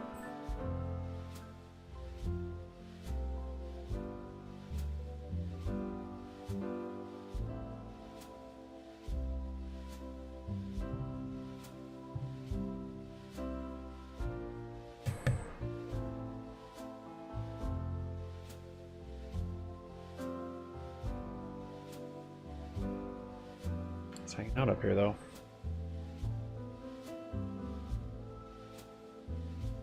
It might keep going. Oh boy. Oh boy. Did it just pop through? Ugly. Ugly for my pets. Wants a little more. Make me sweat it. Reversal candle would be sweetness. What? It's a down month for, I was just checking on the S&P and NASDAQ, each down more than 2%. So you have August, September, October, 3 months in a row of losses. Volume. We've seen correction territory. Right now, though, up arrows across the board. The S&P is up 23 points, 4190. The NASDAQ up almost a half of 1% at 14,400. The Dow is up 101 points, despite Caterpillar, 33,030. And the Russell is up 0.8% as we speak. In the meantime, taking a look here at the U.S. dollar, 106. That's up 0.5%. Gold, 1993. That's off that 2,000 mark. A troy ounce. And oil, 81.19 the barrel. Amazing, still coming down 1.3%. Bitcoin sitting at a level of 34,710. And for some top stories, we welcome in senior markets correspondent Caroline Woods is with us to take a look at some big names. And first up here, you are looking at Aristonet. We have a winner and a loser, but let's start with the green arrows. Aristonet Okay, works 2 o'clock. up 14%. See if we get a move back to network equipment VWAP. solutions. Customers include Meta and Microsoft. Shares were under pressure heading into these results because there was concern after Meta's capital spending forecast for 2024 that it could be more conservative than feared, which would impact pretty a far, company but like about Arista 2 hours, I Networks. guess. It certainly didn't impact Q3 at all. Managed to beat on both the top and bottom line. Adjusted EPS of $1.83, easily beat estimates of $1.58. Revenue rose 28% to $1.51 billion, also edging out expectations. Arista said momentum in the quarter remained strong from both enterprise customers and from cloud and, of course, AI companies. And they also provided a solid outlook for the December quarter. They're projecting revenue of $1.5 to $1.6 billion, ahead of consensus for about $1.47 billion. They now see full-year revenue growth of more than 33%. The previous target was 30%, so good news on that front as well. And in turn, we're seeing quite a bit of analyst action. Morgan Stanley actually upgraded shares to overweight from neutral with a price target of 220. KeyBank bumped to 232. Needham raised to 215. They're in the buy camp. UBS raised its price target to 195 from 164. They're neutral. And Deutsche Bank also maintained its hold rating but raised to 190. So those two price targets actually below where Arista Networks is currently trading around $200 a share. But, definitely some bullishness on Wall Street. The median 220 now. 70% of analysts have a buy rating on shares, despite the fact it's up 65% year to date now. All right, so that's the winner doing so well here after its earnings. And then you have VF Corp, and really so many great names under this umbrella, but the biggest sell-off of the year for this company. Yeah, it's really under pressure. It was already under pressure because there's, of course, activist investors really pressuring the company. The stock was under pressure, now down almost 50% year to date, on track for a huge percent decrease today, down about almost 14% after mixed quarterly results. Earnings missed, revenue essentially came in line, but the company also withdrew its full year revenue and profit forecasts with demand for high priced items easing because customers are more cost conscious, especially here in the United States, and that's having an impact. So adjusted EPS of 63 cents per share came in 2 cents below analyst expectations. Revenue fell 1.5%, $3.03 billion. That was basically in line with expectations. Sales in the Americas, its biggest market, fell 11%, but rose 8% in Greater China, helped by, of course, a rebound after the COVID-19 lockdowns and such. But when you break it down by brands, you mentioned a lot of the good brands here. North Face, definitely the bright spot, up about 19% in terms of revenue. Timberland, though, down 7%. Dickies down 8%. And here's the really weak spot. Vans down more than 21%, and said that it does not expect that brand's performance to improve in the second half of the year. They said they're replacing the president of the Vans brand. So that's really the weak point here. Also, they're expecting a difficult U.S. wholesale environment as they look forward. So that actually saw revenue fell by a little bit more than 0.5% in the quarter. And margins took a hit because they had to have so much promotional activity in sales to attract shoppers. So gross margins actually dipped to 51.3% in the quarter. And then on top of everything, it said it's also undertaking a large-scale cost reduction program, which it expects will drive about $300 million in cost savings. So that could also be weighing on shares today. We're seeing several price target cuts on the heels of these results. BMO cut to 18 from 22. Wedbush lowered to 15. Telsey, those two were in the neutral camp or equivalent. Telsey cut to 20 from 27. They kept their outperform rating. And Goldman also still has a buy, lowered to 19 though. But take a look at shares. They're trading below $15 a share right now, down about 14%. Yeah, there was no reprieve. I mean, when they talk about restructuring, and sometimes that brings some optimism when they think the company's going to do some cost cutting and such, but not in this case. And the great names, Timberland, North Face, Dickies, Vans. And I have been seeing some more teenagers on the subway in Dickies pants, I will say. Well, maybe that's why we're only seeing 7% declines. But are you seeing Vans? Because 21% revenue decline. Everybody has to get back to work. Maybe checkered sneakers or not like the look with the suits. Caroline Woods, thank you so much. Being dailies, I've got to be very aggressive on taking profits. Matt Miskin's with us, co-chief investment strategist at John Hancock Investment Management. There's only 2 hours left. The Fed meeting tomorrow, the bond market. But that also gives me a nice leverage if you're going to move before too long. Your thoughts? These things are swinging around like crazy, though. Yeah, it's going to come down to the December meeting, and right Definitely now, don't let them expire worthless. 70% probability of no hike for December. And if Powell wants a hike in December, he's got to get the bond market on his page into tomorrow's meeting, and I think that's really where it's going to get a little interesting in the Q&A section if he tries to kind of preliminary get the bond market moving and get the 2-year yield up to price in that rate hike. So, to us, it's not a big deal. One more hike at the back half of next year. The kites are still being priced in. It's just been pushed out to about July. We think if a recession does happen, we're looking at cuts sooner than the market's pricing in. All right. So, and the question becomes, how many cuts? I mean, they first said 4, then it became 2. I had a guest on today who didn't see more than 1. Your thoughts? So it's really binary if we get a recession or not. If we do get a recession, the last 3 recessions on average, the Fed funds rate has been cut 4.25%. The Fed has a lot of room to cut, which is on the last cycle they really didn't. To us, the government is not going to be providing fiscal stimulus in the next recession. They're going to look to the Fed to get us out of the next recession, and the Fed's going to have the ability to cut aggressively. We don't think that enough cuts are embedded in the scenario of a recession, which we do think is relatively likely next year. So the market's not pricing in a recession in our view, and there's a lot of stuff that's on sale in high-quality assets, whether it's bonds or defensive equities, that could actually be some nice return potential in the event that a recession does come. Yeah, understood. And so how concerned are you about inflation, or are we thinking that inflation is going in the right direction and maybe the Fed doesn't need to make these moves, for example, another rate hike? Well, Nicole, I can't wait to hear your housing panel, because that's really where it all comes back to is the housing market. 40% of inflation in general measurement is housing. But over the last year, 70% of core inflation you want safety before too shelter long. component or housing. And what the Bureau of Labor Statistics is showing is that housing's up 7% year over year. We don't see that anywhere. Even the FHFA data that came in was a little bit hotter, but still nothing like 7. If you take more Zillow or Case-Shiller or other housing data, it's more looking like 2 to 3% year over year. And if you embedded that in the real inflation numbers, we're not worried about inflation. Inflation hasn't been driving the bond market, and in our view, the Fed is looking at fighting the past issue, not the one that they're going to be facing. So inflation to us, not as big of a problem for the Fed right now. I understand. So at this point now, what do you tell folks who are thinking about investing? I mean, is it bonds? Is it equities? Is it abroad? Yeah, in the honor of Halloween, we think of it kind of like a scary movie.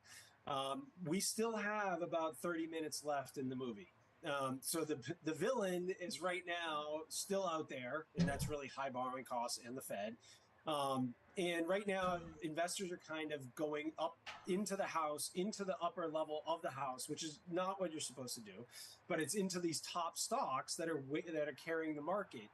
And in our view, that is a natural progression in a late cycle environment. But what investors should be looking at is high quality bonds. We're looking at nearly a 5 to 6% income stream right now. We think it's very attractive. The Fed raising rates one more time or not is not going to dissuade the return potential. And we do like high quality stocks. We are overweight the U.S. because the U.S. economy is looking of the strongest in the world for us right now. Yeah. What do you tell people about the Magnificent Seven? I mean, for example, we do have Apple reporting this weekend, the Scary Fast event. And do you like some of these names now that they've come off the highs? We do like the quality factor. All 7 pretty much are in the quality indices. They've got good return on equity, good balance sheets, but some of them are expensive. A couple of them are very expensive multiples. We are trying to match quality with value. We will rather prefer to hold out on some of the ones that are trading at 200 times or 80 times multiples. But if you've got a great balance sheet, good ROE, good profit margins, and you're able to hold earnings steady, which is kind of what our base case is for some of these, that's not the biggest of our problems. Issues like insolvency, bankruptcies, smaller cap stocks dealing with high interest rates, we think is a bigger problem. We're underweight small, we're overweight large cap. Yeah, understood. And what am I leaving out? I mean, are there certain groups that you would lean to more than others? I mean, what do you think of the fact that oil's at $81 today? What a whipsawing in terms of the energy market again. And that is one of the things that, I think one, gasoline demand isn't as strong as many had thought. I think it's a demand issue. Obviously the supply side is challenged, and obviously the cuts from OPEC and the geopolitical risk is there, but it's a demand side issue. I think it's a concern around weakening growth globally that's weighing on oil. That is something that can happen in a late cycle environment. Energy stocks to us, well, it's great cash flow, great dividend yield, and I mean their balance sheet's pretty good too. But the problem is, if you're going to be whipsawed around by oil prices, we'd rather something more stable. Technology, healthcare would be sectors we'd prefer for a late cycle environment. I see. Matt Miskin, great to see you. John Hancock, Investment Management. Thank you, Matt. Coming up next, it's Technical Tuesday, and Kevin Horner is standing by. He's watching names like Amazon. He has his eye on very important level for both the bulls and the bears. You'll want to hear more about that. Schwab Network. We'll be right back.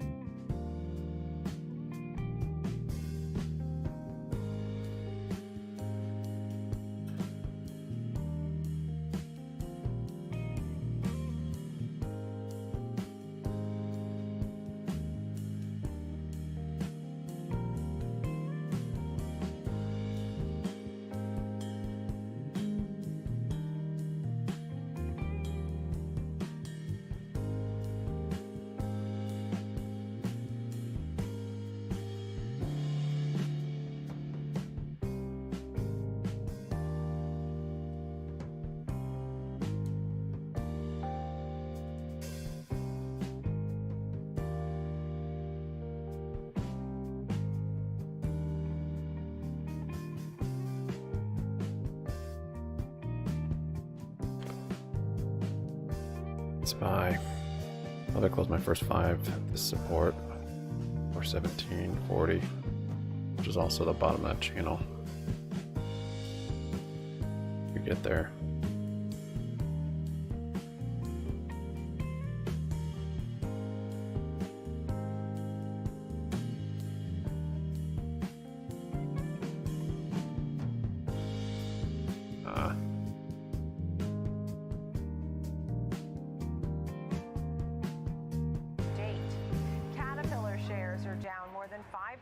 On pace for the biggest drop in 18 months after the company issued lower guidance for the rest of the fourth quarter. Latin America sales declined by 13% in Q3. The company's CEO attributed the decrease to shorter lead times. CAT stock is down more than 20% from the all-time highs that it saw in August. Catalent stock under major pressure today, and that's after Sarepta Therapeutics announced that its muscular dystrophy drug Alvitus failed to meet its main goal in a phase 3 trial. Catalent manufactures this and also has lost more than 15% today. Reversal. Anheuser-Busch InBev shares trading 5% higher. The company beat on the quarterly expectations. The company combated declining beer volumes in the quarter with price hikes, and it's maintaining its guidance for the rest of the year. Stock is down about 5% year to date. And here's the very latest on Bitcoin. Right now, Little head and shoulder, maybe? For hops? Holds our right shoulder. Let's keep this conversation on the markets going. Senior Manager, Trading Services Education at Charles Schwab, Kevin Horner is with us. Glad you are with us. So the S&P 500, there we go. What levels are you watching as we're wrapping up this October now? Well, Nicole, certainly looking at that 42.25 that resides pretty near us, above, right around the 200-day average. We had fallen through it last week, of course, and now we've got that lower low that we've been wondering whether we were going to get. Are we going to hold up at matching level there, matching lows at that 42.25 area? Well, standard support and resistance stuff here, everybody. Technical Analysis 101 says we have support at 42.25. We lose support there, fall through it. Now that former support becomes immediate resistance. That gives us a target to the upside here. Maybe we do rally into that 42.25 up to 42.50 area and the 200-day moving average. But that's what we're monitoring as it relates to the S&P 500 here. And if we can get through 42.25 and 42.5, then we can start looking at that 50-day moving average. But I think the takeaway is that the downtrend we've been witnessing since July certainly remains in play here. A series of lower lows. The expectation may very well be for a bounce. However, consider it a bounce into, once again, lower highs until otherwise noted. Understood. So at this point now, I wanted to take a look at some of the names you're following, right? So first up, we're looking at, I believe, Elf Beauty. So tell me a little bit about this one. Well, I was really liking the look of this one yesterday afternoon when I was building this out. Elf has had a good ride this year. They're up more than 80% at yesterday's close. Now that's dipped back to probably less than 60 now, or less than 70 here at this point. Today's move is really uncertain. I looked everywhere I could for any indication of news. It's a big volume move through a major area of support. What I had been looking at was this nice and solid range we've created with the 200-day moving average providing support around 98, and we had traded up as high as that 113 area. So I thought we had about a $15 range working here. Now, falling through this today in advance of tomorrow's earnings after the bell, certainly concerning. Not exactly what you're looking for when you have had a wonderful move. This thing has been above the 200-day moving average for quite a while. We can go all the way back to about May of last year. We've been above the 200-day. So testing with a breakdown like this on significant volume is a bit concerning. Now, if you're sitting around wondering, can I stick with it for the continuation potential move through earnings, for example, there is support in the neighborhood of 80 beneath. But obviously, if you're a trader sitting on it at 89.90, you're not liking the idea that you might be seeing this another 10% lower for really solid or sound support. So the breakdown today maybe gives traders reason to be quite defensive heading into the earnings tomorrow. All right, yeah, and we're going to be having CFO Mandy Fields. She'll be back on the show with us again. This has been an incredible performer. 1 year, it's up 105%. Yeah. And we'll see if they can maintain growth, whether they have headwinds, tailwinds. Looks so I'm like looking forward few to opposite within reach. Glad you took a look at this one today. And then you're End of watching day. Amazon. What stands out to you there? Well, just the range once more that we've been trading in. We've had a nice move off of the third quarter earnings, slingshotting higher. We moved into the 50-day moving average here. We're up about 10% in the last 4 sessions, so that's not a bad move by any stretch. However, with the way the market's been treating us and our move to the 50-day moving average, I think it's notable for both intermediate and short-term traders. And this tells us that at least at 133, we've got a lot of volume being swallowed up. I guess he did have trips, though. This is a spot where it seems as though the sell quantity of shares is outweighing the buy quantity. Many more buyers on the sidelines as opposed to being able to push us through. Now, this could just be a short-term situation. We do have a lot of news pending the rest of the week in the broad market, and it could just be waiting for that news to dissipate and to get through it. You get through the FOMC meeting tomorrow, for example, that could lead to some pressure relief, and it could very well break out, in which case you could be looking to target the prior highs in the neighborhood of 145. But if you're a trader on either side here, it is a wait and see. Do we get rejected at this 133, or do we break through on a closing basis and give traders the long side upside to 145, or do we revisit the 200-day moving average around at 118 and into 120? It all kind of hinges very dramatically on what happens the next day or two here, perhaps. Yeah, well, the question is, will we see some sort of relief rally or a huge sell-off, knee-jerk reaction of some sort to what the Fed says tomorrow? I mean, the decision, I would say most people are expecting no decision and keeping things unchanged, but the language would be very important. Anything you could add for tomorrow, what people are talking about or what you're watching? I would simply say, as always, it's the testimony of Fed Chairman Powell, of course.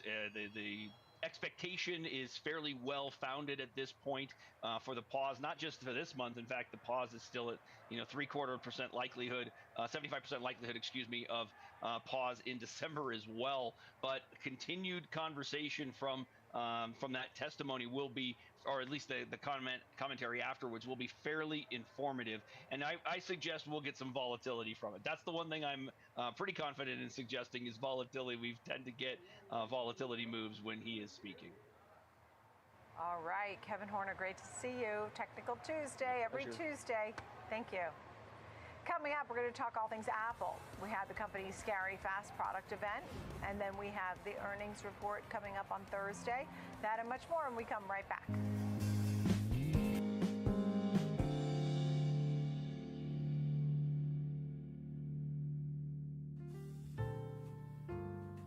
AP? Let's see, I haven't checked it.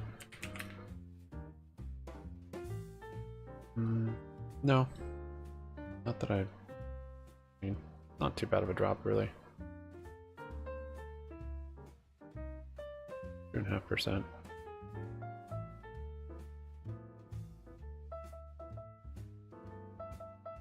All expected earnings. Hold on.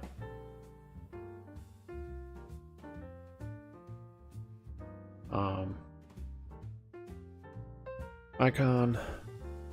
The post expected earnings of 34 cents a share. I don't know, maybe that's why.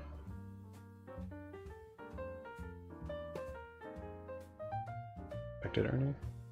The car icon's investing arm stock falls to 19 low. Maybe there's expectations that came out.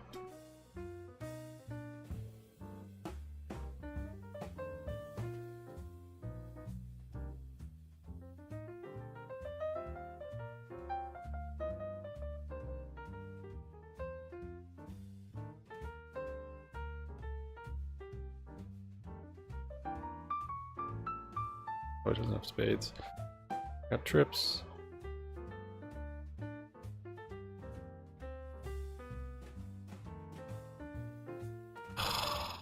The kicker? Was the kicker? Was the queen kicker? Oh, that was a big pot. Jeez. Gave away all today's gains right there on that hand.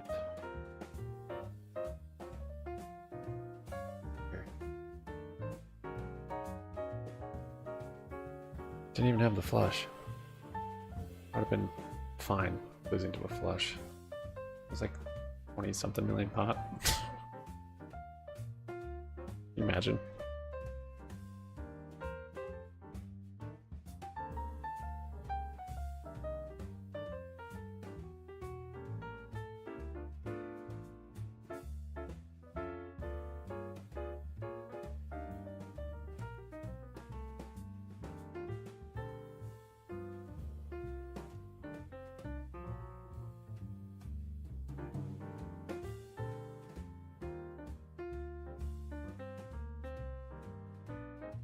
I sell some more there, but I think we can make it. Just depends on how quickly, since I did get dailies, which work in my favor, but can also quickly go against me if we just chill and have bounces and don't make it a VWAP soon.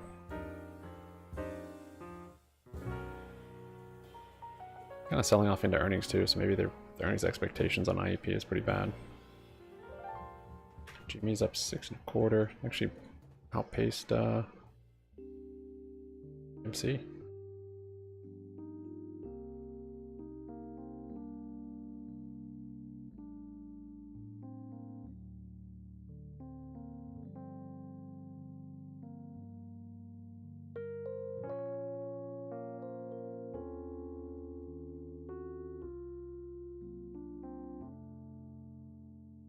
Cut TVs again. How much did they cut it last time?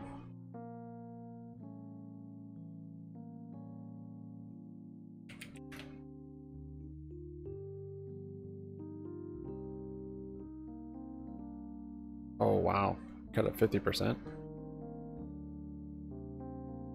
What's the yield at here? 24%. They might. That yield is sketch. Still sketchy high. Already halved it though, wow.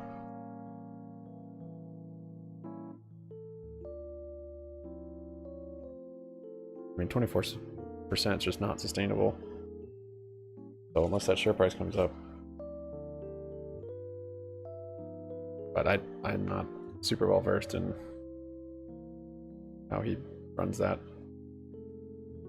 How he owns so much of it and how that plays a part. I don't know, so maybe it is for him. Doesn't seem like it for any company, but no. Let's see. Oh, my chip's back.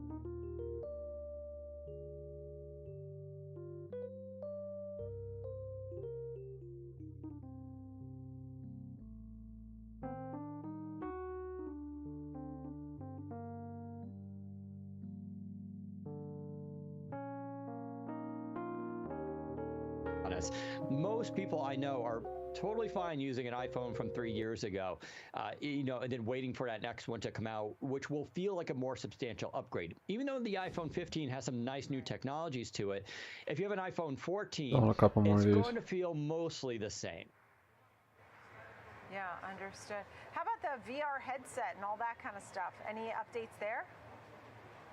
Yeah, so the Vision Pro, it's coming out a little bit later in 2024. Looks like the date is being pushed back a little.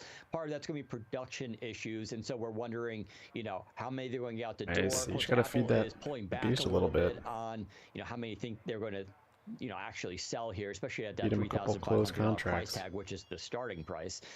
So it remains to be seen. I'm still not convinced Give you about this gifts. technology, at least where Keep it is going. today. I think they have a good setup for what could be out, Instead of 5 years 84%. from now. But right now, this technology, it's not that interesting.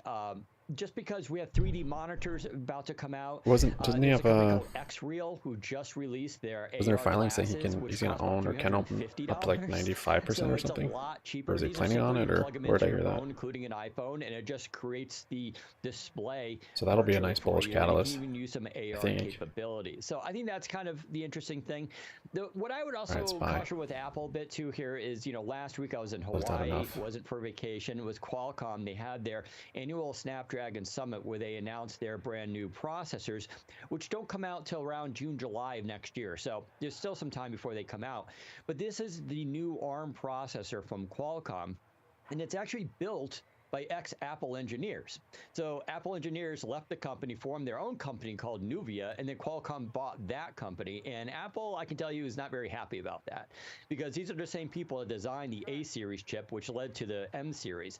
What we saw from Qualcomm, they actually did let us see the benchmarks Pair? live multiple Oh, I got times. lucky on the river. This is a very performant chip, and it actually One of those guys could must have beat two pair. Apple's M2 and may actually beat Apple's M3 processor. Not the Pros and the Max necessarily, but the M2.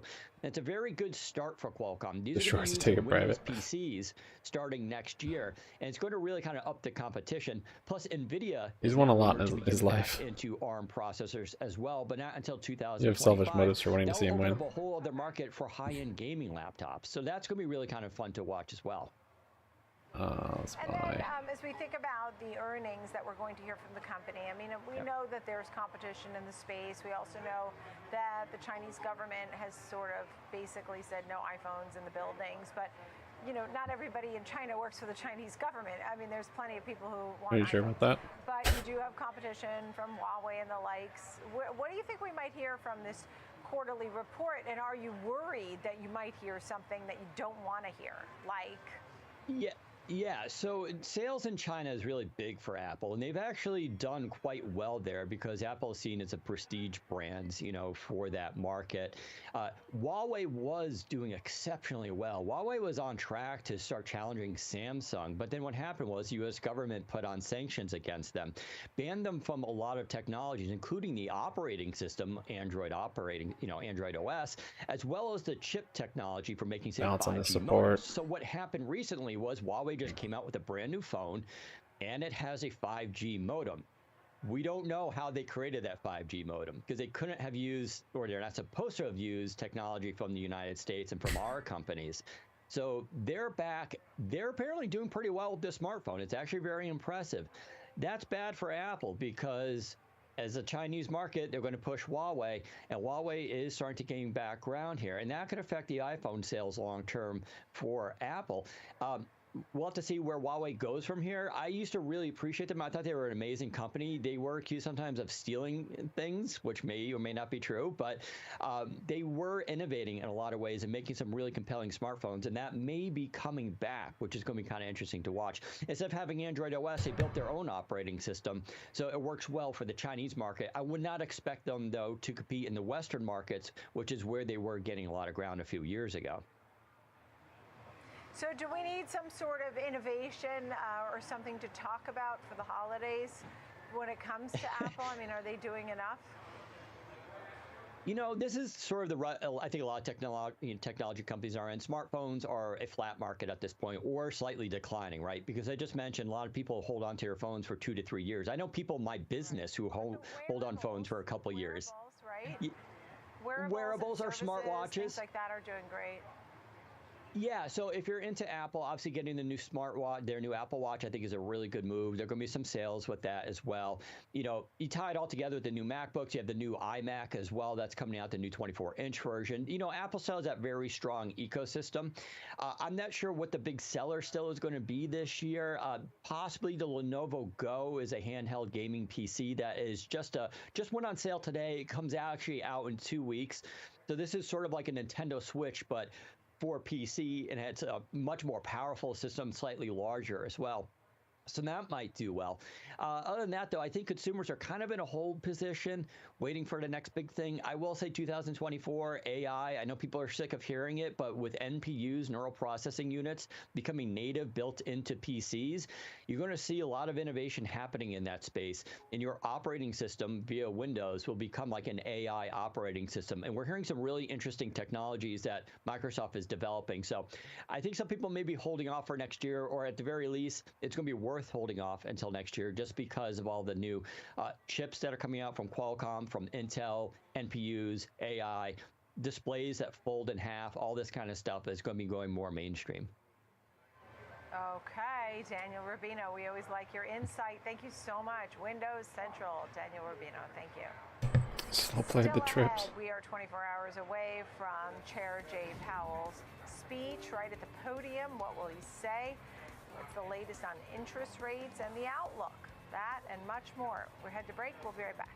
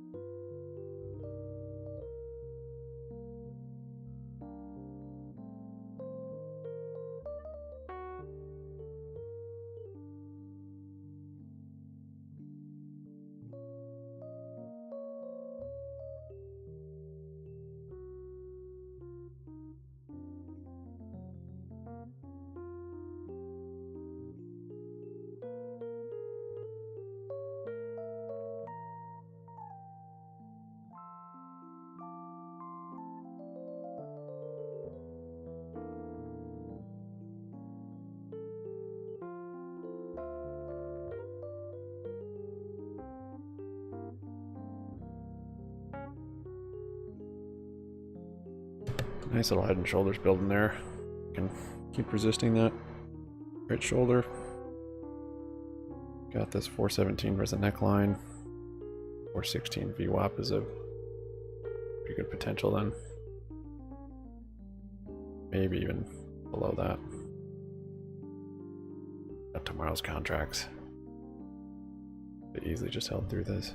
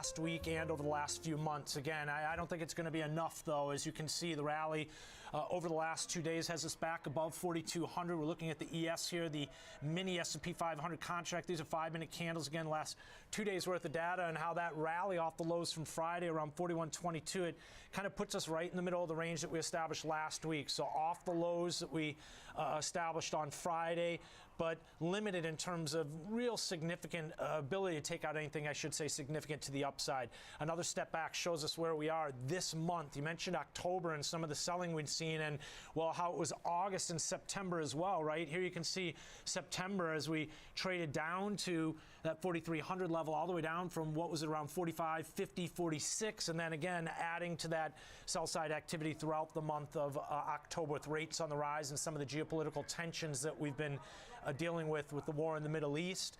Taking a look at where we are in the bigger picture, the daily candles, as we head into the end of the month, you can see again the series of lower highs that's come into play. The move that we're seeing right now has us below the 200, below the 50-day moving average. The one thing I did notice is you've got the NASDAQ here, Nicole, headed into the end of the month, still holding above the longer-dated 200-day moving average. It's the only one of the four majors that is. But yeah, you've got the VIX, which is kind of inching its way or holding up around this 1920 levels. We head into the end of the month here. And again, I think just investors are a little bit uneasy about some of the recent developments. And then we have gold. I mean, we had the safe haven of gold, and we went up well over 2,000 a troy ounce, and have since pulled back. I mean, today, a big move down over $14. Absolutely, and some of this tied to what we've seen in terms of the U.S. dollar. I think a big rally, again, back up and through this 106 handle, and oftentimes you see that inverse correlation tie there. But I also think that some of the geopolitical premium that we saw 3 or 4 weeks ago come into gold kind of has not really seen any real follow-through to the upside. Taking a look at the move lower from that spike high that we saw recently up to 2017, as you remember, back down to 1987 here. This is a 1-minute candle chart here, so this is just over the last recent move here that we've seen since today here, basically. Taking a look at how that's somewhat counter trend, though, right? Because, again, as mentioned, we just recently did trade up to this 2020, 2019 level, and you can see this is the news that we did have when we had the war on Israel and some of the geopolitical tensions. You can see that premium that comes into gold when you have that play out. But look at this, still holding above the 200, still holding above the 50, and still in this wide range trade that we've been in, basically going all the way back to. Close. We're talking a lot about of puts. I have a few left. Spring of 2020, Nicole. Prior I don't to have time that for this drop, chop. we saw to 2100. We've Looks like I might be retested that level breaking out to the upside. times Maybe here retest the top of the That's shoulder. The area that the bulls want to see us take out, but I I needed, think we're yeah, I still should have gotten comfortably in this tomorrow's. uptrend right now. It was a mistake. Anything that sparks further geopolitical tensions could bring that bid back into gold. Keep an eye on the U.S. dollar. Keep an eye on rates, obviously, though. That has an influence here also. All right, Ben Lichtenstein, thank you so much. Great to see you. Well, Ty J. Young is with us. We're talking all about the Fed because that's what we're waiting on. So glad you're with us. What are you expecting? Great to be here, Nicole. Thanks for having me. We're not expecting the Fed to raise interest rates. I mean, what's happened since the last Fed meeting is mortgage rates are up, car loans are up, business loans are up. The Treasury market got beat up pretty good, meaning the rates are the yields are up there as well. I don't think the Fed raises interest rates because interest rates are going up all by themselves. It's happening organically. Right. You know, I mean, the question, I actually saw one projection that it's not crazy, or it's still possible to think that the 10-year could go higher, in fact, even up to 7%. Do you think that's a possibility? You know, I do. I do think that's a possibility. And, you know, as I watch these markets, I mean, we had to know at some point when we're borrowing money that it's going to be very, very difficult to pay back over a period of time, that our credit rating or how people feel about our debt throughout the world is going to diminish. We had to know that was going to happen. And if that's the case, then, yeah, rates, I think, could possibly go higher. Now, the other side of that coin is if you're a saver, and, you know, over the last 10 years or so, savers haven't gotten a very good deal. You know, they've had, you know, CDs at 1% and money markets were paying, you know, next to nothing. Now you can go out and get a 1-year CD at 5%, or your money market might be paying 2 or 3% or more. So there is a silver lining to that. But yes, I do think rates continue to go up and go up organically. So you say you have to have an offense and a defense in your portfolio. Explain that. Well, I mean, we all want to be in the market when it's screaming up. We all want to make 20% per year, but the reality is the market doesn't always go up. Sometimes the market goes down. So you've got to have a good offense. You've got to be in a position to make money as the market goes up and not lose money when the market goes down. So how do you actually do that? There's a number of ways, but the way we do it for our clients, and we manage over $1 billion in these products, called a fixed index annuity. And Nicole, one just came across my desk recently. Is probably the most unique that I've ever seen. It's called a performance trigger. It's a 5-year account. And the way it works is if the market goes up at all, you get 8.5%. So if the market goes up 1/10 of 1%, you get 8.5% for the year. And if the market goes down, you don't lose anything. And there's no annual fees. The catch is it's a 5-year account, and you can't take all your money out for 5 years. But gosh, if the market just creeps up a little, you get 8.5.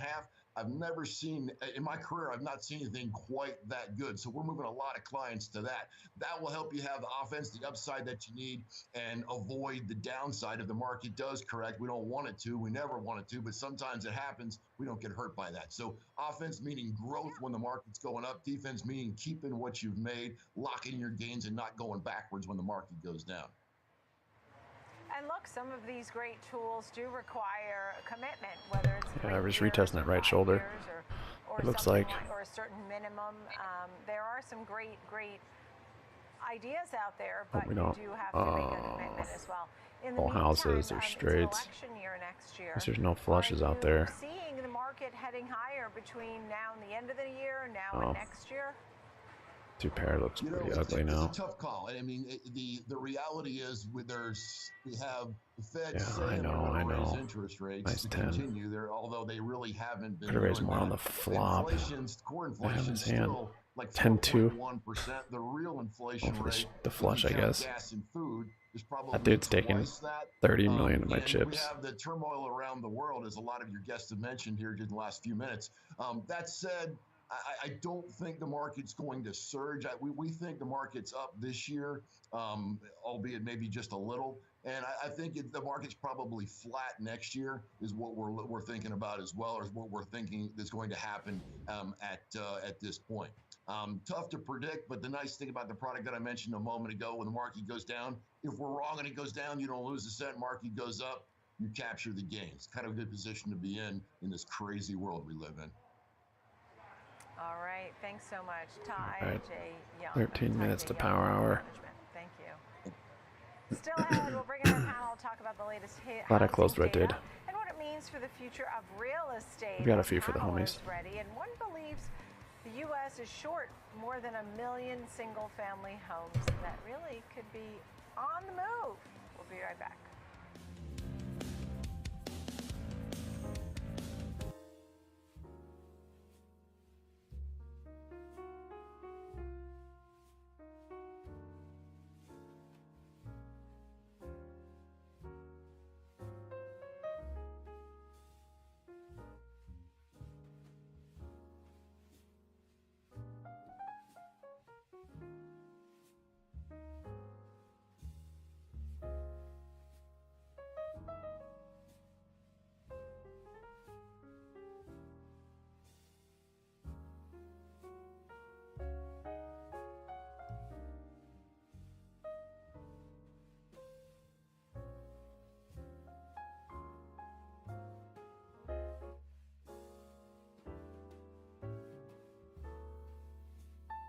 FOMC still have profit taking last hour?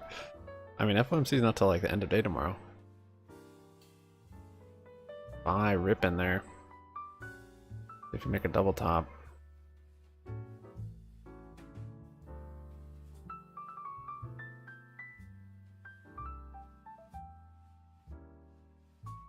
I don't want. It should want to get to safety though. Which isn't necessarily VWAP, but maybe some moving averages. Maybe somewhere between this bottom and kind of this resistance. Oh, it's kind of right there. Maybe a little bit lower. Of an equilibrium. Like maybe a double top there.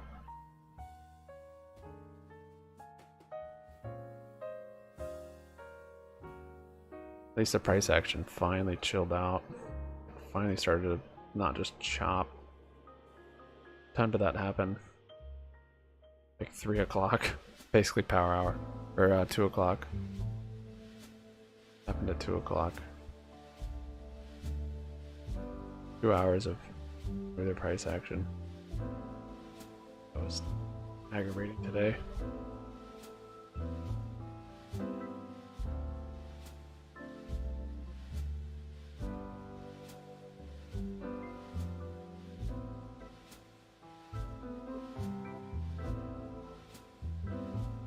Should have went back to my left the table and cashed in on those 25 million chips I had before I lost them all. Probably good practice to do. Buying speed at 330? Yeah, last 30 minutes maybe.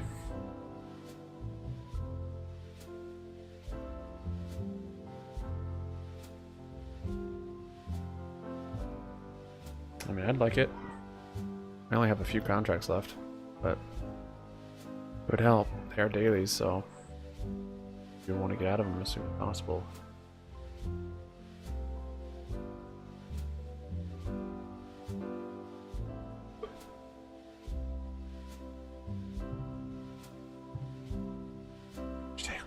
Time to switch tables when I had 25 million chips.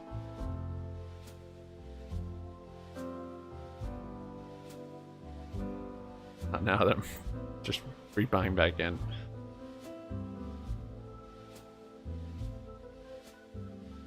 But yeah. You have to just sit through the car dead for a while.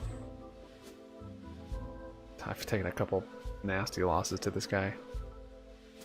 The trips he got on the river, ugh. I mean, I was bluffing a little bit. Still. Raise there, whatever. I'll still play it.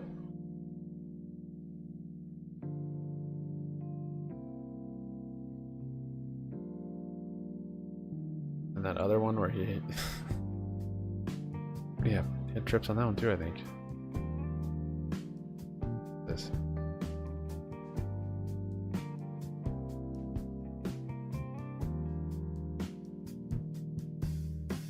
Influencer has mouth. Yeah, it works great. Then you can lose money and influence people at the same time.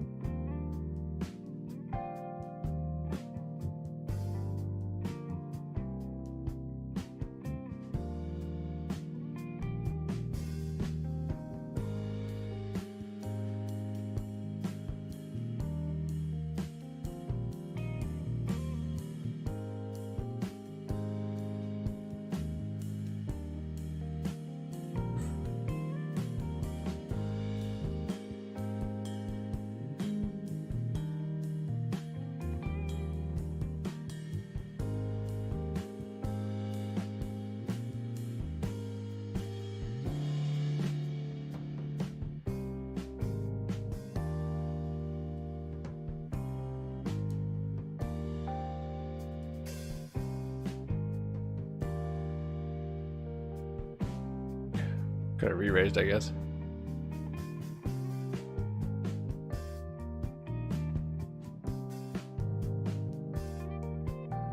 Left him off.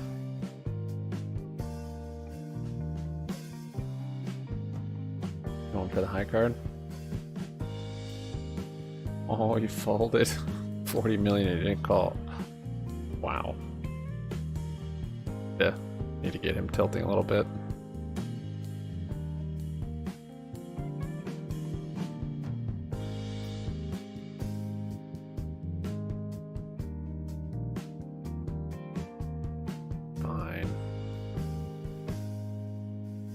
Gotta give you chips.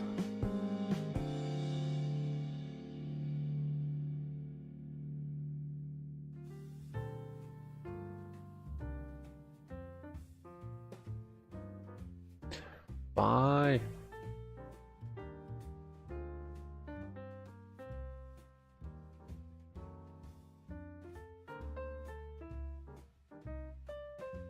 Still dancing around up here. 5 minutes to power hour. Highs of the day.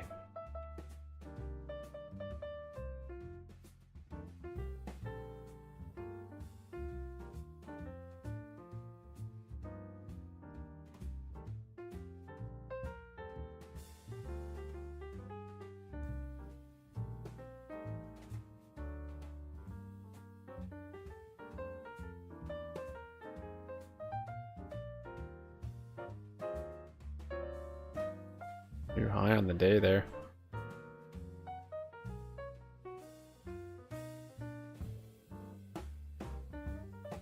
Four minutes. That. Tried to raise.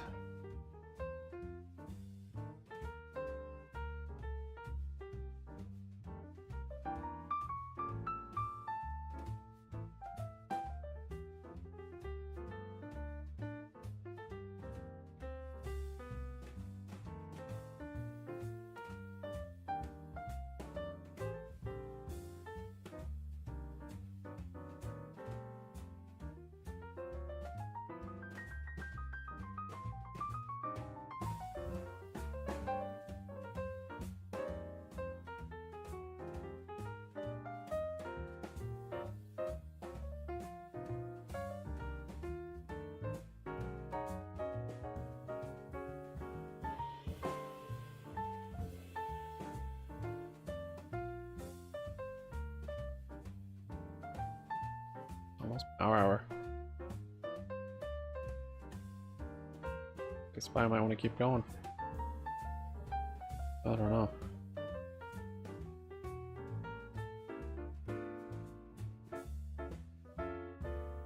I want to cut these last few contracts.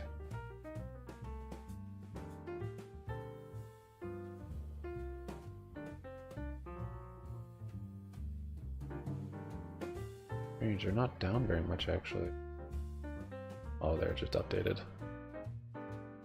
Thanks a lot.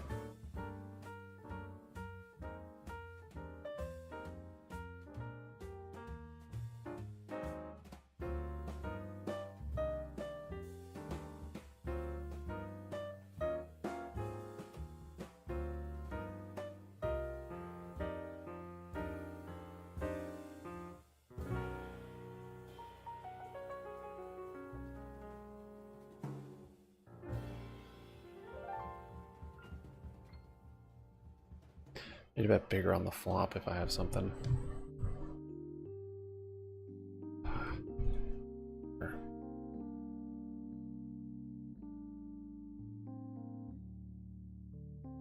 Am I there on SPY again?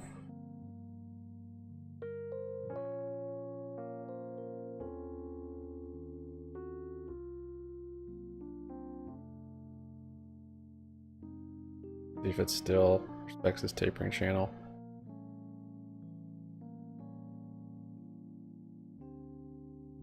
It's like, what the heck?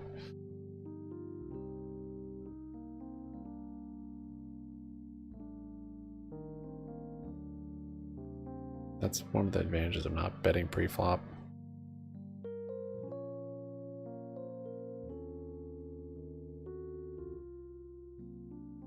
Not giving away your pocket pair potentially. Good call. Shoot, now just straight out there. Dang it. Yeah.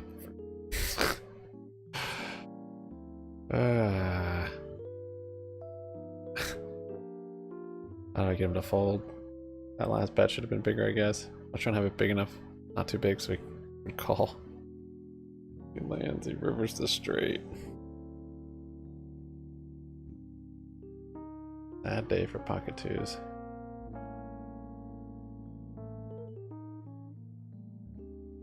didn't slow play.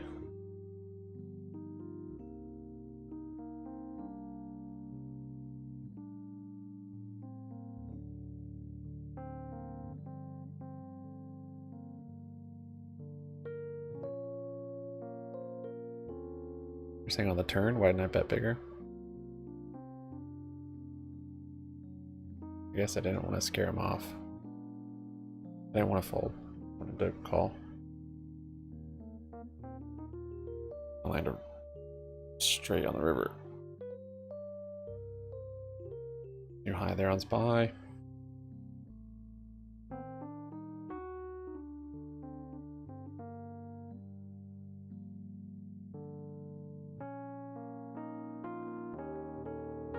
Well, I'm glad I closed most of my calls down here, or puts.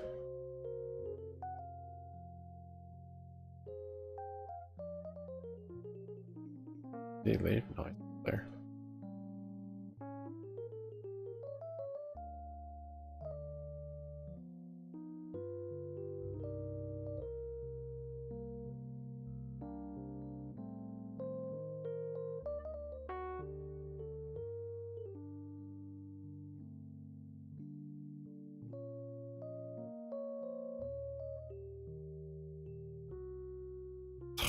SPY ripping. Not ripping, but still in this very bullish channel, which is actually a tapering channel.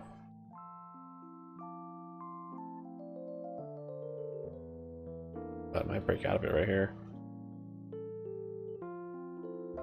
Another big resistance up here.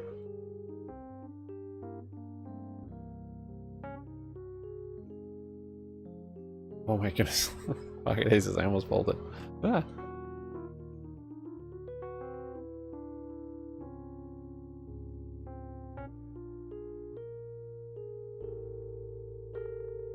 Okay, this I think I can safely slow. Well, there's two hearts.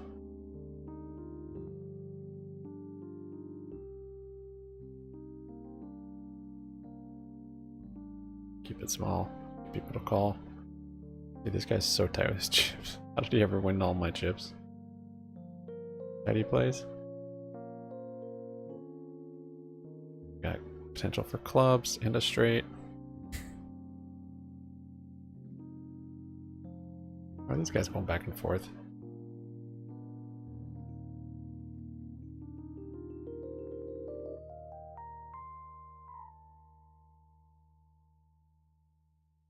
Didn't get much value for pocket aces, dang. Bluffed. Bluffed what?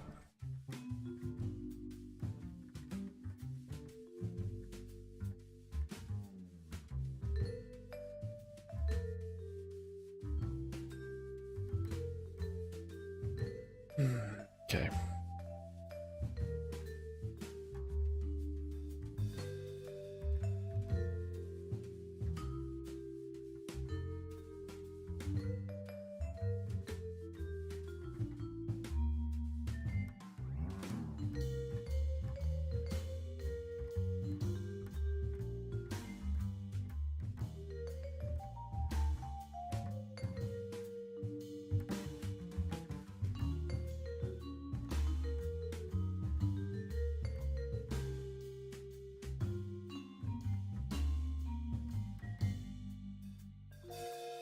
Dude, slow playing me with chip lead probably.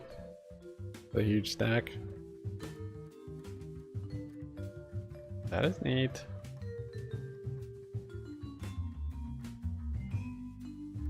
Oh, I knew high there. Oh, he just landed a full house also.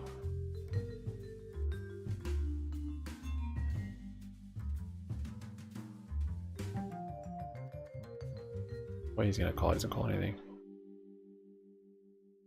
I just got trips.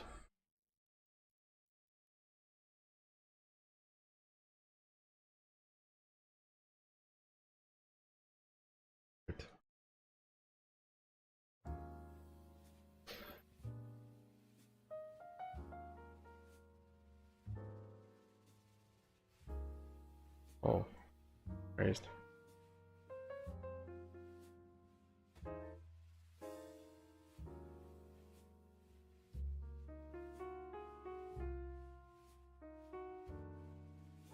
pulled back from the highs, that gap up, that was around 83 bucks. Well, guess what? Now we're lower, and we're actually breaking through some pretty well-defined support over the last couple months. So much for the theory that that event is going to send crude oil rocketing. Finally, last thing, as we talk, what drives the market for stocks, kind of the last hope here for bulls to get things back on track this earnings season is Apple. Shares were okay after they unveiled Respecting the new that chips. channel still. Little change, probably Never got to the bottom of it though. So far, Guess in this market for this earnings season, where big tech has been at maybe my best bottom isn't very right. divided. All right, let's start things off with Caroline Woods and Kevin Hanks. I got Kevin here with me in the studio. Yes, you do. Hey, what's up, Kev? Day two bounce, not bad. 11 like sectors in the S&P all higher. Look at that. Even energy with crude oil down is slightly in the green. Even communication services with Google Alphabet down is slightly in the green. RSI divergence up here? Strength across the board. Nope. So pretty interesting. Just bullish. What's going on here in the 11 sectors. Bullish all of the around. S&P, but Yeah, I don't know about VWAP today. Things, and then there's one thing. Oh, we lost comm services right as you speak. 10 sectors now. I spoke too soon. There it is. You're right. It just went negative. 6% on AMC. Exactly. GME kept going, 7.5. It's all the risk-off numbers, and then it's the dollar. And that move in the yen has to strengthen be starting to form a bottom here. Trade. Yen's down 1 3/4% today. Wow, yeah. That's a massive move for a foreign currency. There's very little Sure, chance some the diamonds dollar out there, could not be too. strong in a day like that. So the dollar is its own island today. What do I need, a currencies 6? Are heating up, but you've got the 10-year basically unchanged. You got the VIX down hard. You got crude oil down. You've got gold down hard. Some of gold might be the stronger dollar affecting gold, but it's also a slight risk on day here in this market. So yeah, and follow through as well. You know, Yeah, GME's kind of outpacing from tomorrow's IWM. Treasury refunding announcement coming in a little on the low side for the money that the government, the Treasury might need. We'll see if that comes. 7:30 Chicago time, 8:30 Eastern tomorrow. We'll get that number. Jerome Powell, not expected. We're not getting any dots. We're not getting probably any interest rate moves. So Jerome Powell's going to have to figure out something else to talk about to make some news. So I expect that to be a benign event for Jerome Powell. So I think that if we get through this Treasury number tomorrow, if we get through that and no geopolitical incident pops up on the radar, we could drift higher here. Well, it seems like right now, at least the crude market has been Nice little kind of power hour flush to VWAP. Anyway, Yeah. resilience there. I wonder if it's worry about demand, even in that region. I wonder if it's worried about demand. If there's war going on, other than military, other than tanks and jeeps and trucks. Well, we know some airlines and stuff have talked about it, Right. how it's going to hit their earnings. Right, exactly. So, yeah, there's disruptions there. But, yeah, crude oil, a lot of people surprised on the crude oil move. What's interesting, I think, particularly about the last 3 months compared to last year, is that even though bonds have been the source, the main headache here, and the inverse relationship, yields go up, stocks go down, that's been undeniable now for 3 months. But it's not as cataclysmic, it's not as broad and intense as it was when we first came off the highs in early 22. You look at earnings, and I think that's a good example. You got winners in there today. You have losers. You have some extreme downside in some stuff. And then you have some that are just kind of floating near highs like a Meta still. So, I mean, it's very possible that Apple could go well. Aristonet on the cloud side, little chip overlap there with some of the customers that we might hear from Advanced Micro, different products and services they sold, but a lot of the end consumers they share with like an AMD that's coming out tonight. Yeah, the question on AMD coming up tomorrow is it Intel or is it Texas Instruments? Yeah. It looks like most correlations are to something like Intel. Chances are if Intel's doing well, AMD's probably going to do all right, but you don't know for sure. Sure. Right? I mean, AMD, it's been pretty beat up the last couple weeks, so that could be interesting. Remember, they've got some promises lingering out there, like an AI chip by the end of the year. Well, here we are in the fourth quarter. I'm sure they'll have to speak about that because remember, they claimed in the past they're going to come out fourth quarter with the strongest AI chip to compete with NVIDIA. Look at this guy. Show It's going to us. be a big one. Show Look us. at this It's a guy. little late, but it is today. 20 million more. 4:15. So George's going to hit it live with 10 us. million And more. we've got a few other earnings to get through. We've got Match tonight. We've got, I keep saying tonight, but it's this afternoon, of course. All things relative. Caesar for solar that we're going to talk about. I think Caroline was back with us from the New York Stock Exchange because I wanted to talk about one other mover here to the downside real fast. Caroline, tell us about the VF Corp move. Can't omit the ugly part of the market today. Big sell-off, especially when consumer confidence eased a little bit. In that data point reading, I thought this was a good one to make sure folks were aware of. Consumer confidence may have eased, but people aren't buying Vans, Oliver. That seems to be a problem for VF Corp. This is the apparel company, of course, actually reported mixed results, but then on top of it, withdrew its full-year revenue and profit forecasts because it said demand for higher-priced goods is waning, especially here in the U.S., because consumers or customers are becoming more cost-conscious. So if you just take a look at the numbers, EPS, adjusted EPS of 63 cents, missed analyst expectations by 2 cents per share. Revenue did basically come in line with expectations, a slight beat there. Sales in the Americas, its biggest market, though, fell 11%, rose 8% in Greater China, helped by, of course, a rebound from the COVID lockdowns. But when you take a look at the revenue by brand, North Face, definitely a bright spot. Revenues there increased 19%. Timberland, though, fell 7%. Dickies revenue fell 8%, and Vans fell 21.4%. And it said it does not expect Vans brand performance to improve in the second half of the year. Also said that it's replacing the president of the Vans brand. Of course, margins also took a hit in the quarter from discounts and promotions that it had to offer to attract customers and shoppers. Gross margins dipped to 51.3% in the quarter. It also said it was undertaking a large-scale cost reduction program, which should save about $300 million in fixed cost savings. So after these results, we saw several price target cuts from analysts. BMO down to 18, Wedbush lowered to 15, both in the market perform camp. A little bit more bullish. Telsey is at 20 now from 27 with an outperform rating. Goldman Sachs sticking with its buy rating, but cut its price target to $19 a share. So VFC down 15% right now, trading at $14.50. Was already under pressure. The stock was already under pressure heading into this report. Now it's down about 50% year to date. We know the company was under pressure from two activist investors, so makes you think that they'll probably likely to continue to put pressure on the company. Yeah, if not jump ship.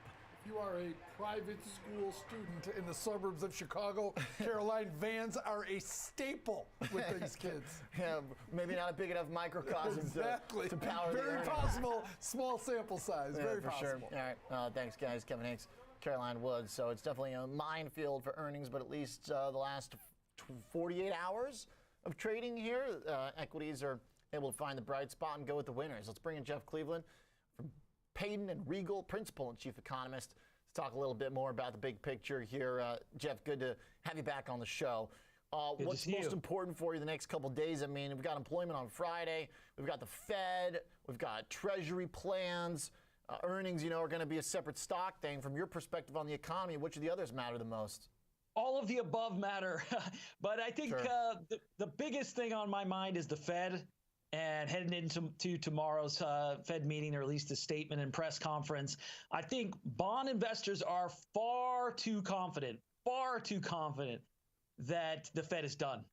I think there was a recent speech by Christopher Waller where he said that he can envision two scenarios playing out. One would be where the real side of the economy slows and the Fed is done. They've done enough. And the second scenario he brought up was that, growth would continue to come in above trend, labor market would be solid, inflation might even pick up a bit, and in that environment, the Fed would have more work to do.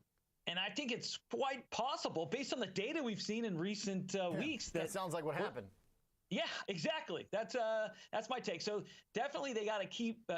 They pretty well telegraphed they're not going to do anything tomorrow, but I think they got to keep the possibility on the table that they're going to do something in December or even in January. And I don't think the bond market is particularly keen on this, but I think that's a reality.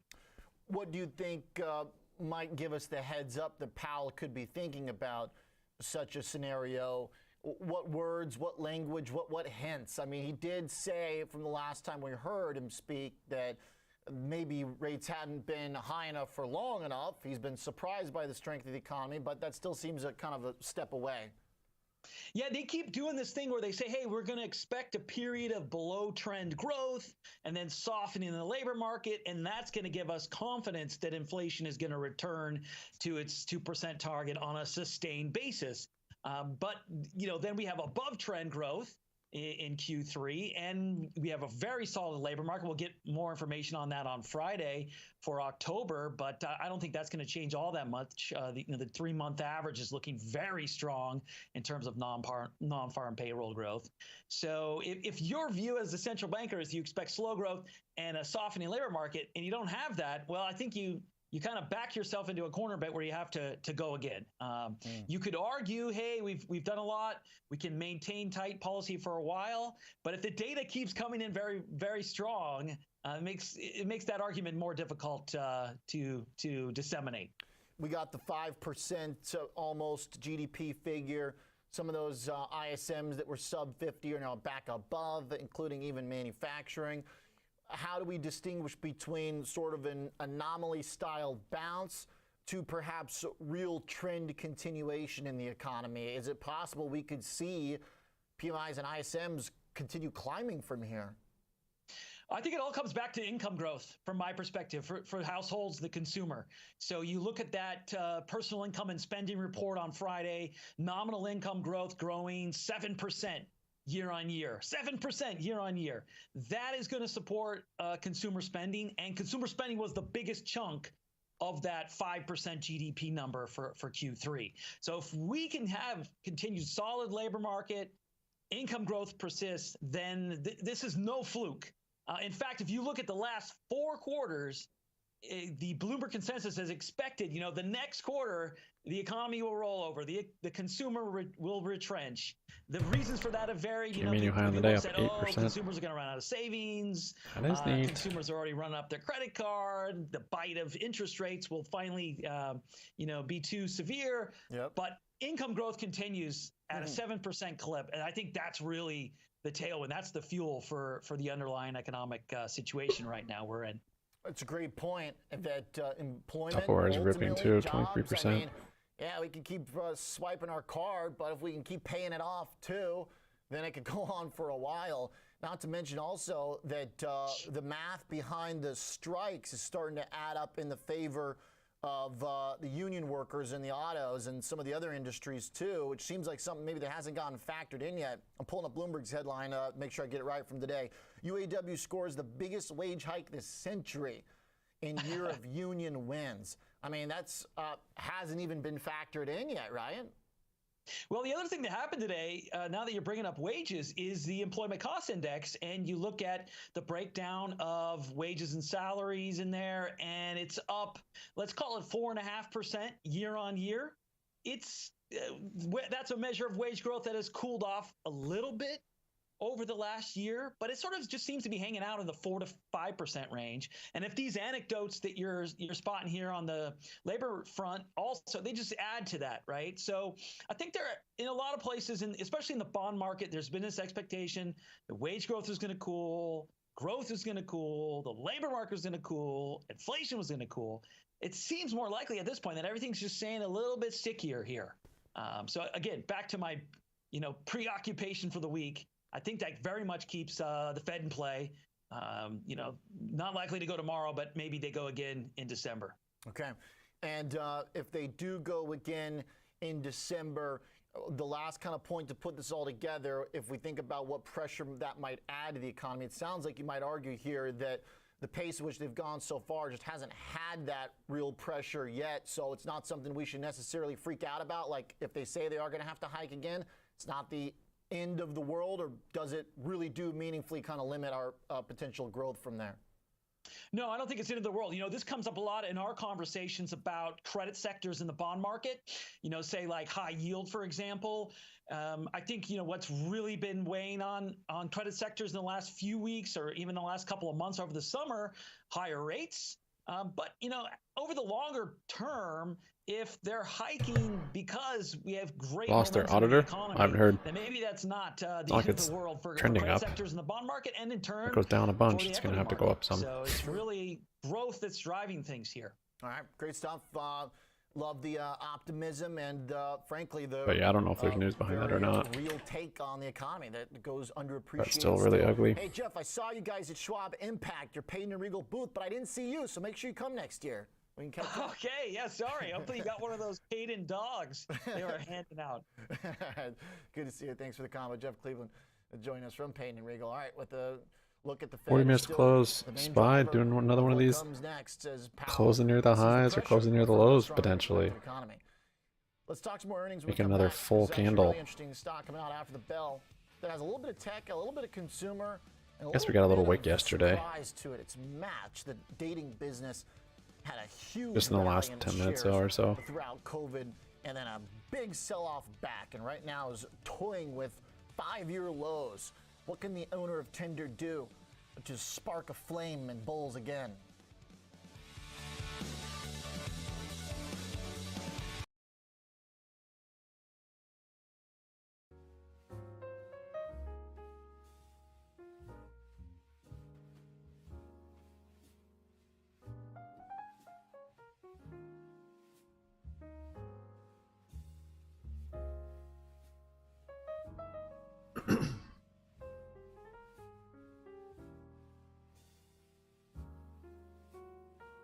I want to give this guy any chips. He only plays good hands.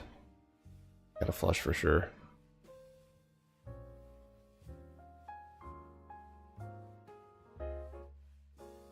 What? Bluffing? Never mind. Maybe I had a pair or something. 2 pair. Table is nasty. Right? Everyone plays super tight.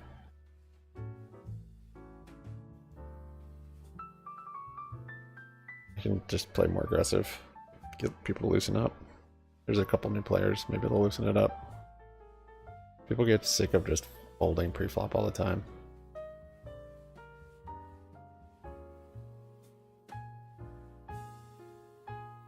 Just gotten wrecked playing aggressive here by this guy mostly. Alright, I'll play along. Let's go. That's no fun. Alright. Uh-huh. That was fun. Do it. Do it.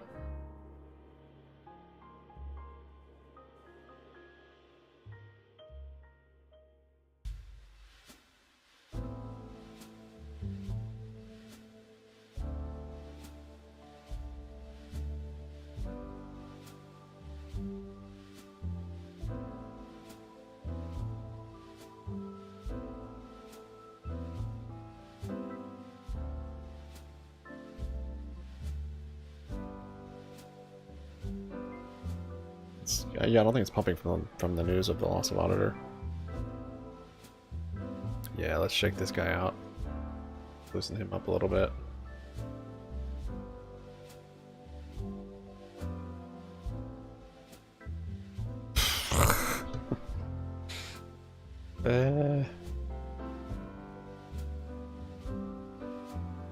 Dude.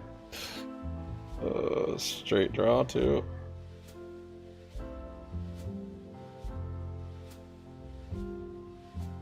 She's gonna shake me out.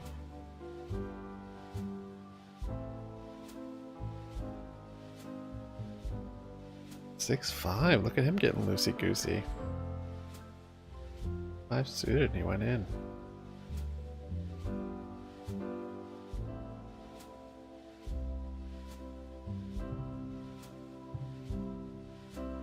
Gotten calls in this break. I closed my puts, but this was a much bigger move than my puts gave me.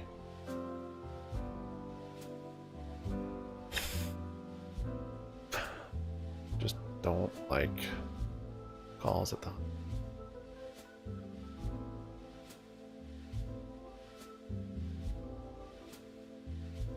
He's all in. Oh yeah, he's definitely Getting loosened up by her. That's great. X6 suited. Doesn't like getting muzzled. By little. Ooh, there we go.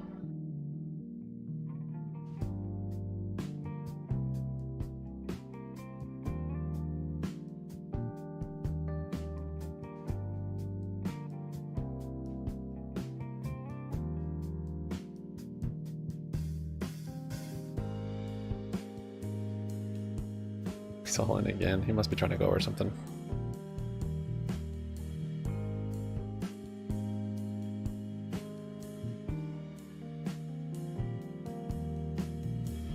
I don't know how he could start tilting. He hasn't played any hands. Played one hand. Pocket jacks, not bad. Come on. Come on. Yeah, the flush. The flush.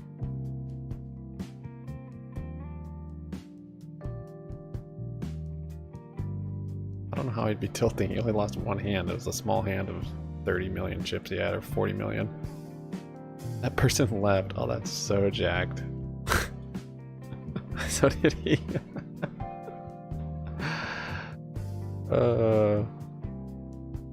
Just went all in, got super lucky.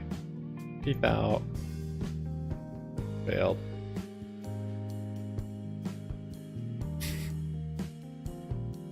Yeah, I think he had to go. That guy doesn't tilt, are you kidding me? He's stone cold.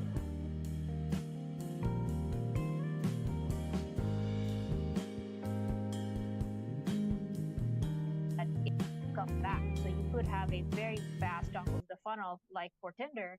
You may be fair today. Yeah, I might chop around up here till close. 6 months from today, it's difficult to think of churn beyond that. And then the third thing I'll say is that all these assets are great assets. Tinder, Bumble, Hinge, in their own way, they have been three of the most successful dating apps that we have today, and a reason why they are publicly traded stocks.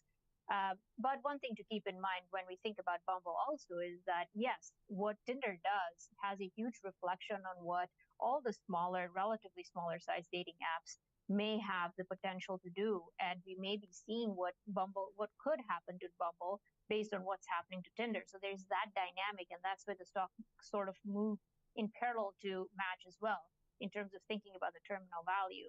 And then the other thing is also the relative scale of the businesses when you compare Match, which is a clear category leader.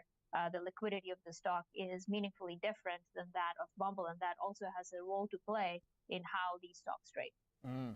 Now, thinking about the profitability and the cash flow and what they can do with that, do you want to see them reinvest then at this point into the platforms if they're not growing as fast? What's the solution for their free cash flow?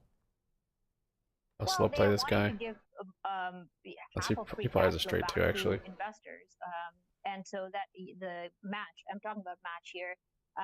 Oh, re-raise, I like it. In free cash flow, and their margins and free cash flow dynamics are very, very attractive. Get these guys all in. Is there a better hand out here? I guess they could have a full house. Capital, they have been very good about allocating capital in terms of buying back shares, as well as in terms of thinking about. Oh, he got a flush on the river. Marketing or product. So my best guess is that Gary is an extremely good operator. Will likely consider between these two options. Not much I can do better than that. Spend versus share buybacks to return. That was the right play, actually. In terms of the potential. He was even going for a flush. He had nothing. The stock is trading today, I would imagine that buyback you have a pair, maybe. Opportunity for them. Not only a vote of confidence, but in terms of. It was a huge call on his part. So I wouldn't be surprised. This one's just straight out there. If the stock price remains. Okay.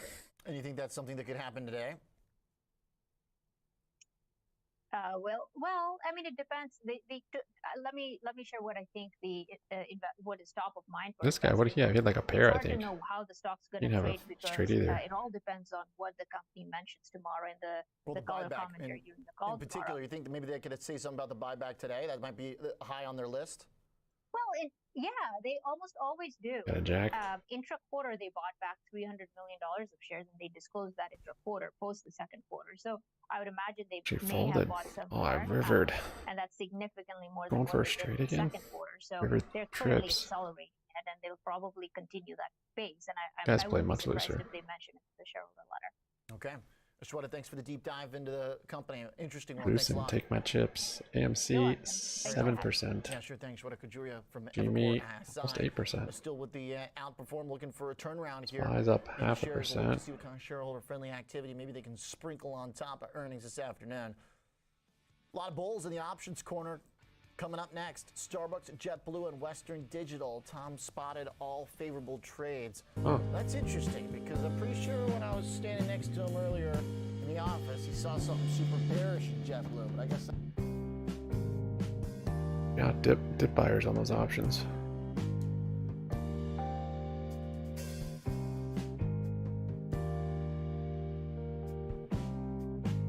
Don't get those big end of day moves anymore. Don't happen. I feel like they should be more common. I guess maybe with the VIX higher you would. Did I win? I folded. Not sure what it was. There's probably more volume in the market overall. Volume's decreased in the market, I think, in the last probably year. Once you kind of enter a bear market, I think you probably get less volume. And the volume was so heightened from COVID up until probably 2022. That probably also added to crazy end-of-day moves. Yeah, Turka's up 52. True.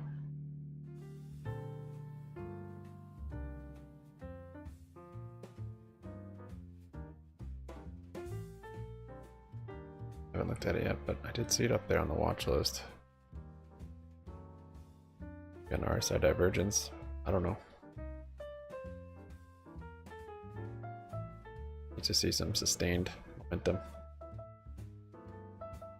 for the longer term trade, but yeah, today, nice trade today.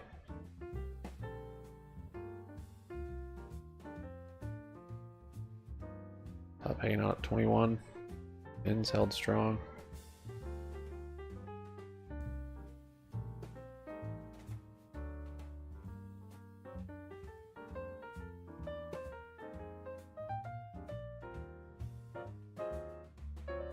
$4 flush, and I promise never to buy and hold again. Okay. We know that's not true. You need to be punished for what you do, otherwise you'll keep doing it.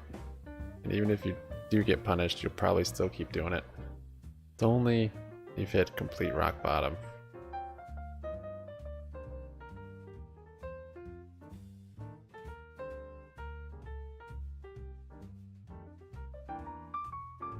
Yeah, you can't be rewarded for mistakes.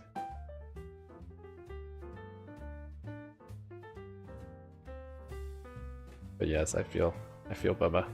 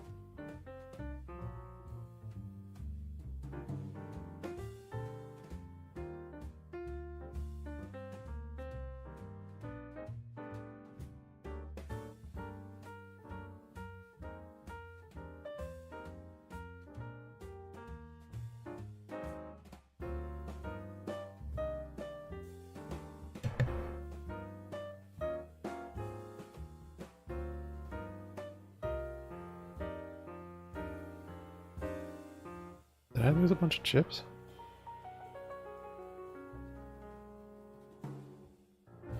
$3.30.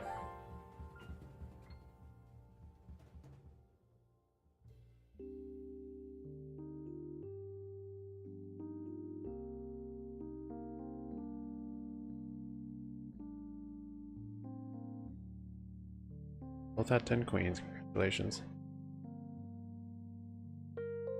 I guess one thing I did better today is I did overtrade, I guess. Didn't overtrade so much so that I ran out of buying power though. I think that's because my position sizing was smaller for the most part. I did start upping the position sizing though in the midday chop, which is not a good idea. Of course, sometimes you get the direction change midday, but just don't know. So many fake outs today. So many. Got whipsawed hard. This review is going to be very, very humbling.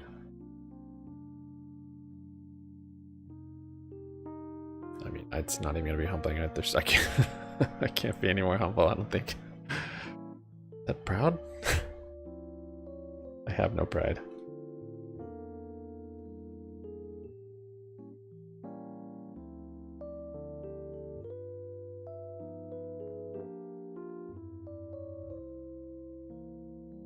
Event. So when you have a moment like this, I can see the bets basically kind of skewing towards the two extremes. Either you think they're going to bounce back and be a major player again and bet for big upside, or you bet that this is really like kind of a death blow to them not being able to scale up with Spirit. Question though, I mean, Okay. this is what I've had a hard time. If you look at I ask the questions here, Tom. If you look at any of the airline stocks, I do think FOMC will have effects on markets. 3 to 4 months, it's been a dismal performance for them. But then you look at TSA Without data, question. and you look at the price of a plane ticket. That's why it's such a frustrating ridiculous. trade. Yeah. And you know what? I get it. A lot of it is down to jet fuel prices, still elevated at this point. They've had to make reassessments on their average buying price on a gallon of jet fuel moving forward. I get that part of it, but doesn't explain margins aren't that razor thin out there in an industry where you've got record TSA numbers on a weekly basis. Yeah, no, frankly, I don't really get it either. I don't have a great answer, at this point. Is it the higher interest rate environment Fresh because they have a lot of debt? It's not 'cause of they have a lot fuel. debt on their balance sheets. That might be that plays a role, big concern, for sure. But for some more than others, still. The Jets ETF at 14. Give me more specific, which stock specifically? Oh, you got two trades. We got to move quickly. Let's stay in the consumer for a sec. Starbucks, little change. That will move with sideways. Where's this FOMC? coming from? What's going on? All your mega caps. Thursday morning. All the ones that's that what, are in the SPY. For stocks still Okay, down 6% I thought you were this year. joking, Option but market pricing in about a plus or minus 5% move in the shares. This one's been beaten down. Analysts have been volume's starting to pick up reassessing this here. company, lowering price targets on a Dude, if we had a daily, VWAP weekly flush here, basis. So, that'd be saw a trader out there in the November 3rd weekly cycle. maybe so fix my expire on day. Friday. You'll capture that Thursday morning Maybe. earnings event. They bought 3,000 of the 93 strike calls, paid a debit. I don't think so, actually. 60 I would on need more those. than that. So the break even of 95.60 over the next 3 days is about 3% Help, though. above the current share price within Still worth that a shot, one standard SPY. It's deviation worth a range shot. that the option market's pricing in. Call volumes double. 52-week high of this stock, Oliver, and Starbucks 115.50 in May. So another sell-off in a big brand. We saw it. McDonald's prior to earnings. We've seen it in Nike. Yeah, there was the trade this morning. All right, we'll do the review after this.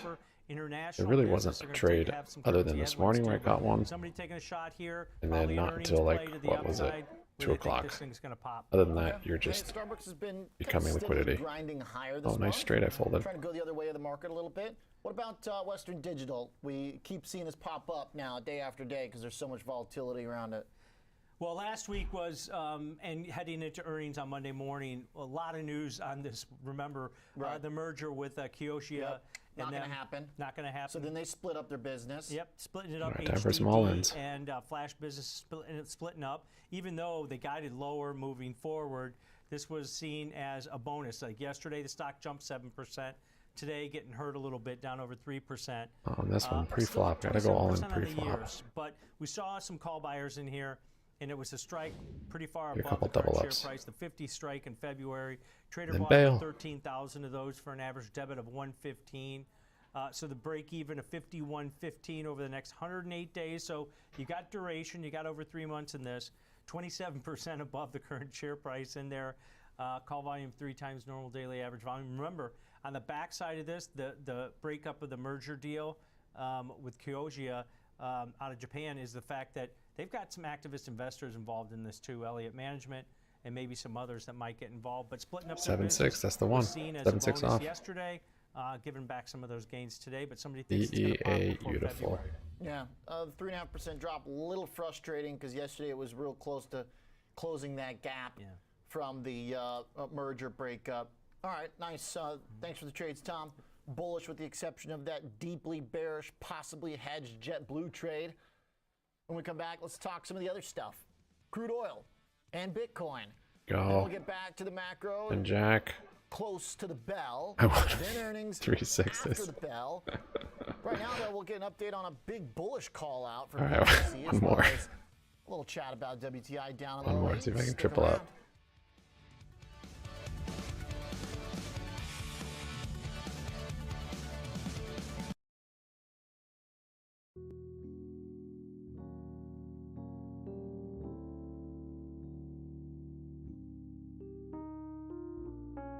Ace. My favorite here, actually? It might be. We both got a straight. Wait, what? I didn't even see that straight.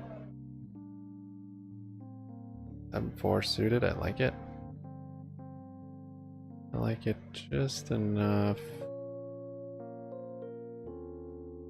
to go all in.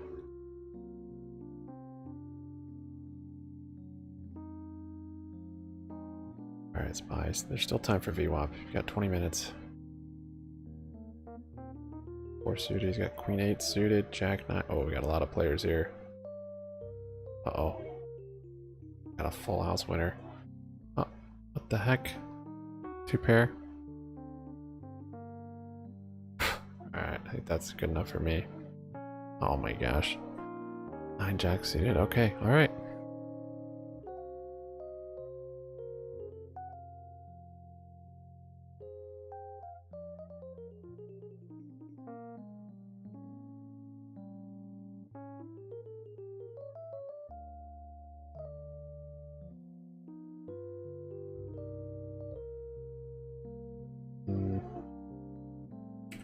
Selling one of these.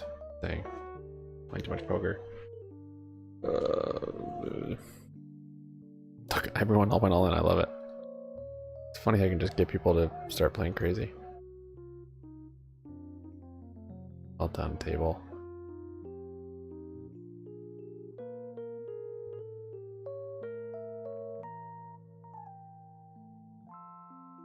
Get that bounce.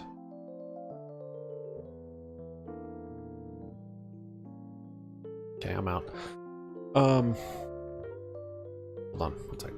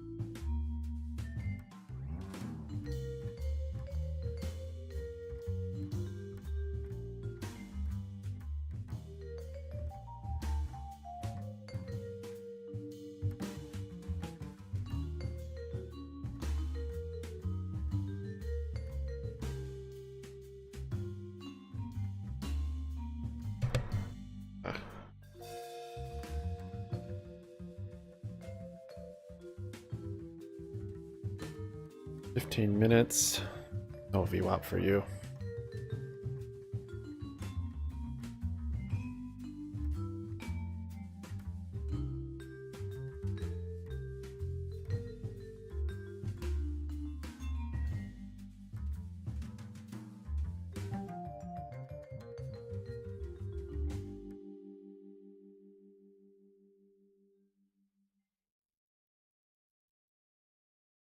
Okay, let's see. Yeah, it's all in this account, so that's nice. Kind of expected a chop. I mean, I said choppy, but choppy can always turn into continuation. Anyways, 10:02 got 5 calls. It makes most of my channels, so I have to just recap the day. Just go back to see what's going on here. Let's see. Oh, that was my best trade of the day. Should have stuck it with that one. Small amount. Here's open. Had a steep channel here. Then it turned into a less steep channel, basically showing tapering or rounding. So I would start to get bullish. However, it can always turn back into a steep channel, so gotta keep that in mind with your stops. So it hit it once here, hit it again here. So there's our trend. Then it bounced up to VWAP. I waited. I was waiting for another test on this bottom. It came down and started slowing down right there. So saw it as a double bottom. Doesn't necessarily have to come to the bottom of the channel. So I started getting calls there. That was the best trade of my day. That's it. Then I was done. Just kidding. 10:02. Got 5 calls. 10:07 sold 1. 10:12 sold another one. Completed the cup. And then got greedy or something. I don't know. Let's see. I wanted to get the handle, so I bought 5 more. 10:31. So not too bad. Didn't wait long enough though. Yeah, that's right. It's had that big retrace. I traded this fine. This buying back in was not good. That's in hindsight though, of course, but that's crazy actually how that happened. I remember. Okay. So yeah, got back into calls there. It was breaking the channel. It was a false break. So I closed them back out. Let's see. 10:32. Closed those 5 back out. Still up though. And I still had the other 3 that I bought down here. And I closed 2 up here. And I had a stop for just under my cost basis until I lost on that trade. And then I moved my stop loss up to my cost basis because I didn't want to actually go red on the day. I wasn't calculating, I was just kind of rough guessing where I would be. Anyways, if I left it 2 cents cheaper, this drop right here, and I would not have stopped out. And I would have held those 3 calls. It literally just this one wick and it was like closed and then it went I didn't want to go chasing it. At this point it was a good setup to go long, but if I was already long, I'd of course held it. Got inverse head and shoulders on there actually. Anyways, yeah, that would have been much more preferred. So close that out. Got stopped out here on those calls. Bought 5 puts at 10:46 right here. Taking a triple top deal. Closed all 5. Yeah, this is when the chop and the over trading and 10:52 right here. Bought 5 at 11:16, 5 puts. Yeah, this chop was ugh. Didn't need to take that trade. Closed them at 11:27. A loss. Right here. 11:31 bought. See, this is where I scaled up. Bought 10 puts. It's a bad idea. Scale up was not warranted. 10:31. This is where I started whipsawing. 10:31 bought 10 puts here. Sorry, 11:31. 11:56. That wasn't too awful. I guess I didn't whipsaw there. Closed them here. No, what happened? I bought 10 puts there. 11:31. Okay, yeah. And then I bought 10 calls here at 11:56. I had the right idea on the calls, but this is where the whipsaw just sucked. Highs rallying right here. Yeah, so now I had calls and puts. 11:56. I closed my puts. Guess what that was? Okay, no, I wasn't trying. I was trying to get into calls, and I just opened my. I opened my calls before I closed my puts. So, closed my puts right here, and it already got in the calls, and then closed 2 of the calls at 12. Okay, so that's not terrible. Where did I whipsaw a little further? Those 2 calls here closed 8 at 12:16. Oh, that was the whipsaw right here. I don't know why I waited that whole time. I don't know.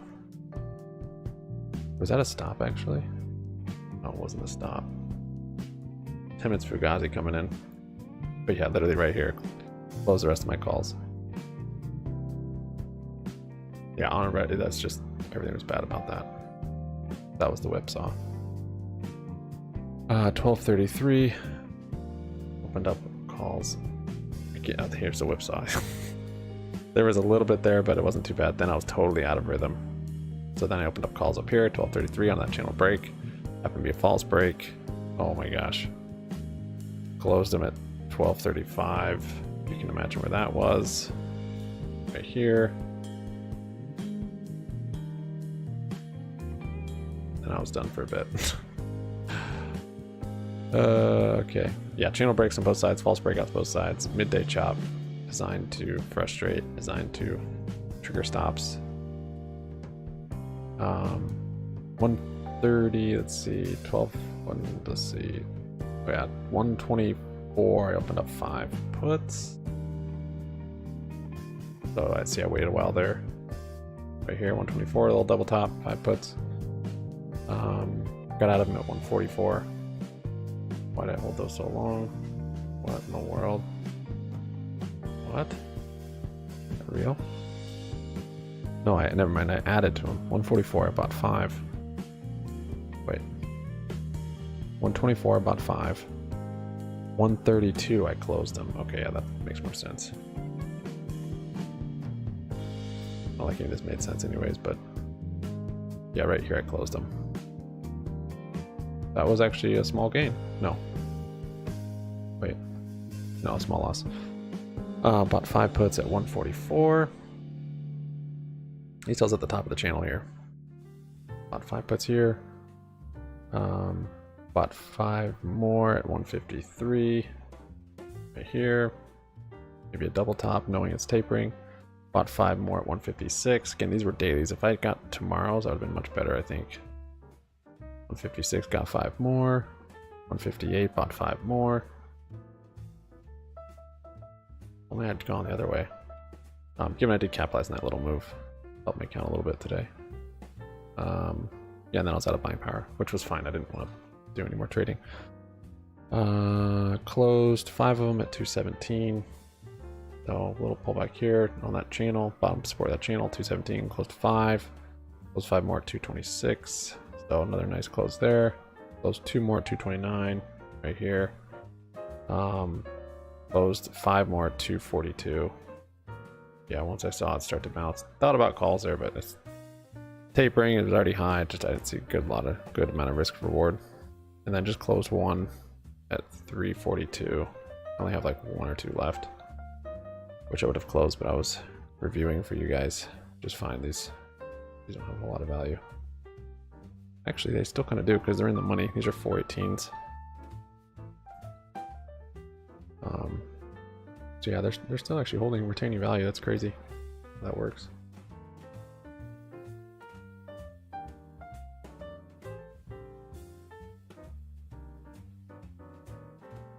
Looks like yep.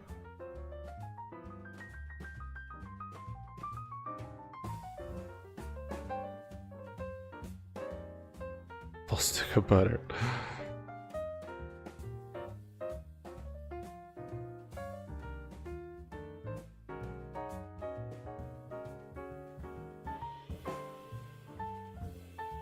Alright, let's see. 5-minute finger slap. Anything? Oh, we have earnings after hours, don't we? Wait a minute. You guys have an earnings calendar? See what's after hours.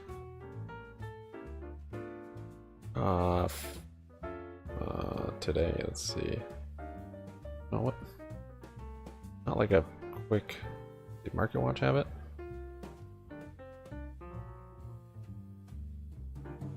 October. Oh, okay, yeah, Market Watch has it. Or buy. How bullish a SPY is that 5-minute? Allergen, Bud.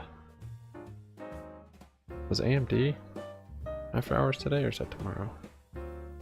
Oh yeah, AMD is after hours. Wait, did I see it?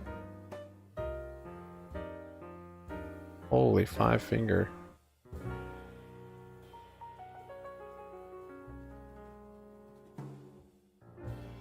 Triple top there. Another hit on resistance. I think we do have earnings though.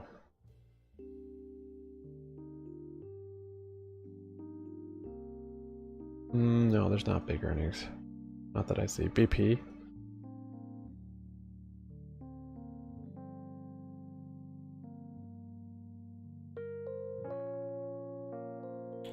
Wow, another big red day. Not too bad. No, it's bad. This shouldn't be. No, I shouldn't rationalize this big of a loss. Sucks. Is SPY about to rip right here?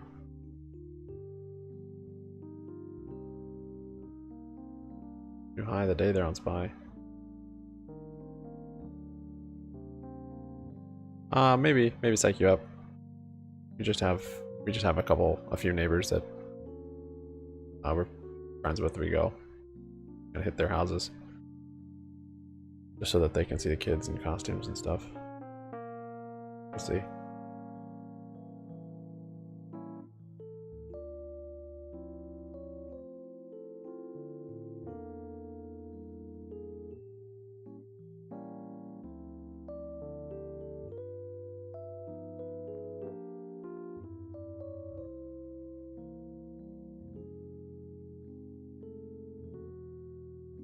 Look at that bullish close. What burned me was that stop. That really hurt. Whipsawing was my fault. That sucked. But this stop right here, that would have been a nice. That would have been all I needed. Early morning, these contracts were moving like crazy.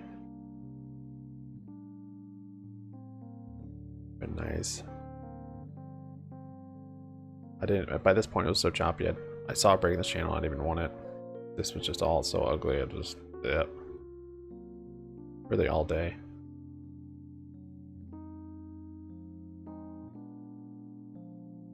Yeah, like you started to get some price action, but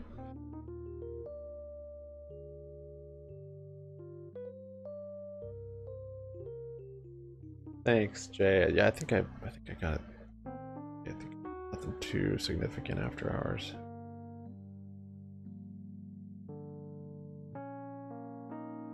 Tuesday after. Wait, it is AMD. Why isn't that on here? What? October 31st.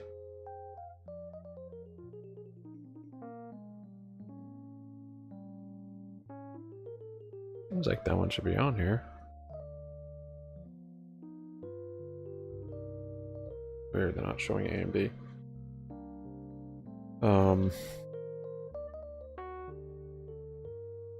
We do have AMD after hours. Tuesday after close. Today's Tuesday, right? Yeah. AMD, the main one. All right, maybe we'll get a reaction from that.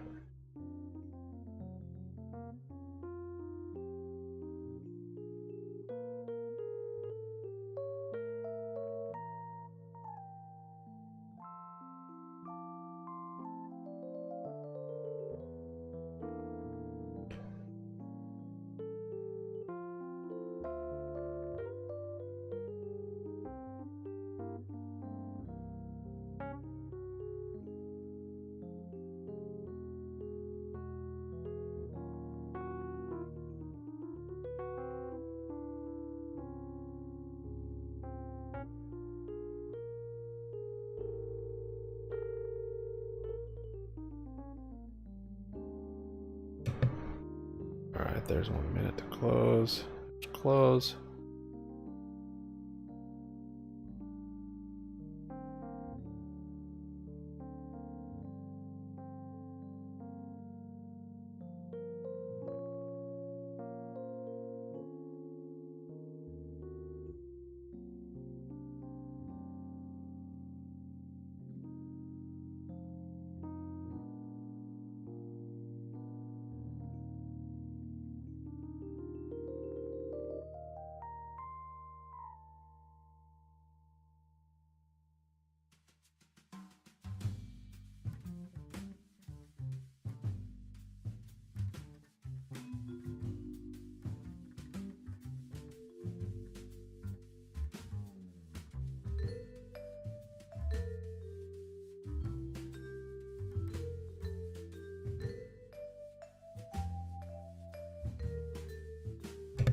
Okay.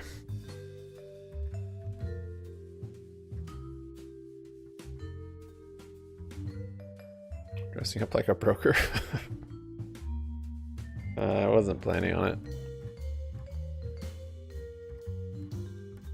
How do I, like, I don't know how that person would dress. Like in a suit?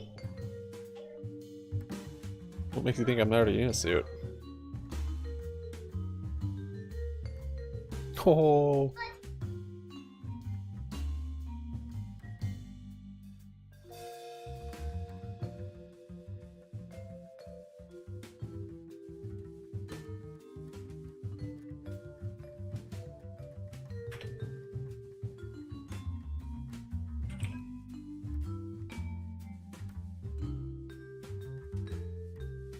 JetBlue had a pretty good bounce there.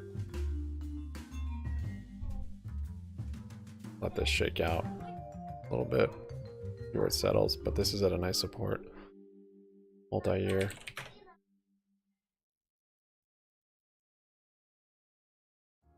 Spirit, on the other hand, still getting wrecked. Alright, AMD.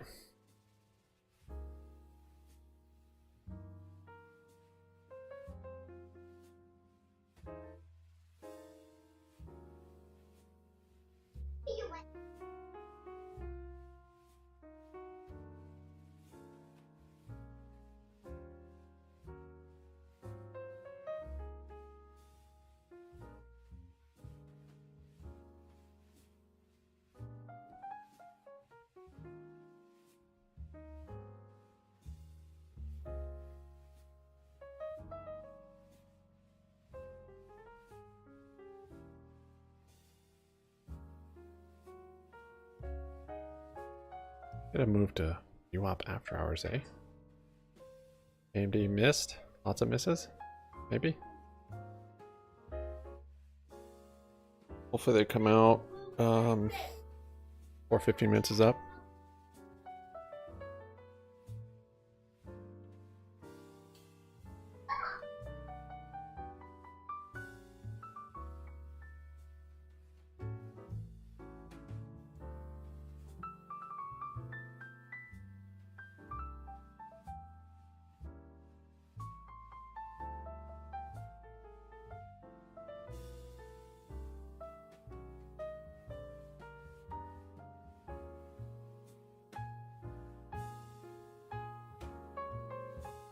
Threat of the culinary workers going on strike, so I'm curious what they have to say about labor costs.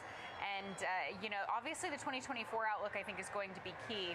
I know that casinos tend to be recession resilient. I know we aren't actually in a recession. There's the Spice coming down some. really dominated AMD hasn't come out yet, though. but it's just a good read on the consumer to see if there's any signs of pullback in the I don't consumer. know It if there's doesn't any seem to other be the case in the third quarter, though. too A beat big on of both top and bottom line. movers. Not seeing a whole lot of movement in the stock, though, and this is one that was actually all three of these that we're going to be talking about have been under pressure this year. Caesars is technically fared the best, only down about 4% year to date, but not seeing a whole lot of movement. First Solar I'm curious about. So maybe some digestion needs to happen before investors decide if they want to buy or sell. Looking for that one to sell off. The digestion right now has been a bit of a tumultuous one with the shares below 40 bucks again. The other thing too is that the whole sector has pulled back. Match Group. The way that the market Event. also kind I of think pulled AMD's the back main in one. airlines and some of the travel, the hotel-centric gaming plays have pulled back. It's really when you strip out the hospitality side that you find big winners. Yeah, thanks like guys for your likes DraftKings. today. I I mean, appreciate it. 19 on does the board. seem Well like, done. Right now, it's tough to kind of build the case for just the travel play. Kind of no matter what sector you're in. I don't know if it should be that way, Kevin, but I mean, I'm just kind of looking at all the charts, and they do share that weakness in common. Yeah, we did see this huge run up when it came to Caesars and some of the others when we started talking about Macau reopening, and that could be a huge Maybe the Twix, benefit Skittles, for a lot of Snickers, these Dots, companies Twizzlers, here. But Reese's. when you're looking at this earnings announcement, I think it's kind of mixed. I mean, there's nothing that's really special out of here outside of Caesar Digital, That's not too which picky. did show about an 89% growth on a year-over-year basis. Still, once again, not providing any net income. It's still coming in at a loss, but a loss of $83 million. But that's a lot better than in 2022 for the 9 months in 2022, which was $755 million. So there's some really good green shoots if you're looking at that side of the business, but everything else, when you're looking at the casino sales, I mean, they were pretty much flat comps year over year. If you're looking at food and beverage, which is a very profitable side of the casino business, once again, revenue side, it's pretty much flat. So I'm not sure if there's anything to really write home about to the upside, but you can also say that they didn't really disappoint the street's expectations either. I think this is a flat report. I think the street's going to treat it as such. Okay. Yeah, not a lot of excitement right now. Let's flip over.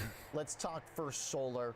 I don't know if AMD will actually move it. 159 billion. I guess the last point I would just say there to Caroline's point Maybe about if it's the big comps enough is to that, move. you know, we've Dude, kind of another gone day I'm through trying to like trade a extended few hours. major phases. I know the day didn't go very the well. COVID, destruction of demand, big recovery, and it just feels like there's a lot of uncertainty now and kind of unknown kind of where we're at. The prices folks are paying to travel relative to what's on offer. Let's talk First Solar. Shares just got wrecked over the past year alongside a lot else in this market. Some of the narrative I was reading about coming into this, though, was still pretty hopeful that maybe they will be a industry leader and defy some of the slowdown expectations. But I'm not sure if the market agrees with that sentiment the way it's been down. Also, they did lower their guidance on the bottom line. Actually, no, they raised it a little bit on the bottom line. So the top line stays the same. For the full year, they're saying $7.20 to $8. The street was expecting 7 to 8, or rather, that's what they had outlined previously. So they add on 20 cents. Is that going to be enough to turn around the stock also at 52-week lows? I'm not so sure about that, Caroline. Especially since First Solar missed on the top line. If you take a look, the expectation was for around $900 million. I'm seeing net sales of $801 million, and they're saying that the decrease was primarily driven by a reduction in modules, in the volume of modules sold. So I don't see, I'm actually seeing the stock tick higher right now, so the guidance might supersede obviously the revenue number because it is forward-looking volatility versus on AMD. backward-looking. But from an adjusted EPS perspective, did come in quite a bit better than expected. The estimate was to swing to a profit of $2.09 per share. It came in at $2.50 per share, so a beat there, but definitely a mixed number. It's hard with these clean energy stocks because the policy backdrop is very supportive of them, but then, you know, so many analysts talk about how they're very interest rate sensitive, and obviously we're in this higher for longer environment that keeps shares under pressure and really, you know, weighs on these companies. And obviously First Solar admitted that with saying that they, you know, it's a reduction in the volume of modules sold of their solar panels. But I am seeing, you know, again, not a lot of, unless I'm missing something, unless my connection is slow, I'm not seeing a whole lot of movement in this stock either. If we want to bring up a chart, but it's definitely a mixed report with upbeat outlook. Here's the thing: is that support, that great deal of support in terms of government stimulus, basically for the sector. Is there a real argument to be made, perhaps, Kevin, that it was too much? Because don't they all have like oversupply now? Didn't they like build out a bunch of like products and panels and stuff, and they're just like sitting in warehouses? Yeah, so this is actually a little bit of a structural issue. I think, one, when you're looking at their guidance moving forward, they're able to adjust that EPS guidance to the upside because they do plan on cutting a pretty significant chunk when it comes to expenses. So this is not going to be a revenue-driven expansion when it comes to EPS. This is really going to be from an expense side standpoint. The market might be providing a premium for that for a little bit, but we also have to just kind of keep in mind we've had a couple of solar companies over the last couple of trading sessions that have reported and have just destroyed the solar sector in general. If you look at the TAN ETF, it's trading at pretty historic levels to the downside. Oliver, the issue that we actually have with solar, and you can actually see this on a comp chart. I know we don't have one set up, but if you actually have a direct relationship to natural gas prices and energy prices as a whole, as those go up, the demand for solar also goes up as well because consumers look for alternatives. And we also saw this huge push in demand for the Russia-Ukraine conflict. And a lot of these solar companies, yes, they have domestic exposure, 70%, 75%, but 25% of their business does also have European exposure. And the European comps on a year-over-year basis were astronomical. But now we don't see that much demand. Energy prices have gone down here in the United States, as well as overseas. If you're looking at the UK benchmark there, so the demand is also slowing, and it's actually a very interesting correlation to say the least. I think they just got, they grew too fast, too quickly, and at the end of the day, yes, they have inventory. We're probably going to see some markdowns. This is going to be a margin story, unfortunately, and they're going to have to try to save themselves by being able to reduce expenses. Because no matter how many incentives you have out there, if you have lower energy prices as a whole, consumers are really not going to have any type of incentive. Close at right? I don't know, well, they, 2 minutes. At least are supporting the Let's come economy down a little with more, the though. fifth construction of a U.S.-based Values plant. are changing But on these then, contracts. Again, some of that kind of makes us wonder if it's Spreads have too gotten rapid wider, though. of an It's expansion. the extended hours problem. So the numbers that they're beating on right now are more of a kind of structural financial effort rather than like some big change in the demand trajectory. And even put some if limit it were orders. coming from that, it'd be a 20-cent difference basically. So it seems like right now this is kind of more of the same is the way I would describe it, which has been concern that there's not enough money, frankly, on the other side of the equation. There's a lot of money on the investment side. But AMD. that can be kind of a negative recipe. I mean, think about like a different sector like a Meta that just poured money into this, big effort to bring out these new products, didn't get received well, so they had to spend a whole year cleaning up shop on the expenses. Now, for them, it might even be different because it's like coming from their own pocketbooks, a little bit of government help here too, but ultimately gets us to the same place, Caroline, which is a lack of demand and a rough stock performance.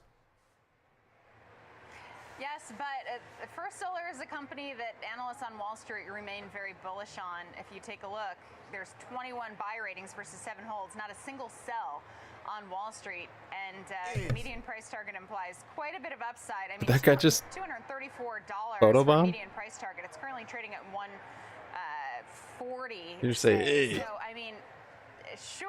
They're like I 8 think months you can behind. make that Oh, no, case, maybe that and I was think you a can also host. make the case that Meta continues to dump money into the metaverse. But This limit I think isn't that, filling this order. I go based Okay, on 1 minute. oftentimes what Wall Street analysts are saying, and they're still very bullish. So obviously, if First Solar is down, That's weird. The spread's like year to date. It's up actually widen and 40% from the 52-week drink highs. and go back so and it forth. could just be a buy the dip type of thing, but Not just like they're wide, Well, here's the they're other thing, widespread too, is after that, hours. in They the do ebb and background of flow. all this, we've also had a pretty big drop off in some of the EV plays. Yesterday we were talking about Albemarle dropping Okay, I got off. one filled. Tesla, I mean, is gotten pretty ugly here since their earnings. Basically, it does kind of seem like we're in a little bit of a tough spot AMD's going up. for some of the efficient energy and clean energy trades. So, All right, I just market ordered the other for one. Clean energy. I'm not so sure about the efficient Nice, part, good I waited, though. at this point, based on some of these. It's not stocks. moving SPY at All all. right, thanks, Kevin Green, Caroline I Woods. had 30 No seconds, match. so We're looking for match, but shoot, did I not fill? no match, no match, no Again? spark, No fill? Tinder, no flame. When we come back, AMD on our mind. Dude. We'll let you know if I guess it's fine, but in the meantime, this is the more important one for the broad market. there, okay, Advanced Phil. Micro and their new Nice. AI chip up next. All right, AMD's out. I don't really care. That's what I got. Thanks for watching, guys. Happy Reformation Day to you. Be safe out there. We'll see you right back here tomorrow. Be on Discord. Be on Twitter. Yeah, GME's up 7.5%. It'll bounce off the lows.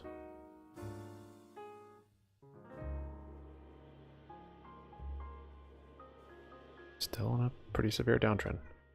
Pretty big bounce today on SPY. Wait and see what's going on here. It's looking bullish for top of the channel, maybe a Santa rally.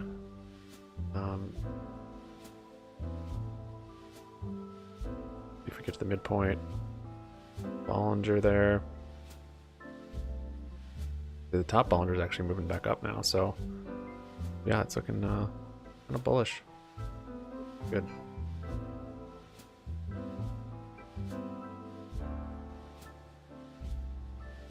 That RSI divergence is still there, which is bullish.